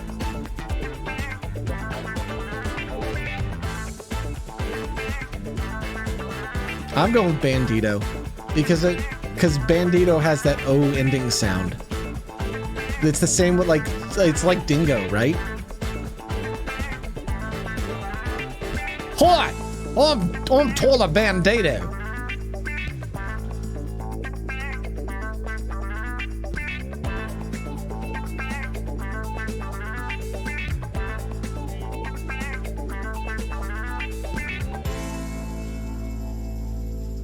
I gotta make sure there's a bunch of one-liners I want to include.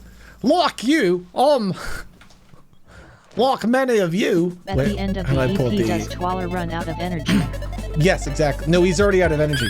I start the video saying... can't find any more for the day. No, I start saying, like you, I've gotten to the point where I've exhausted every quest in the game.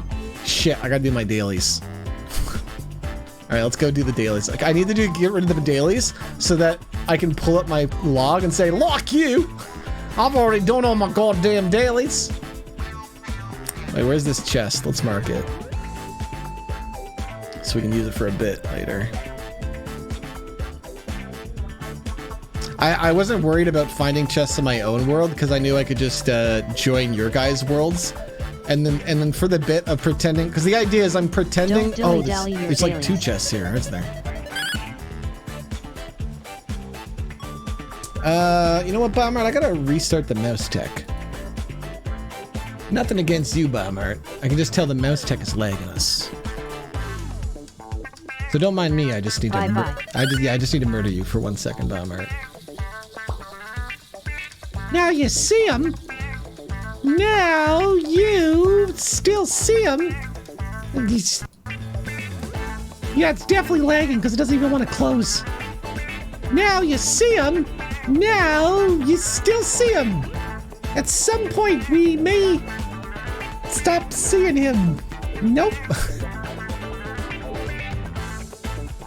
Just go ahead and we'll just destroy the universe.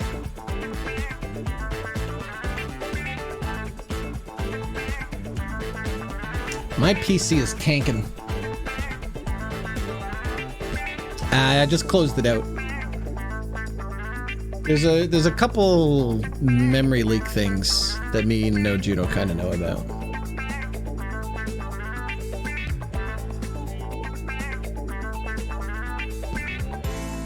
Hey, Jack.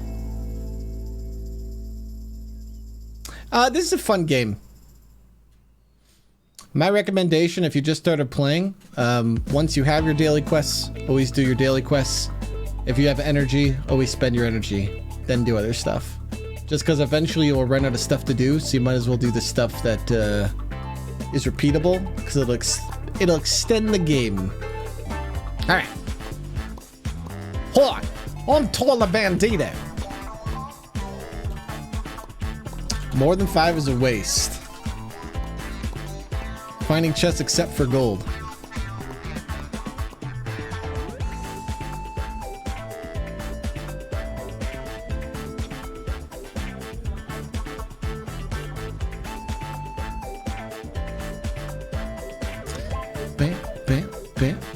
Where'd my leg go? Oh. Oh, I don't know what happened to your legs. What happened to your leg there, boy, Matt? My leg. That's don't want to see you mess. Help. Oh, that's someone get him off screen. He's not looking too well. What the fuck? I don't know what's wrong with you.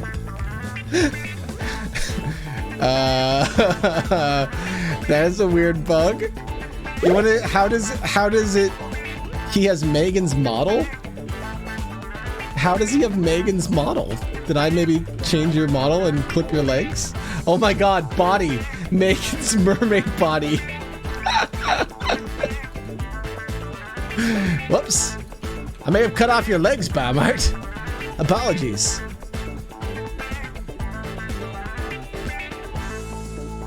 What color of mouse are you trying to get to, Bio?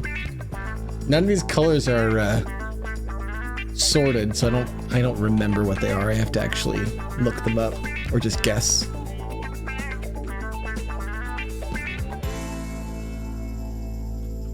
Oh, there's the black one. Whatever color. That one looks good with your hat.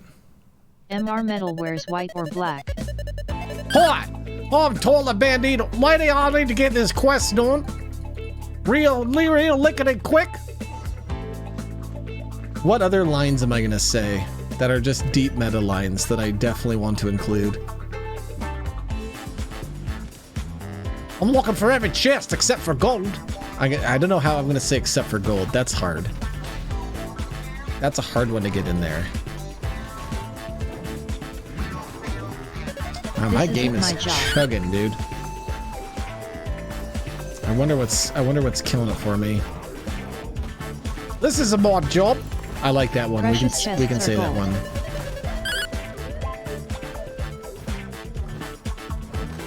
Yeah, but why as a chest hunter would I not try to find a certain chest?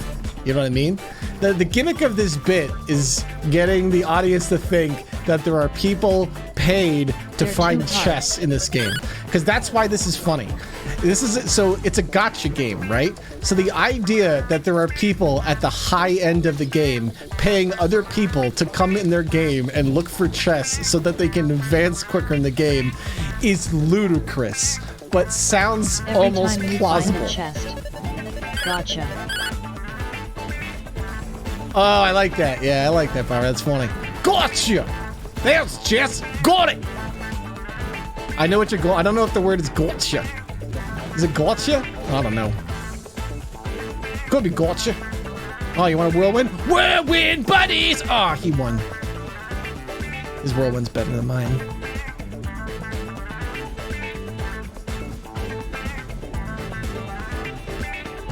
What? What am I gonna say when I find the chest? Got it! Gotcha! Alright. Bag me another one! And then every time I find a chest, it has to go chest hunters and do a transition to the next thing, right? There's like a 30-second intro, and then I find like a total of 5 chests very quickly. Maybe it actually ends up being a 3-minute video. It might be longer than 90 seconds. It really depends on how funny it is. Because if it's not. Because you don't want something like this to drag on. This is the type of video where you want to like hit him with the joke and then move the fuck on. You can almost ruin the video by going too long with this type of joke. Crikey is too on the nose.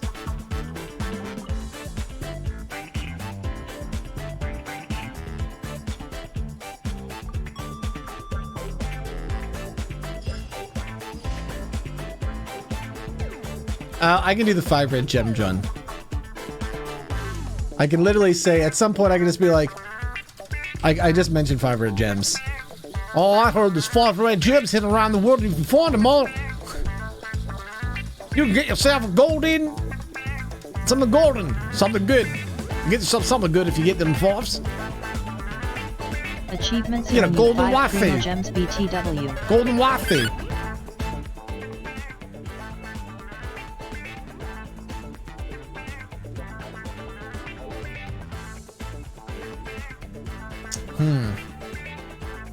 What do we say when we found the chest? You made me realize that's a big thing to say.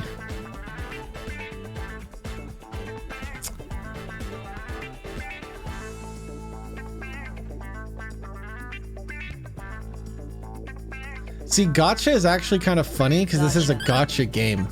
Yeah. The more... You might have just picked it right off the bat. When you said the idea, I immediately thought, oh, that's right, I need to have a catchphrase. But the phrase, like saying gotcha, and like it's already a fun word to say. And that's a big thing I always say. Like, sometimes with some of this stuff, it's more about how it's said. And so some words just sound funnier than other words. And so because of this accent, saying gotcha is going to be more amusing. Someone come get your radical. Don't do it. It's a trap. That radical will explode. Don't do it. Don't do it. It's a trap. Oh, it's just Stream Elements. Okay. I was going to kill Biomart's mouse for this bit, but not for Stream Elements. Ow.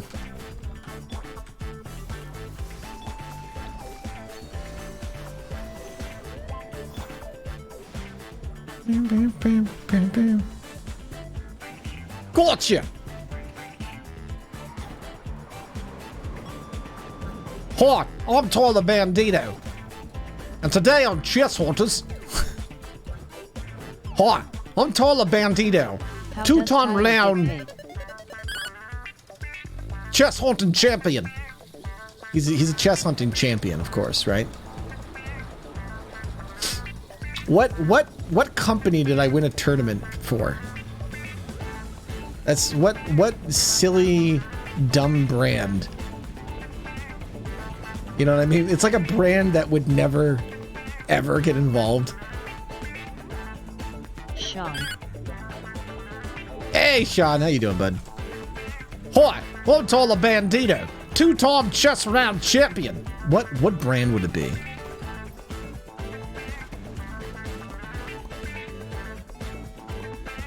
I'm not even focused on playing. I'm just gonna auto AFK it as I think about this. Panasonic. Oh, it should be a dead brand. It should be a dead brand. Okay, so like first choice is obviously Blockbusters. But that Blockbuster isn't a very clear brand name. You know? Oh, time to get all my health back. Chest Enlargement Center.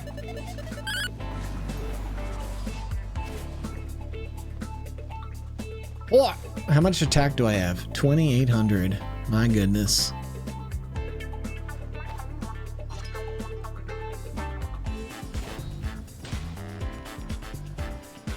A dead brand.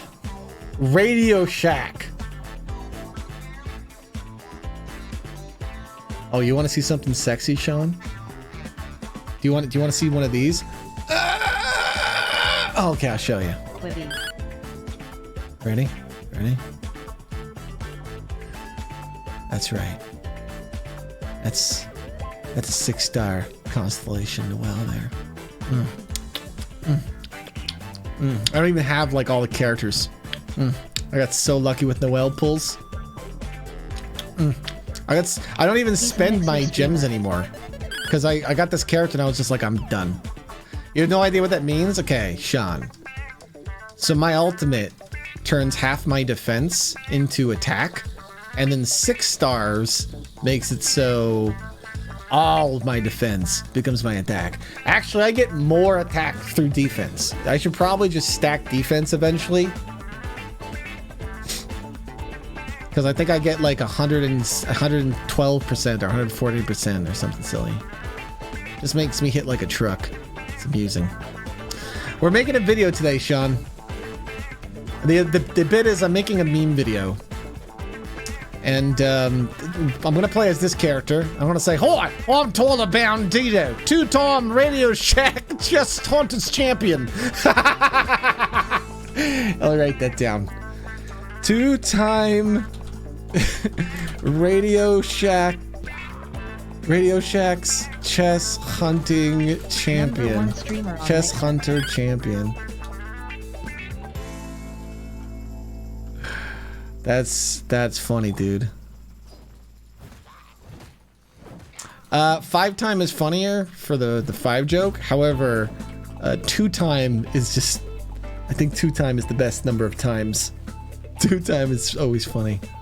Because 2-time means other things too. So it's like 2-timing. And it sounds more realistic. Saying I'm a 5-time Radio Shack champion? How are you winning so many Radio Shack contests? That's impossible. It's already a ridiculous sentence. Hi, I'm Taller Bandito, 2-time Radio Shack Chess Hunter Champion. And today I'm on the hunt for my dinner. And today I'm hunting for more than just chess. Today I'm hunting for more than just chess. I'm hunting for my dinner. As a chess hunter, people pay me to join their games and find chess for them. Because like many people in Genshin Impact, I've completed all my quests and I'm 4,000 XP to the next level, and there's nothing for me to fucking do because I spent all my energy. That's when people call it. That's when the people like you calling professionals like me to search your word for chess and get you that valuable experience. Common chess? Oh, that's a nickel. Precious chess? No, we're talking there, lass. Wait, what type of chess? What are all the chess types? I need a list of chess types because I need to list them off and how much they're worth. I need to build the illusion that in this video. In this video make-believe world, I actually earn more money for chess, right? No, it's not brainstorming NGS. There's actually chess types. This isn't brainstorming chess. That's the thing is this is a video where the meme is the idea that this is a real thing. That somebody is paid to go in and find chess for people. Somebody goes in to basically play the game for people. That's got to be the joke here.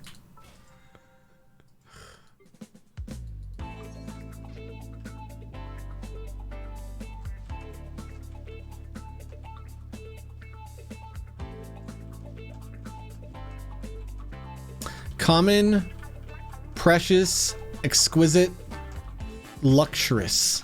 Luxurious. That's fantastic. A common chest? Well, that's 25 cents.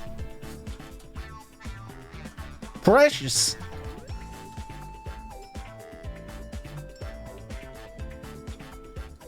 It's $1. Now an exquisite. Well, I would charge a good $3.50 for that.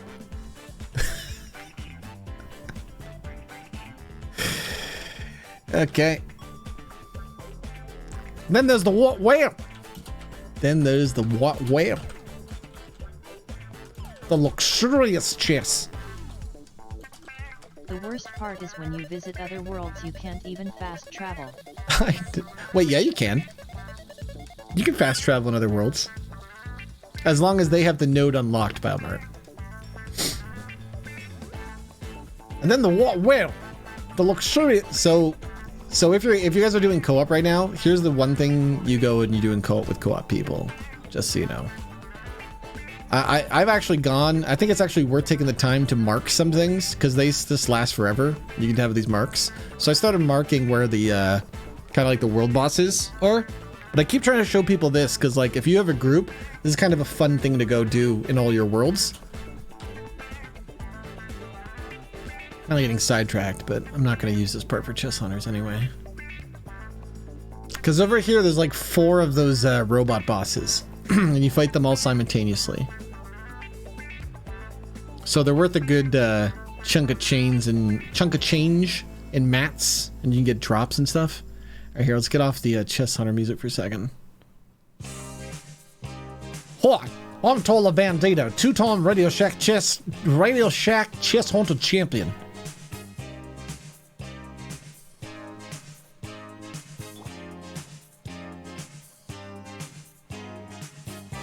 I have no health. You waking up? So like when you aggro one of these, all 4 of these guys wake up. You just like pull them to the wall and fight them as a group. Hi, I'm Tola Bandito, the 2-time Radio Shack chess hunter champion.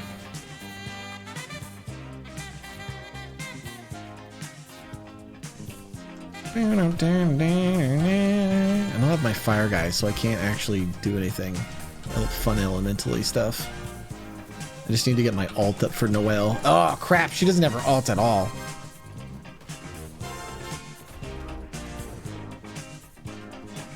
How am I gonna do this?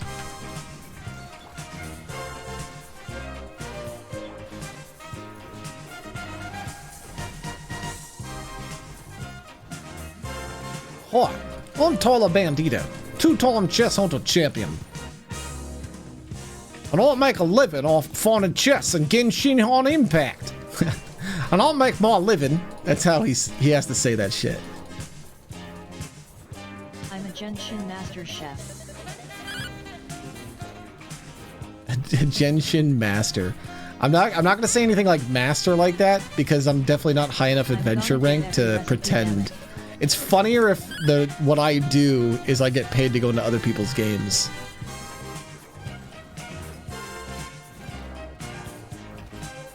I love how those other 2 robots aren't bothering me. That's so nice of them. Okay, it's full health time.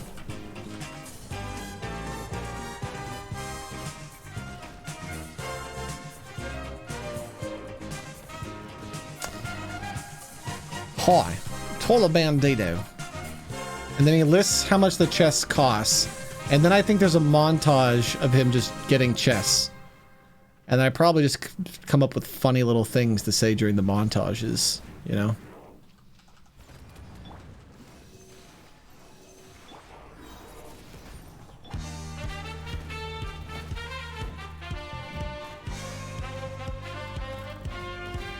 If you want to say big numbers on your screen, then you're gonna need chests.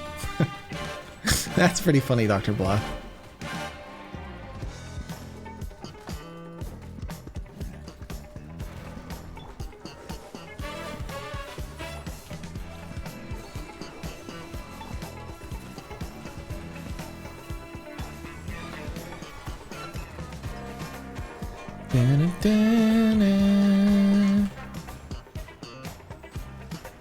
Some of you may think chest hunting is boring.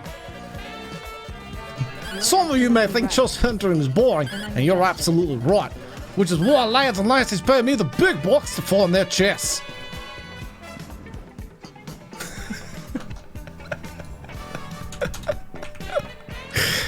Some of you may think...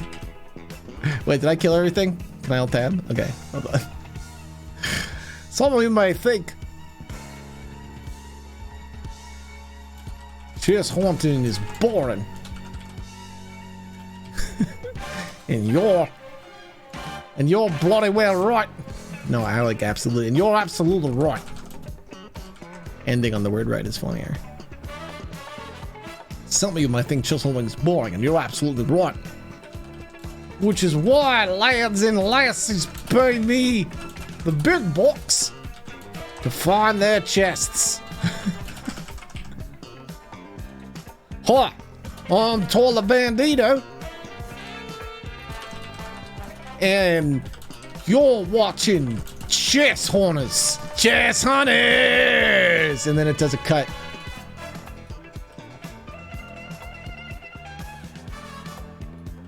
I think I'm getting a script here slowly. I'm basically right now just brainstorming this idea. Is what I'm doing. Because I've been wanting to make this for a while. I need to record all the footage, but the footage is as easy as going into your guys' games and kind of grabbing it real quick, right? Do I have to do anything? Do I have to do this? No. Because I need to be able to show this screen is empty for the video. Because one of the jokes is this in this game, for those of you who don't play, it's a free-to-play game. It's a gacha game. Let me show you the mechanic. I'll go in. And you buy your gems like in any game, and then you use wish, and you're like, am I gonna get something cool? Oh my god! And then the answer is no. Oh god, apparently I got Biomart loaded into me. You ruined my thing. I couldn't even see what crappy loot item I got from the gacha. Hi, I'm Tyler Bandito.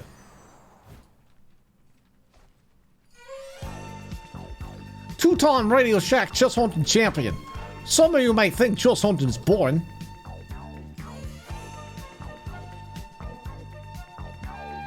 Hi, I'm Tyler Bandito, two-time Radio Shack Chess Hunting Champion.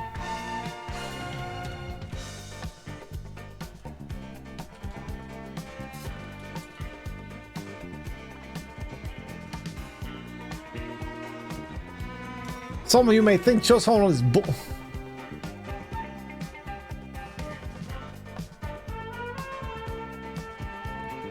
Okay, so I need to put meat in between this sentence. Hi, I'm Tyler Bandito, two-time Radio Shack Chess Hunter Champion.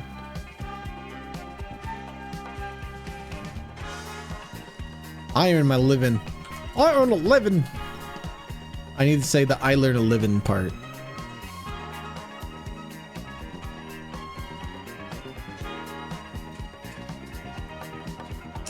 Let's see. I earn a living. How are we going to say this line?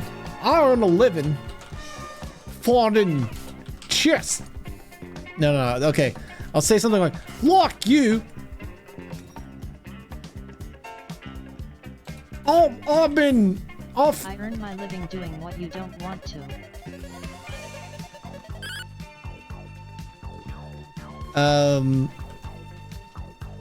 I need to establish the game first too, though.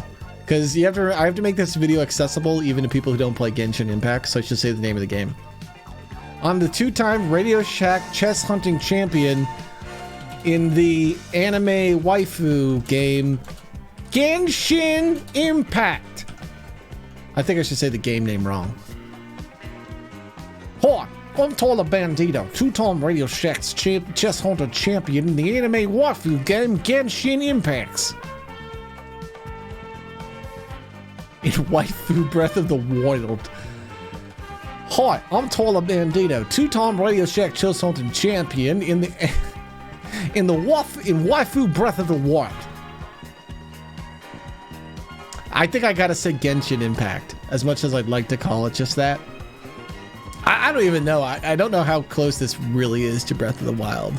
I'm assuming it looks really close, and there's some design features that were basically just lifted, but is the gameplay similar, like swords and stuff? I have no idea. I haven't played the Zelda one.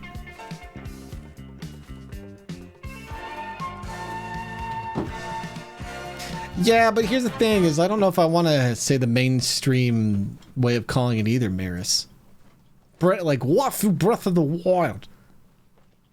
It's almost funnier just to say not a joke. Because remember, like, part of the reason why of this video and why it would be funny is the idea that this is real, right? So you really want your jokes to be hidden and not just out in the front. Because, like, if this is my job, I don't call it anime waifu Breath of the Wild, right? I call it what it is. because the joke is that you make a living doing this ridiculous task that is essentially playing the game. And the reason why that's funny is because if you play this game, this part of the joke is really only funny that people play the game. But if you play the game, like it's hilarious. The idea that there could be people who are paying other people to find chests in their game so that they can progress faster because you're progressing towards nothing. There's nothing left to do. So it's like progression for progression's sake. There's no reason to do it.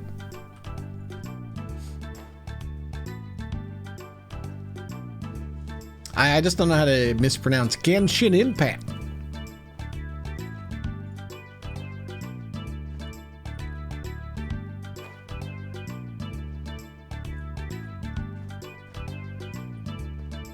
Are you out of breath hunting chests in the wild? See, that's pretty good. Yeah, maybe saying adding an S. Genshin.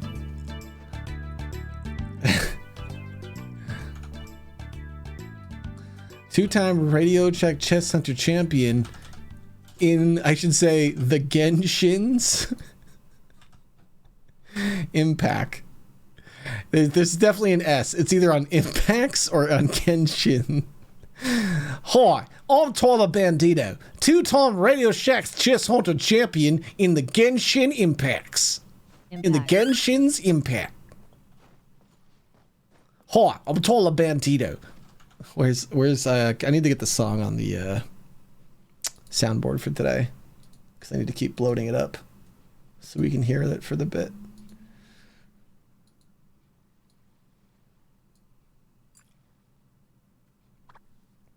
Impacts might be funny. Sing it with like an X. Hold on. I have to say it out loud to hear what it sounds like in this silly character voice.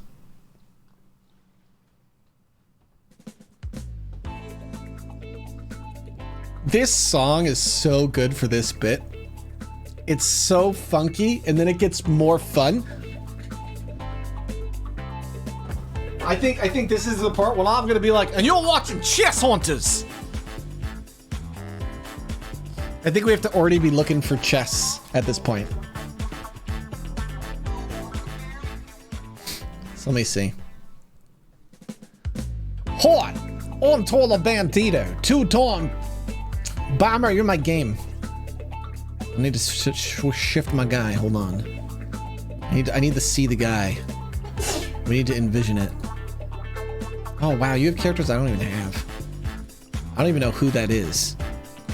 This cat lady? Oh, she looks awesome. She's electric. I need more electric people. Hi, I'm Tyler Bandito, two-time Radio Shack's chess hunter champion in the Genshin Impacts. They do, right? Because those are like soft chests.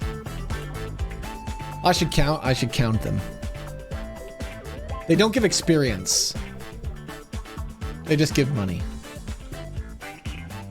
Nah, not enough time for the bit, Doc. The idea of this joke, in my opinion, or how I would like to do it, there's many ways. When I say nah, it's just how I would do this bit. It's not wrong. I often do that. I often say things I'm like, that's not how you do it, but I just mean that's not how I would do it. Because the way I want to do this bit is I want to get in and out real quick. I want to establish the world, get into chess hunters, find the chests, saying quirky one-liners and things relevant to the chess we're finding, and then get out of the joke. And then I'll end on a like, coming up next week, we discuss the... See, I kind of want to do a joke on like figuring... I was thinking of either doing a top 10 joke. The series has changed from when I first wanted to do this. It used to not be a in-character thing. It used to be like, hi, we're talking about Genshin Impacts. Next week on Talking About Genshin Impacts, we're going to be discovering how old are these people anyway? But that doesn't work. So I'm going to have to end on something chess hunting related. Next week on Chess Hunters, I could just do the boob. I could just end on a boob joke. I could end on next week on Chest Hunters. We got found a different kind of chest. And apparently it's worth even more money. Netflix shows to watch while hunting chests. Okay, I like that. I like that joke. It does feel too easy. That's why I like Biomart's joke more. Next week on Chess Hunters, we talk about which. See, that's, you know what the problem with that is? It's too brand heavy with Netflix. Next week on Chess Hunters, we're gonna find some more chests. Chess Hunters. Maybe it just ends as simply as that. And maybe that's why it has to be a 90-second video. The video has to get in and out so that you don't get sick of how I'm talking too fast, and you it's just over quick. It's just in and out. Presents this world, describes it, starts finding the chest, and then ends it. I want this to be the type of thing where people go, I would watch that YouTube series, because no, you wouldn't. I mean, you can make it funny. Chess Hunters would just be funny people walking around saying funny things, but it's not actually entertaining to watch people find chests.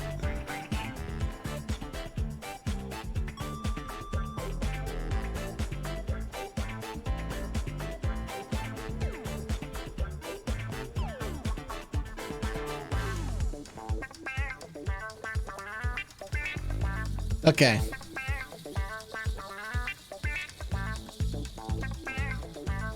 Hold on. I'm told. Let me hear it. I don't have to record the audio right now. I can just get the footage. I'm just trying to envision the entire script, and once I envision the entire script, then we go get the footage. Hi, I'm Tola Bandito, two-time Radio Shack's Chess Hunter champion in the Genshin Impacts.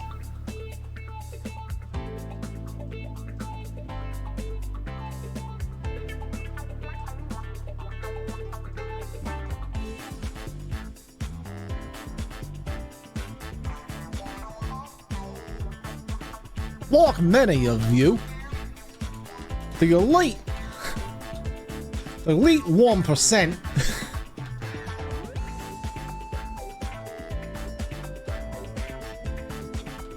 have run out of quests. Like, why would I say like many of you?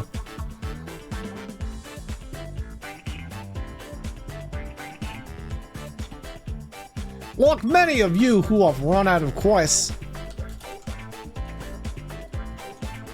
and spent all of your energy. What do they call energy in this game? They probably call it something silly.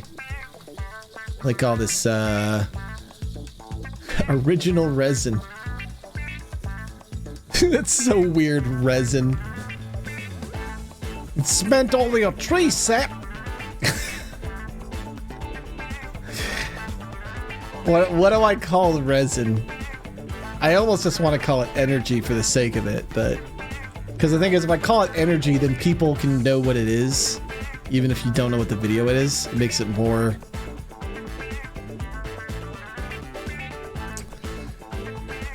This is the tricky part because it's just the intro, because the middle just becomes bits. Farmville points.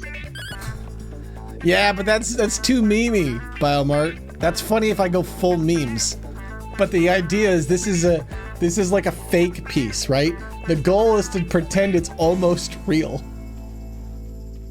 It's kind of like making an advert for something that doesn't exist.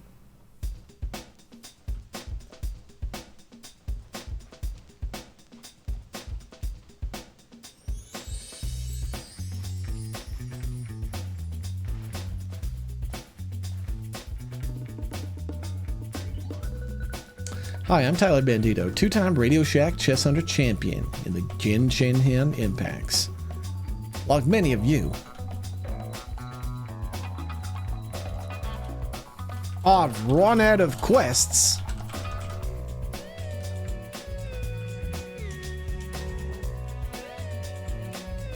Run out of resin. And run out of chests.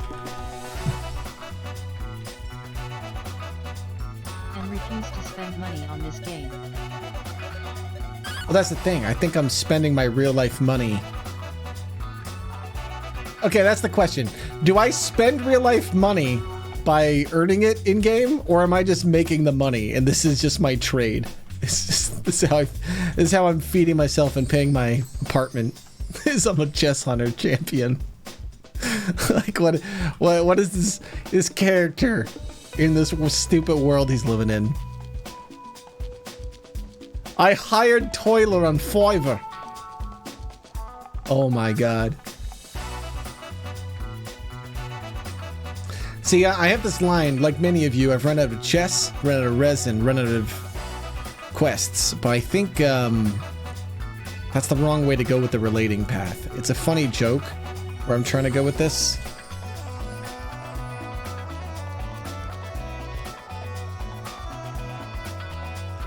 The elite 1% pay me the big dollars.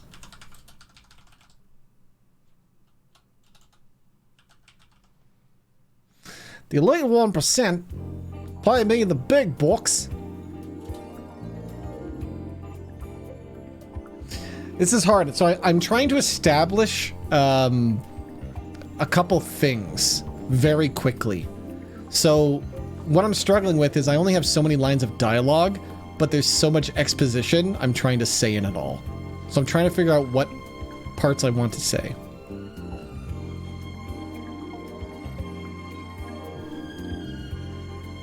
Because rich people paid Tyler to find chess, but I also need to kind of establish that finding chess is boring.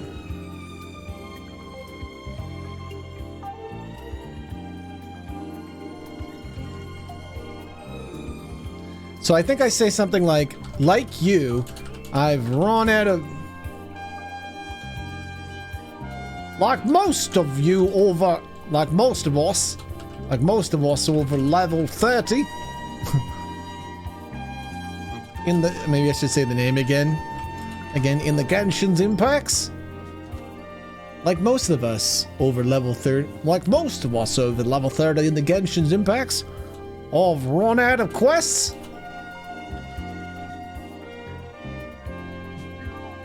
And spent all me energy.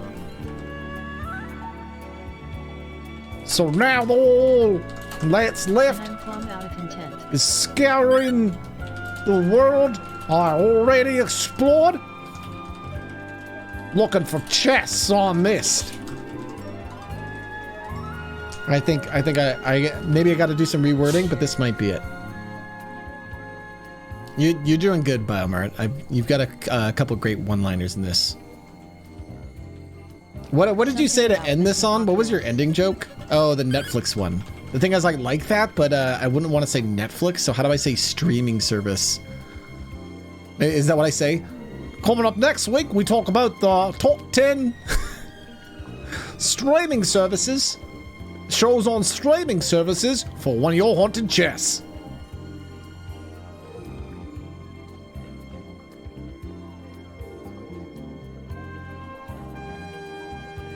So what can I do in the game for animation? Can I turn off my UI? I doubt it. I can walk. I can switch to walk mode. That's important. Gotta do that for the ad roleplay of it. That's actually good. There are no emotes. Can you believe that? A game where you can't do like slash dance and stuff. So all I got is like the idle animation to work with. This guy's idle animation is top tier though. KZ has an okay animation to it. Yeah, that has a, oh, it has an E to it? Hold on, let me see the coin flip. God, how long do I have to idle for coin flip to go off?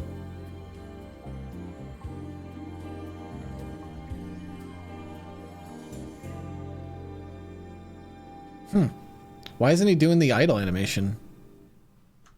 I wonder if it's because I'm... Like, normally it feels pretty fast. Oh, I could end it on an ad too, Rethgal. That's funny. Yeah, but Barbara doesn't have the right voice for this bit. There he goes. That's gonna be good because I can get like close-ups of that, of him doing that, and I'll get different angles. I'll have a lot of standing shots, hoi, and a lot of close-up shots, hoi. That's what I'll do. I'll do lots of different zoom-in shots. Coin flip is on brand. Yep. Okay. Let's hear the bit. Hi, I'm Tyler Bandito, two-time Radio Shack's chess hunting champion in the Genshin Impacts. Like most of us lower level items. Like most of you.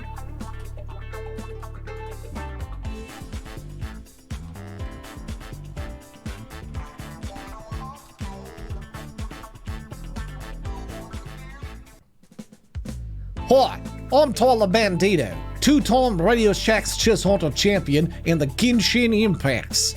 Like most of you over level 30, I've run out of quests, spent all my energy, and all that's left is scouring the world and looking for chests. Some of you may think chess hunting is boring, and you're absolutely right, which is why the rich lads and lassies of the world pay me the big bucks to find their chests. Hi, I'm Tyler Bandito, and you're watching Chess Hunters. Okay. Like most of you over level 30, I've run out of quests. And spent all me energy. So now all that's left is scouring. I don't like the word scouring. Is traveling? Is all...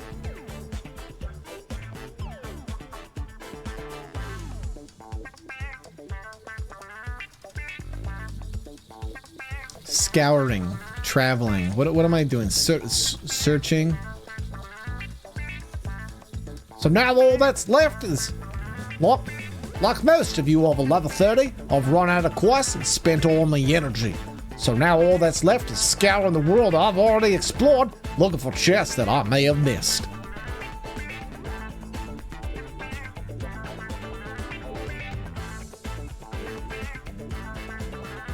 Now some of you might think chess hunting is boring, and you're absolutely fucking right. I don't think I need to swear. And you're absolutely right, which is why the rich lads and lassies pay me the big bucks to find their chests. Can I put in the ka-ching sound?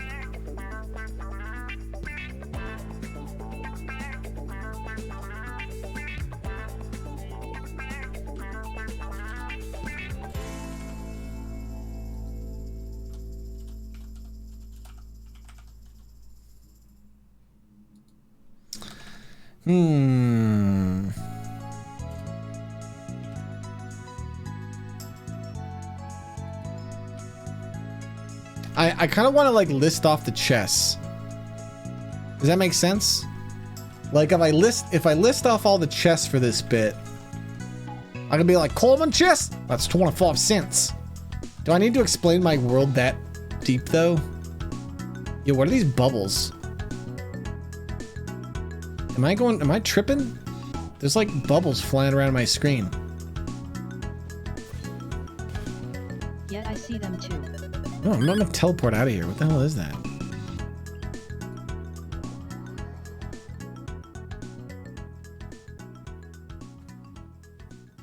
Combing the area. Like most of us over level 30, I've run out of quests and spent all my energy. And now all that's left is Coleman. I can't say Coleman in this accent. So sometimes I have voices and it limits what words I can say. So now all that's left is Coleman I can't say Coleman the world in the same voice. So now all that's in a funny way that I would enjoy. So now all that's left is Coleman the world. Yeah. That's exploring. Oh, constant pancakes. Exploring. Like most of you over level 30, I've run out of quests and spent all my energy, so now all that's left is exploring this here empty world. So all that's left is exploring this here empty world. Looking for chests I may have missed. Luxurious and worthless.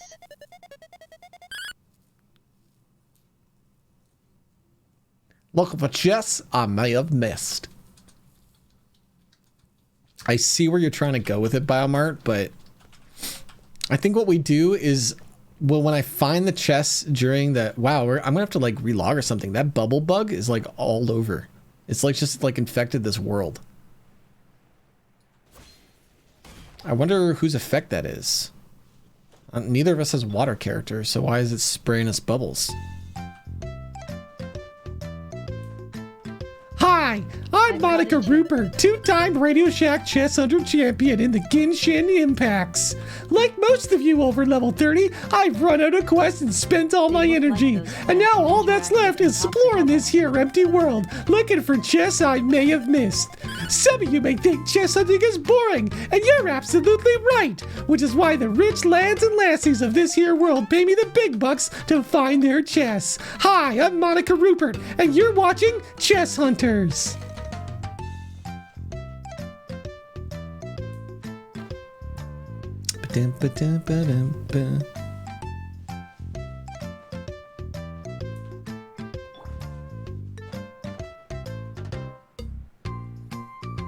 Okay. So that's the starting bit. So now I just gotta find chests. Can you see chests with elemental vision? Probably. I think I just gotta go start doing bits that I can use. So let's do this.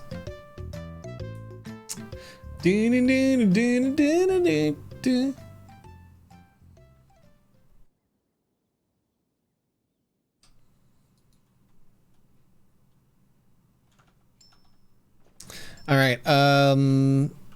Who's online? We got a chest hunt in your world. Gotta find chests.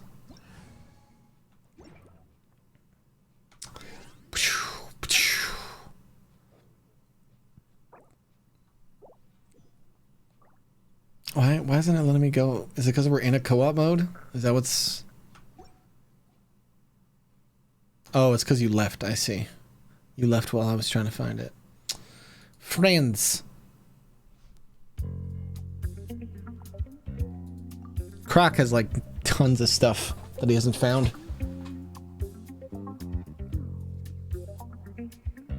All right, time to find some chests. Is the game set to Genshin, or am I still on just chatting? Oh, thank you, Megan. I appreciate that.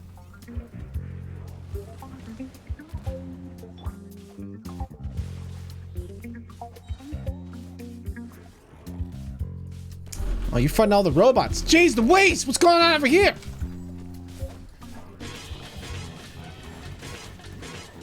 It's okay. I had my Noelle ult up. So I'm just gonna spin to win, baby. Spin to win! Hold down the button. Critical for 2,000. That's all I gotta do. Next mob. Where is he? They all dead? Dead. Alright. Hi, I'm Tyler Bandito. And today on Chess Hunters, I'm here looking for a chest. I got my mate Crocodile Dundee right there.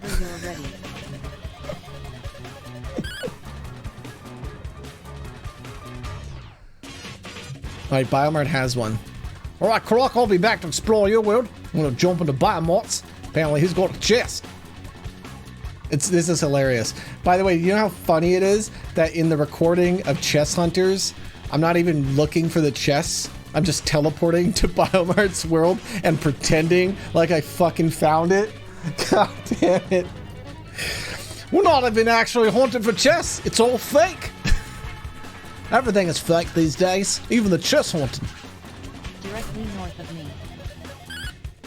Wait, did I join your world? I didn't join your world yet.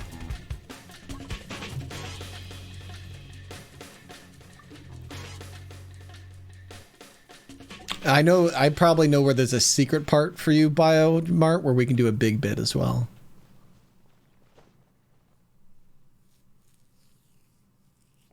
Tyler's a fraud. I can't believe it. You don't have to, Croc. You if you want, you just keep signing it. Chest. I appreciate that. All right. Hold on. Talking game right now, Biomart, so your words don't go across the screen, because then we can actually use all this footage. We don't have to use any of the audio. Wait, do I have to use any of the audio? Nah, fucking I don't have to use any of the audio. If I do, I'll just double mask it. Hi, I'm Tyler Bandito, and today on Chess Hunters, we're looking for a client by the name of Bio, looking for a chest. Now I here got the little tip from this here last name Lynn that there may be a chest off to the north. Thanks there, Lynn. Appreciate that. I'll keep my peepers out open for it. Oi, what's that over there in the distance? Oh, that be a chest. Now if that's a common chest, well that'd be 25 cents. If that's a precious, well that's $1. But if it's an exquisite, oh that'd be a total of $3.50. And my God, if it was the white whale, the luxurious chest herself, oh that'd be an entire meal for me. Me and my mates. Now, all right, here we got a problem. How are we gonna get up that hill? I guess we'll just have to maybe climb it. I'll try climbing it.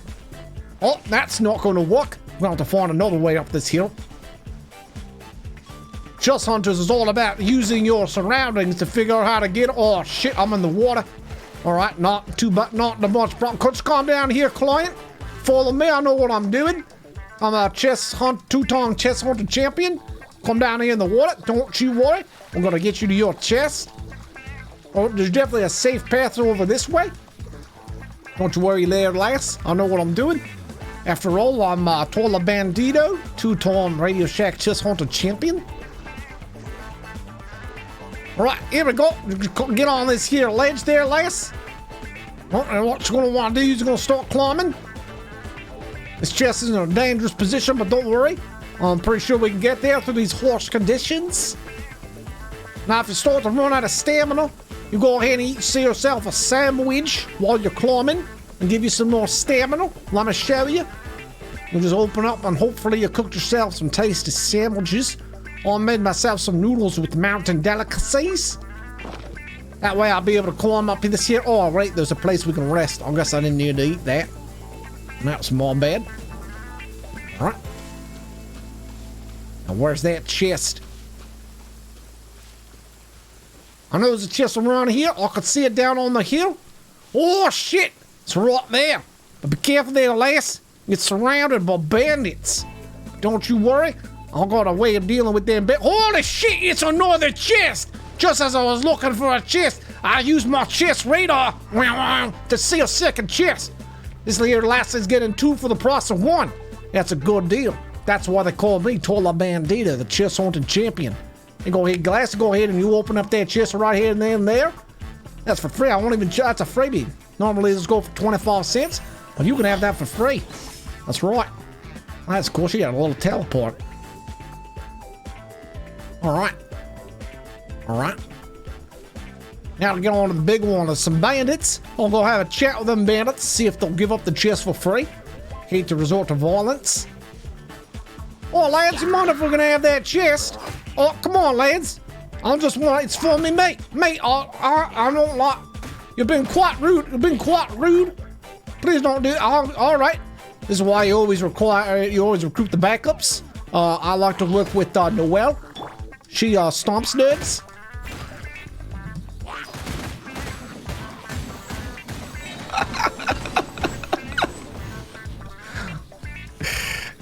All right. That's why they call me the chess hunting champion. I only work with the best. There you go, lass. Got yourself another chest. That'll be 25 cents. Chess hunters!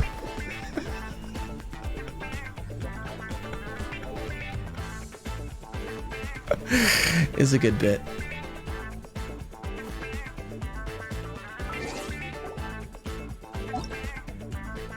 Is a good bit. Oh shit, hold on. I'm gonna join Biomart. I'm gonna take Biomart to a pack of 3. Biomart, you need to play a different character. I need to work with different clients. That's a big thing. I gotta work with different clients, so I can work with Bio again, but he'll have to be like in another bit.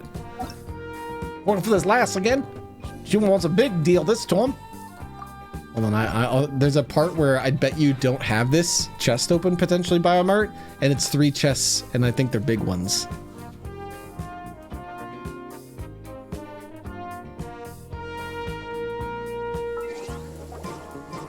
This is the type of thing where, I mean, look, if this video got millions of views, okay, I would actually get a couple of us role players together and we would just go do this on stream and edit it up into some videos. Because, like, hey, if people enjoyed it, I would go do it more. Because it writes itself. It's funny to just run around and play slow. That's the truth of it. If you just play games slow, it's always really fun because then you can just savor them more. Right, come over here there, Biomart. I gotta have someone different than Noelle this time.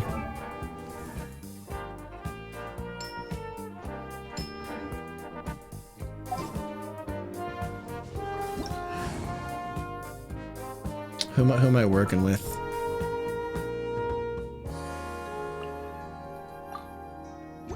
Oh shit! No, I need my boy Doe too.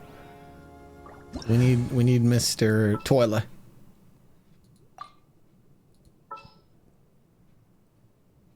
I love that it's the name Tyler. It's so funny.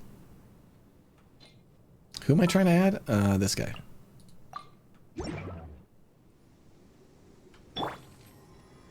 All right, here we go.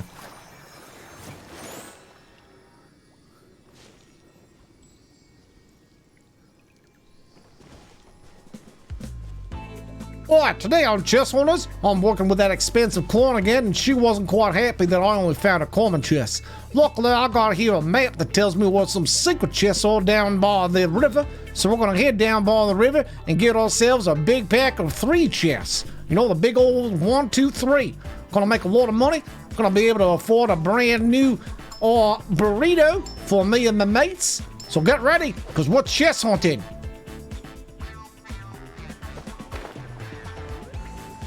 Alright, now to get to this here chest, we're gonna need to take a route that most people don't really take. We're gonna have to travel it by land and by sea, and then by land, and then by sea again, and then by land. So I thought first things first here, lass, we'll stop by the local village and ask for if they got any tubes. Because if they got some of them tubes, we can just go down Lazy River. But if they don't got tubes, then I'm afraid we're gonna have to climb the mountain.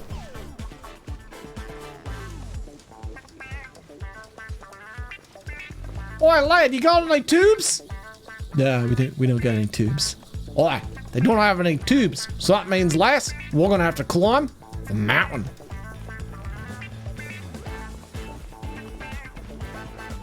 Now that's one here big ass mountain there, lass. We're gonna have to find a nice place to climb it up. Hop, hop, hop, hop. I'm gonna check here my map. Alright. I've got a game plan to get up there mountain. You're going to have to follow me close. They don't call me Tola Bandito because I'm an amateur chess hunter. Trying to swim across that lake? That's dangerous. Luckily for old Tola, I got a trick up me sleeve there, lass. Watch this.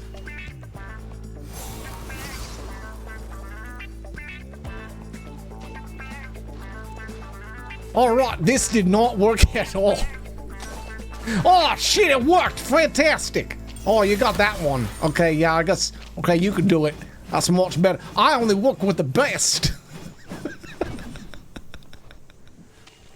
Hi, I'm Tola Bandito. Right now, me and my mate, we're trying to cross this river. It's gonna be quite a lot of work though. There's a lot of river to go. Luckily, me and my mate, we know a thing or two about getting across the river. There we go. All right, quickly now, the water is melting. Over here to the next one.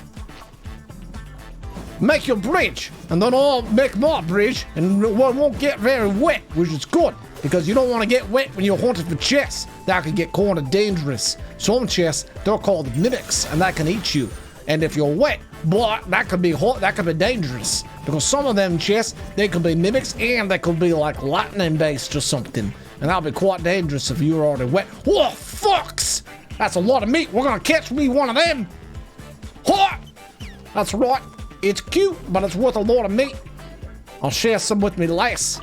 That's an extra tip working with old Toiler. You get some meat on the side. Well, I made it to the other side of the mountain, but now we're gonna need to climb the mountain. Gonna have to find a good spot to get up.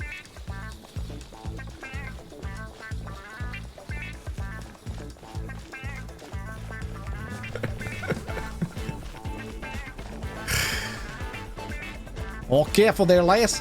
There's birds. And you know what they say, where there's birds, there's turds. Oh, another lake we're gonna cross. Don't worry, lass. Oh, you didn't have to get wet. I could have frozen it for us. See? Okay, I'm gonna just jump that. You didn't need to do that one, was overkill. Wait. Wait, you smell that? You smell that, lad? I'll smell some chests. That's right. I smell some shit. Oh shit, watch out! Watch out, lass! There seems to be some sort of plant. Oh, I didn't sign up for this. Fuck that. I'm getting out of here. I hunt chests, I don't hunt monsters. What can you do with that yourself? You shouldn't have pulled it. That's right.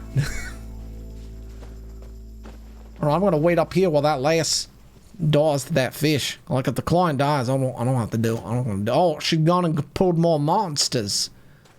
Oh, I didn't sign up for any of this bloody mess. Oh, the hot chest. Speaking of which, you smell that, lads? Let's play Where's Waldo, but there's a chest. Can you see it, lads? Take a good look with your eyes. Can you see it? It's right there. Can you see the chest? Oh, I can see it. Look at me. I can see it through my matrix. It's right there. Do you see it? Hold on, let's wait for that lass. Lass, are you down there? Oh, there she is. Oi, there's a chest right here, lass. That's right behind this box. Oi, didn't even see that chest. Just have to deal with these locals. They don't really like it when I take their chests. Oh, they're incredibly strong. Luckily, I got ice magic and a friend that can nuke them to oblivion. Oi, I'm Total Bandito, and I only work with the best.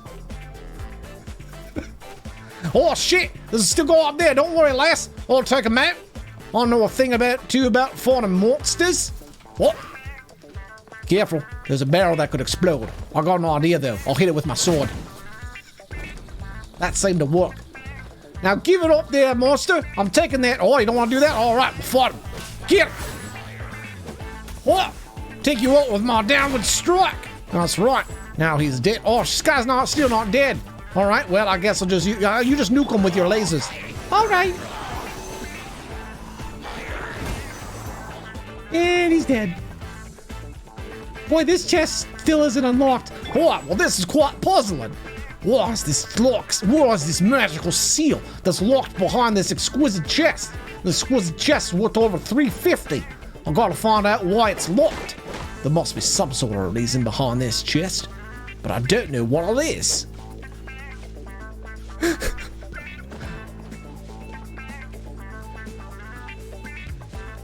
Wait, why did you unlock it? Oh, shit.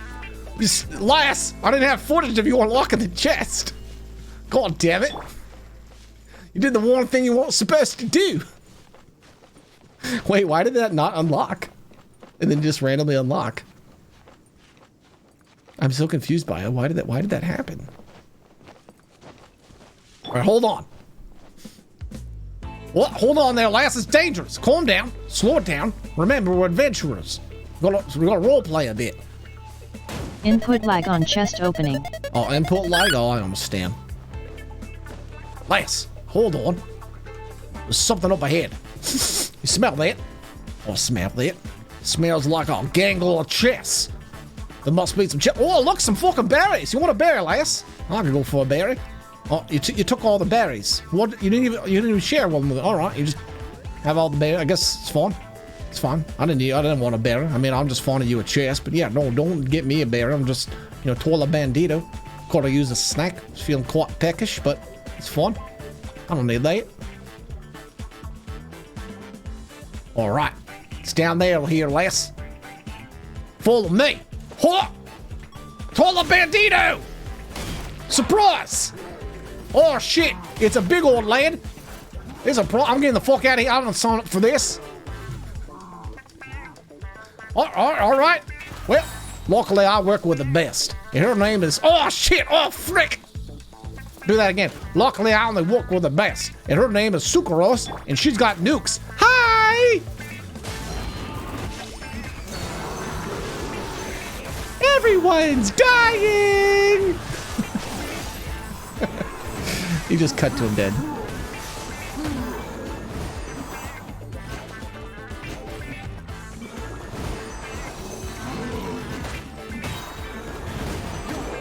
Time to finish him off with my ice attack. Oh, I did it. Very good. Smell that there, lass. I smell some chests. Bloody hell! It's the motherload.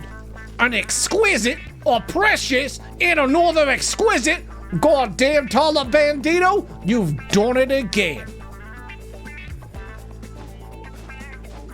I'm the best damn treasure hunter you ever seen in this here Radio Shack.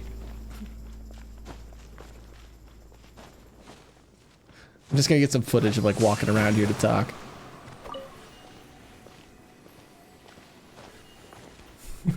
That's why I marked this one down, because I was like, this is just a great place to take people anyway, but the fact it's got 3 chests. Alright, you can go ahead and leave it there, Bio. Although I'm like stuck down here. There we go. Walk away from the chest being opened.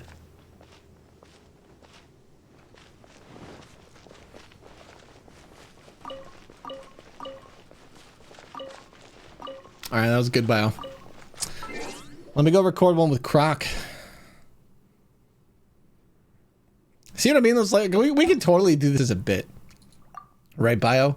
You're doing this as a bit, we're not even in voice. Just fucking half-ass slowly playing. I purposely didn't level up this guy, because I was kind of thinking that this might be the guy. It was either this, or I was going to use, I was thinking about using the Traveler, and I was like, but my Traveler's all leveled up, so I didn't really want to use him. I thought about using Klee, so I didn't level up her, and I thought about using this guy, because she's like kind of funny and small. But this guy just seems like the most huntery guy. I'm gonna go get some studying done. Alright, bud. Thanks for all the help today, Biomart. Give yourself a good one. I'll pop back in later, TN, if you are still around. Oh, I'm probably going to be winding down soon. I think I'll get we'll get some footage here with Croc, and then I probably have enough to like stitch this together with just some other panoramic scenes. All right, so you got a wood chest there. You got another chest down there. Oh, but then we're gonna get surprised by a robot. I like that. Okay. So here's what I'm thinking, Croc. How can we get to here?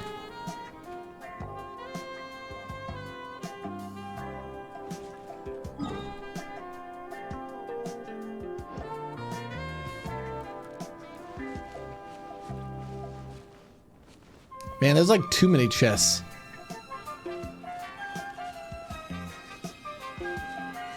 Yeah, but it's so this is less about finding lots of chests.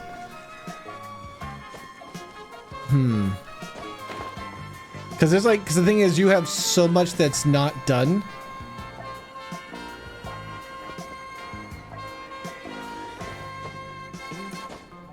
Okay, let's let me path this out, because we can do this. We'll make this the fast montage bit. So let's speed run this, Croc.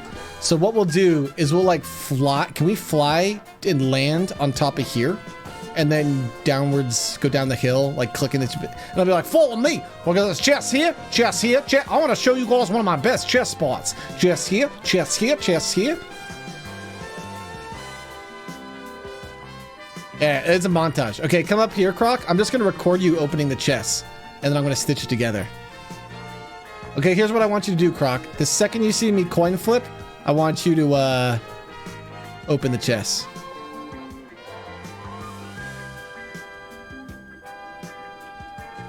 I wish I could not be like that close. I need to be as close without opening it.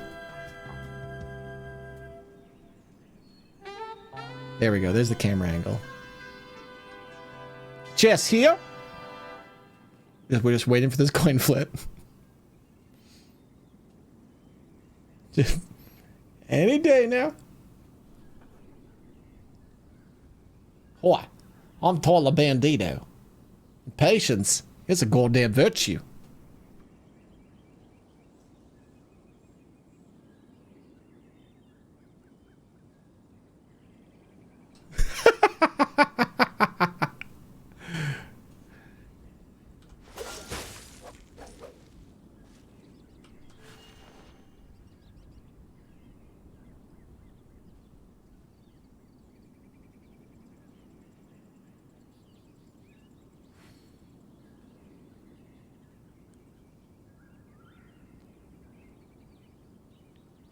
What the hell, Croc? Why won't he do it? I'm gonna jump.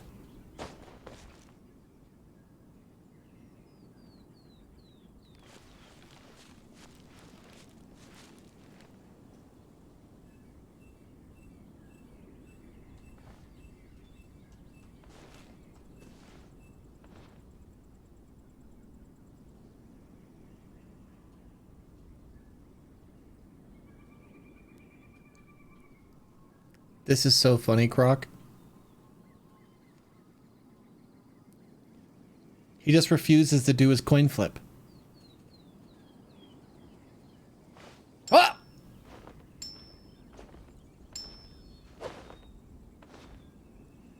I guess Croc didn't see it. I mean, I can stitch it together. Did you see it on your side, Croc, or was it just my side? Yeah.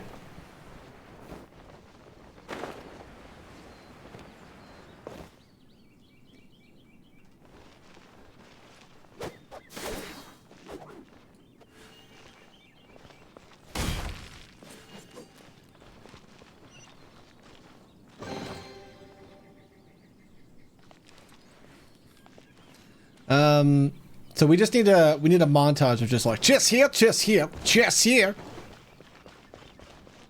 Let me get like an angle before you shoot it though every time.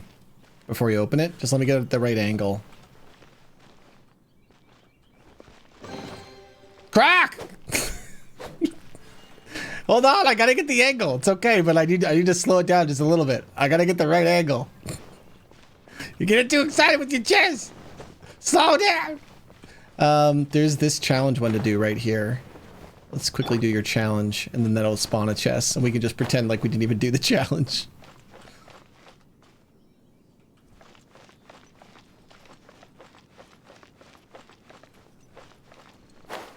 Man, there's a ton of chests in this area, huh?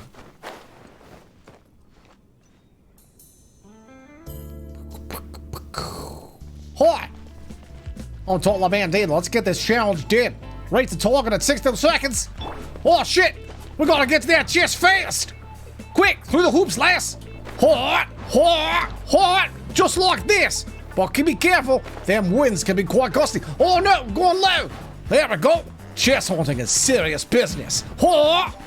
Hot! Oh shit, I just went in a loop. I actually don't know where I'm supposed to be flying to for this here chest. Or there's actually kind of a lot of chests. Which one am I supposed to be flying to? I'm not sure. Where exactly? What am I doing in 20 seconds? I'll just know I'm chest hunting.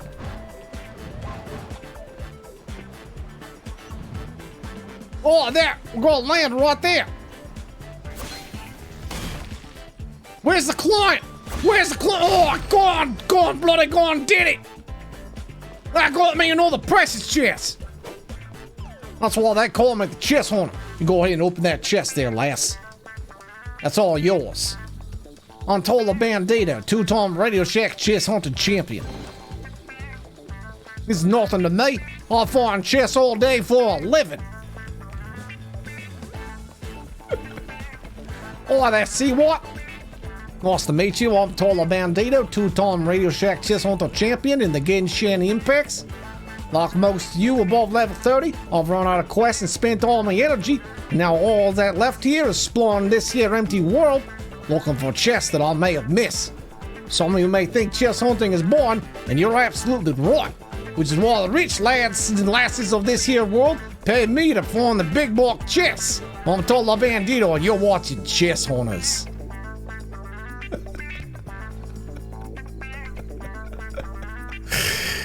Alright, Croc, where's the other chest we're gonna do for this fake bit we're doing about haunted chests? There's like another one down here or something.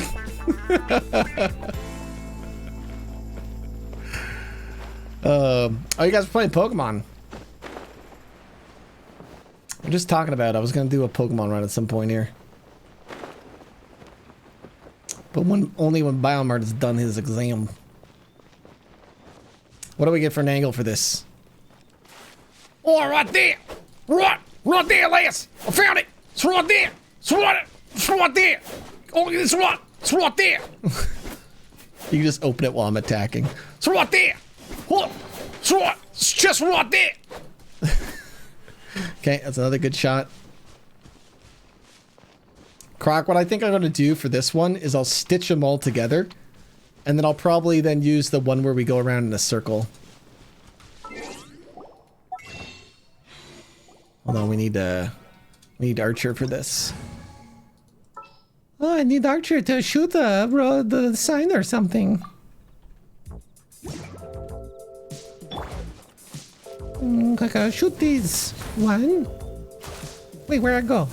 2. MLG champion. Did it. Oh, got you another exquisite chest there, lass. That's another $350. I'm making big money today.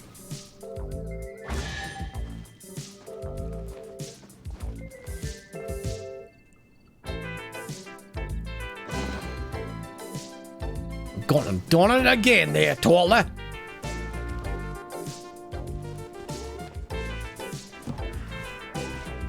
Wait, did you trigger this thing again? I'm confused. I saw those bubble things go up again. That was weird. This game's so buggy in some ways. I saw you playing this, Crooked. What do you think? Oh, that means another chest. Although I don't have a character that can kill the mobs. So 1 second there, Croc. Unless you want to go kill them. I gotta work with that old Noel.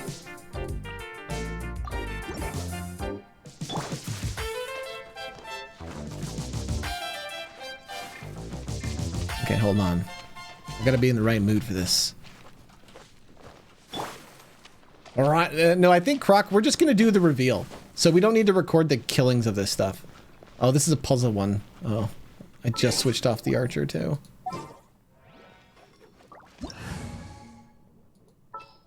I think you want to savor this game, Croc. I don't think it's a game you rush through, because you literally just run out of content. I'm at the point where there's nothing left to do. You just kind of log on and do your dailies and stuff. And the thing is, like, the problem with a game like that is once you get to the point where you just log on to do like an hour's worth of content and you're just doing the daily grind, is eventually just the new game feel wears off.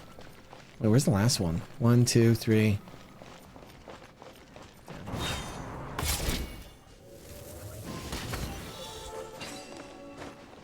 Alright, I kind of got rid of the chest hunter guard there. That's not good. We need him for the bit.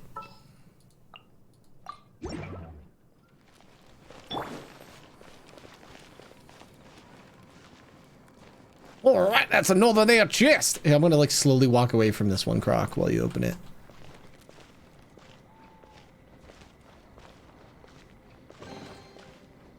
Chest hunters.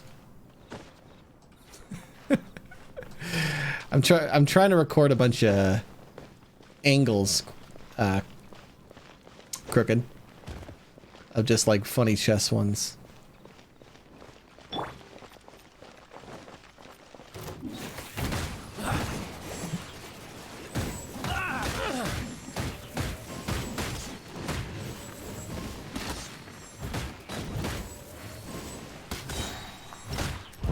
You know, I never play an Archer, But in multiplayer, I bet you they're mad fun because there's always other characters that can tank the mobs.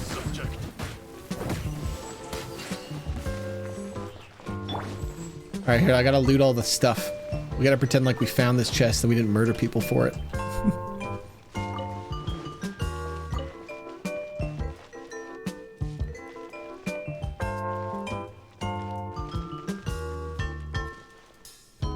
Let's try to get another fun angle. I'm gonna try to see if I can get an angle where it's like your feet at the ground.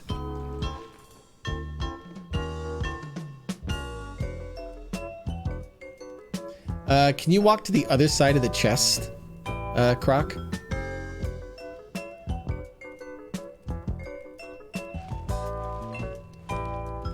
Sorry, I meant the other side. Basically, I want you to be in frame here. I guess you can, there you go. Yeah. If you scoot a little bit more over so you're in frame, I think you'd be good. And then you can open it. There you go. That looks good, doesn't it? Found another chest right here. See, now you're blocking me. Lass, I wasn't in the frame. That was the one spot you could have been. That's okay. It'll all look good in the end. You like overcorrected yourself. It's okay, bud. Oh, we'll make it work. Just gotta stitch together in a fun way. There's probably more chests around here, isn't there? Oh, there's another one over there.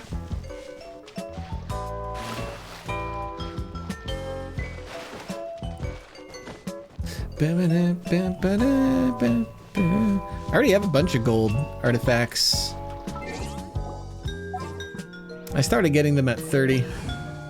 At 40 is probably when you get them off, like, more consistently, but I already got a really good one on my Noel. For the time being, anyway. Because I got one that I could equip a set bonus. Woo! I got one that the gladiator one that let me have a set bonus. It was the right stat. It was attack, and it gave me crit rate and crit damage. So I was like, that's pretty good. Pretty satisfied with that.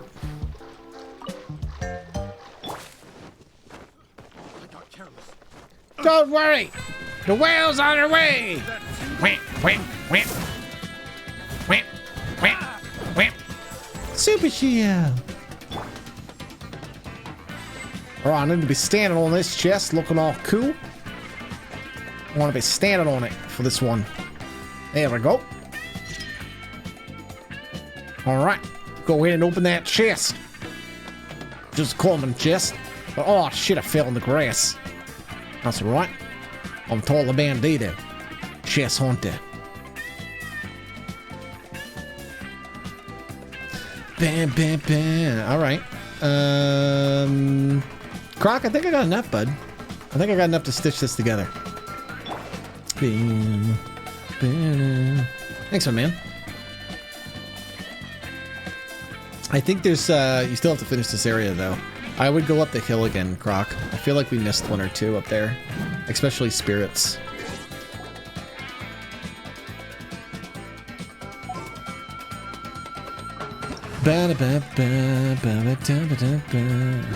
What am I trying to do?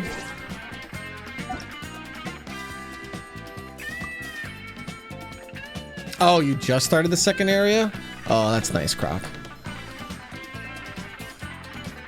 Mana was telling me that as you increase your AR, they they add new chests to the game. And I think Mana's right.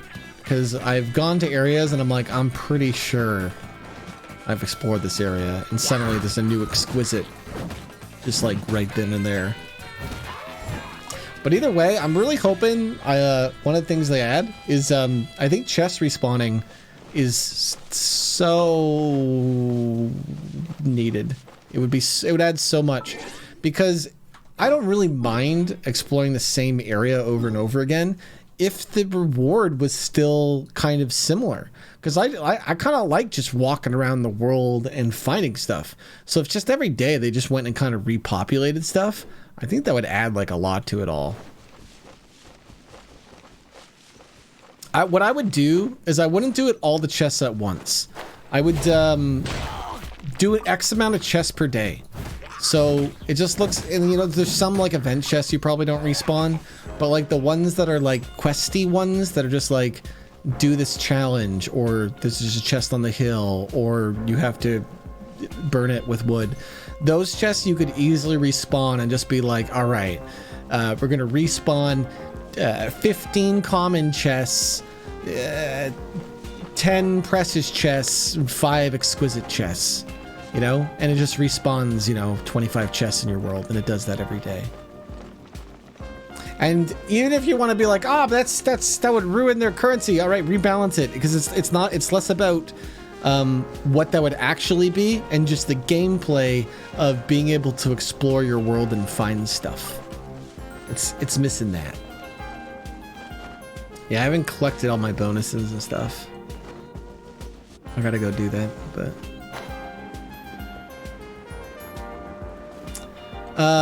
they definitely, like, I think one of the things, oh hey, look at that, chest hunters.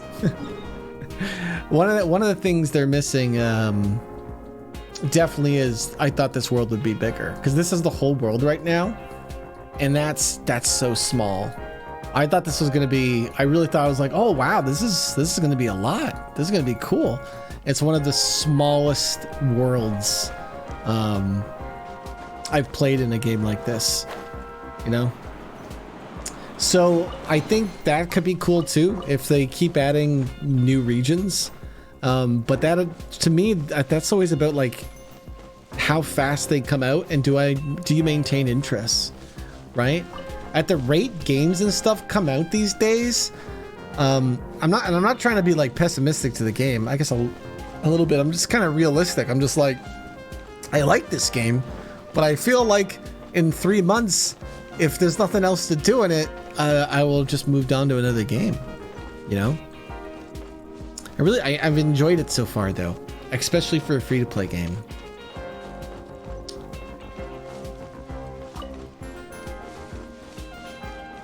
I think the gacha system is it's poorly designed. Cause like I feel like it's only preys on the big spending customer, and I don't know why. Like, I guess that's just where the money is, and it's so upsetting, because if they had just offered me stuff, it's just like, hey, spend $10 and you can unlock all the characters, just the first level. I'd have been like, high five, I'm doing it. But it's so focused on the gacha part.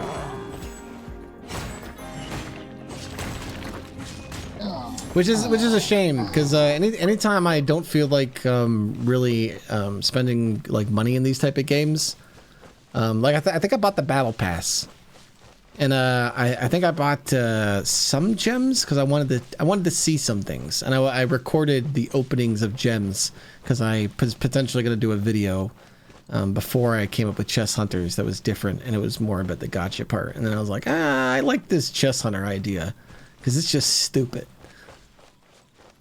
I did that once too. I had this entire video for Overwatch, and I think it was like 90% complete, and I never finished it. And the video had me opening like a bunch of loot boxes for stuff, and I just never ended up finishing the video. And I felt so dumb, because I didn't even care about the loot boxes or anything in it. I just did it for the video and then didn't finish the video.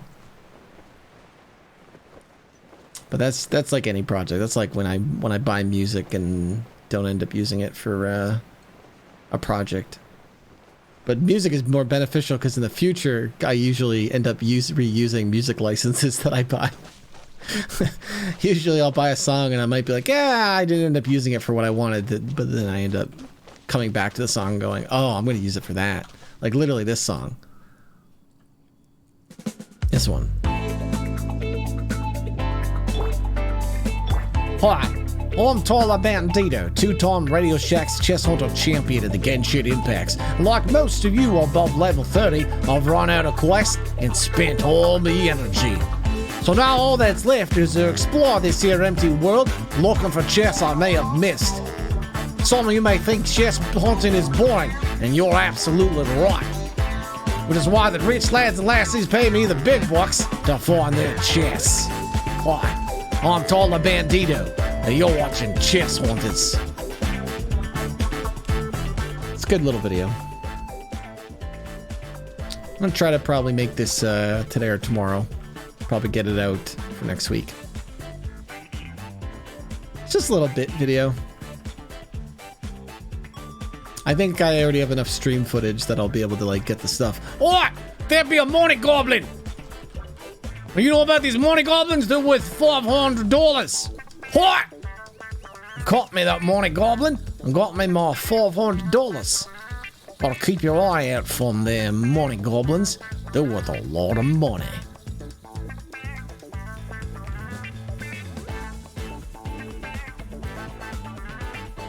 There's a lot of places you can go online to get royalty-free music. A lot of the good stuff is all paid websites, and usually you can buy them in packages. And then what you do is you wait for their sales, and then you buy the music in packages, or you can buy singular songs. I do both. Because sometimes there's just some really good singular songs, and you can buy a music license for anywhere from like $30 to $60. I mean, they go for more than that, but the ones I usually buy go for something like that. And it's like American.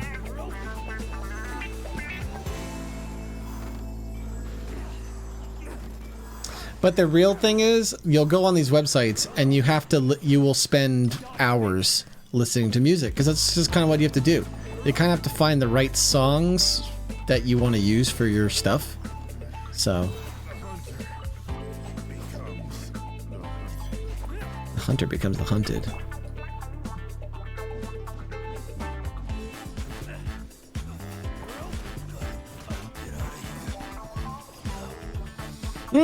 Chad, I think that's gonna do it for me. I'm all out of energy today. Like here, have a golden cheese. Like I said earlier, I got up quite early today, which is why I was starting my stream earlier. And I would have started stream even earlier than that, but I decided to have Megan give me an old haircut here. It came out well. It came out good. But yeah, I think that's going to do it for me tonight. Thank you guys for joining me. I think we're going to do a stream on the weekend here. We're going to do meme stream on Saturday. Last week, Purple's internet ran out, but I'm hoping we can get a full, like, 2-3 hours in this weekend. And then on Sunday, we might do something else. We might do just, like, an old Pokemon or something. That might be fun. We'll see, though. I got a lot of projects in the mix. Starting to work on the Christmas show. If you want to help with some of the projects, reach out in the Discord. I'm probably going to make like a channel that talks about all the projects we're working on right now, so people can get caught up to speed and be like, oh, that's what we're doing with that. Okay, I'd like to help with that.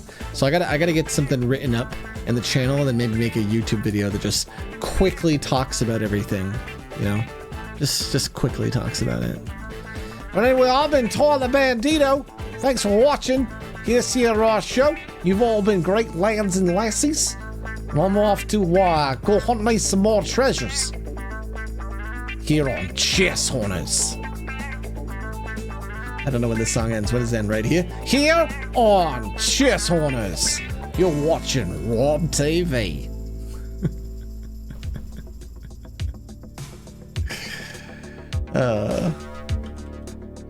Thank you guys for all the love, the support, the gift subs, everything. You guys have been great.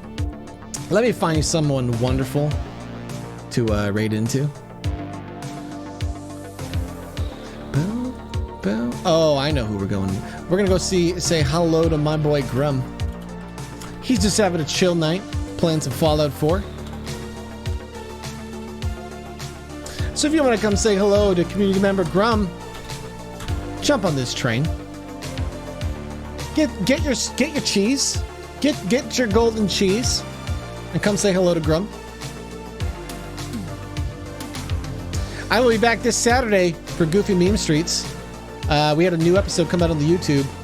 So if you want to go to memestreet.robtv, you can check that out too. But yeah, you guys have been great. You guys have yourself a wonderful day. And I'll see you guys this weekend for more goofs.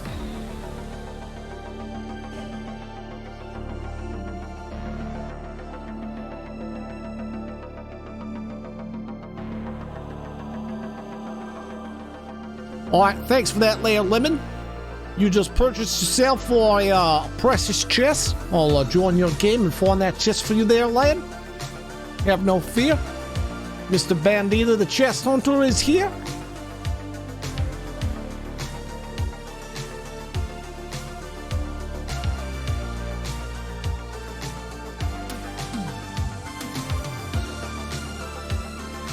Good.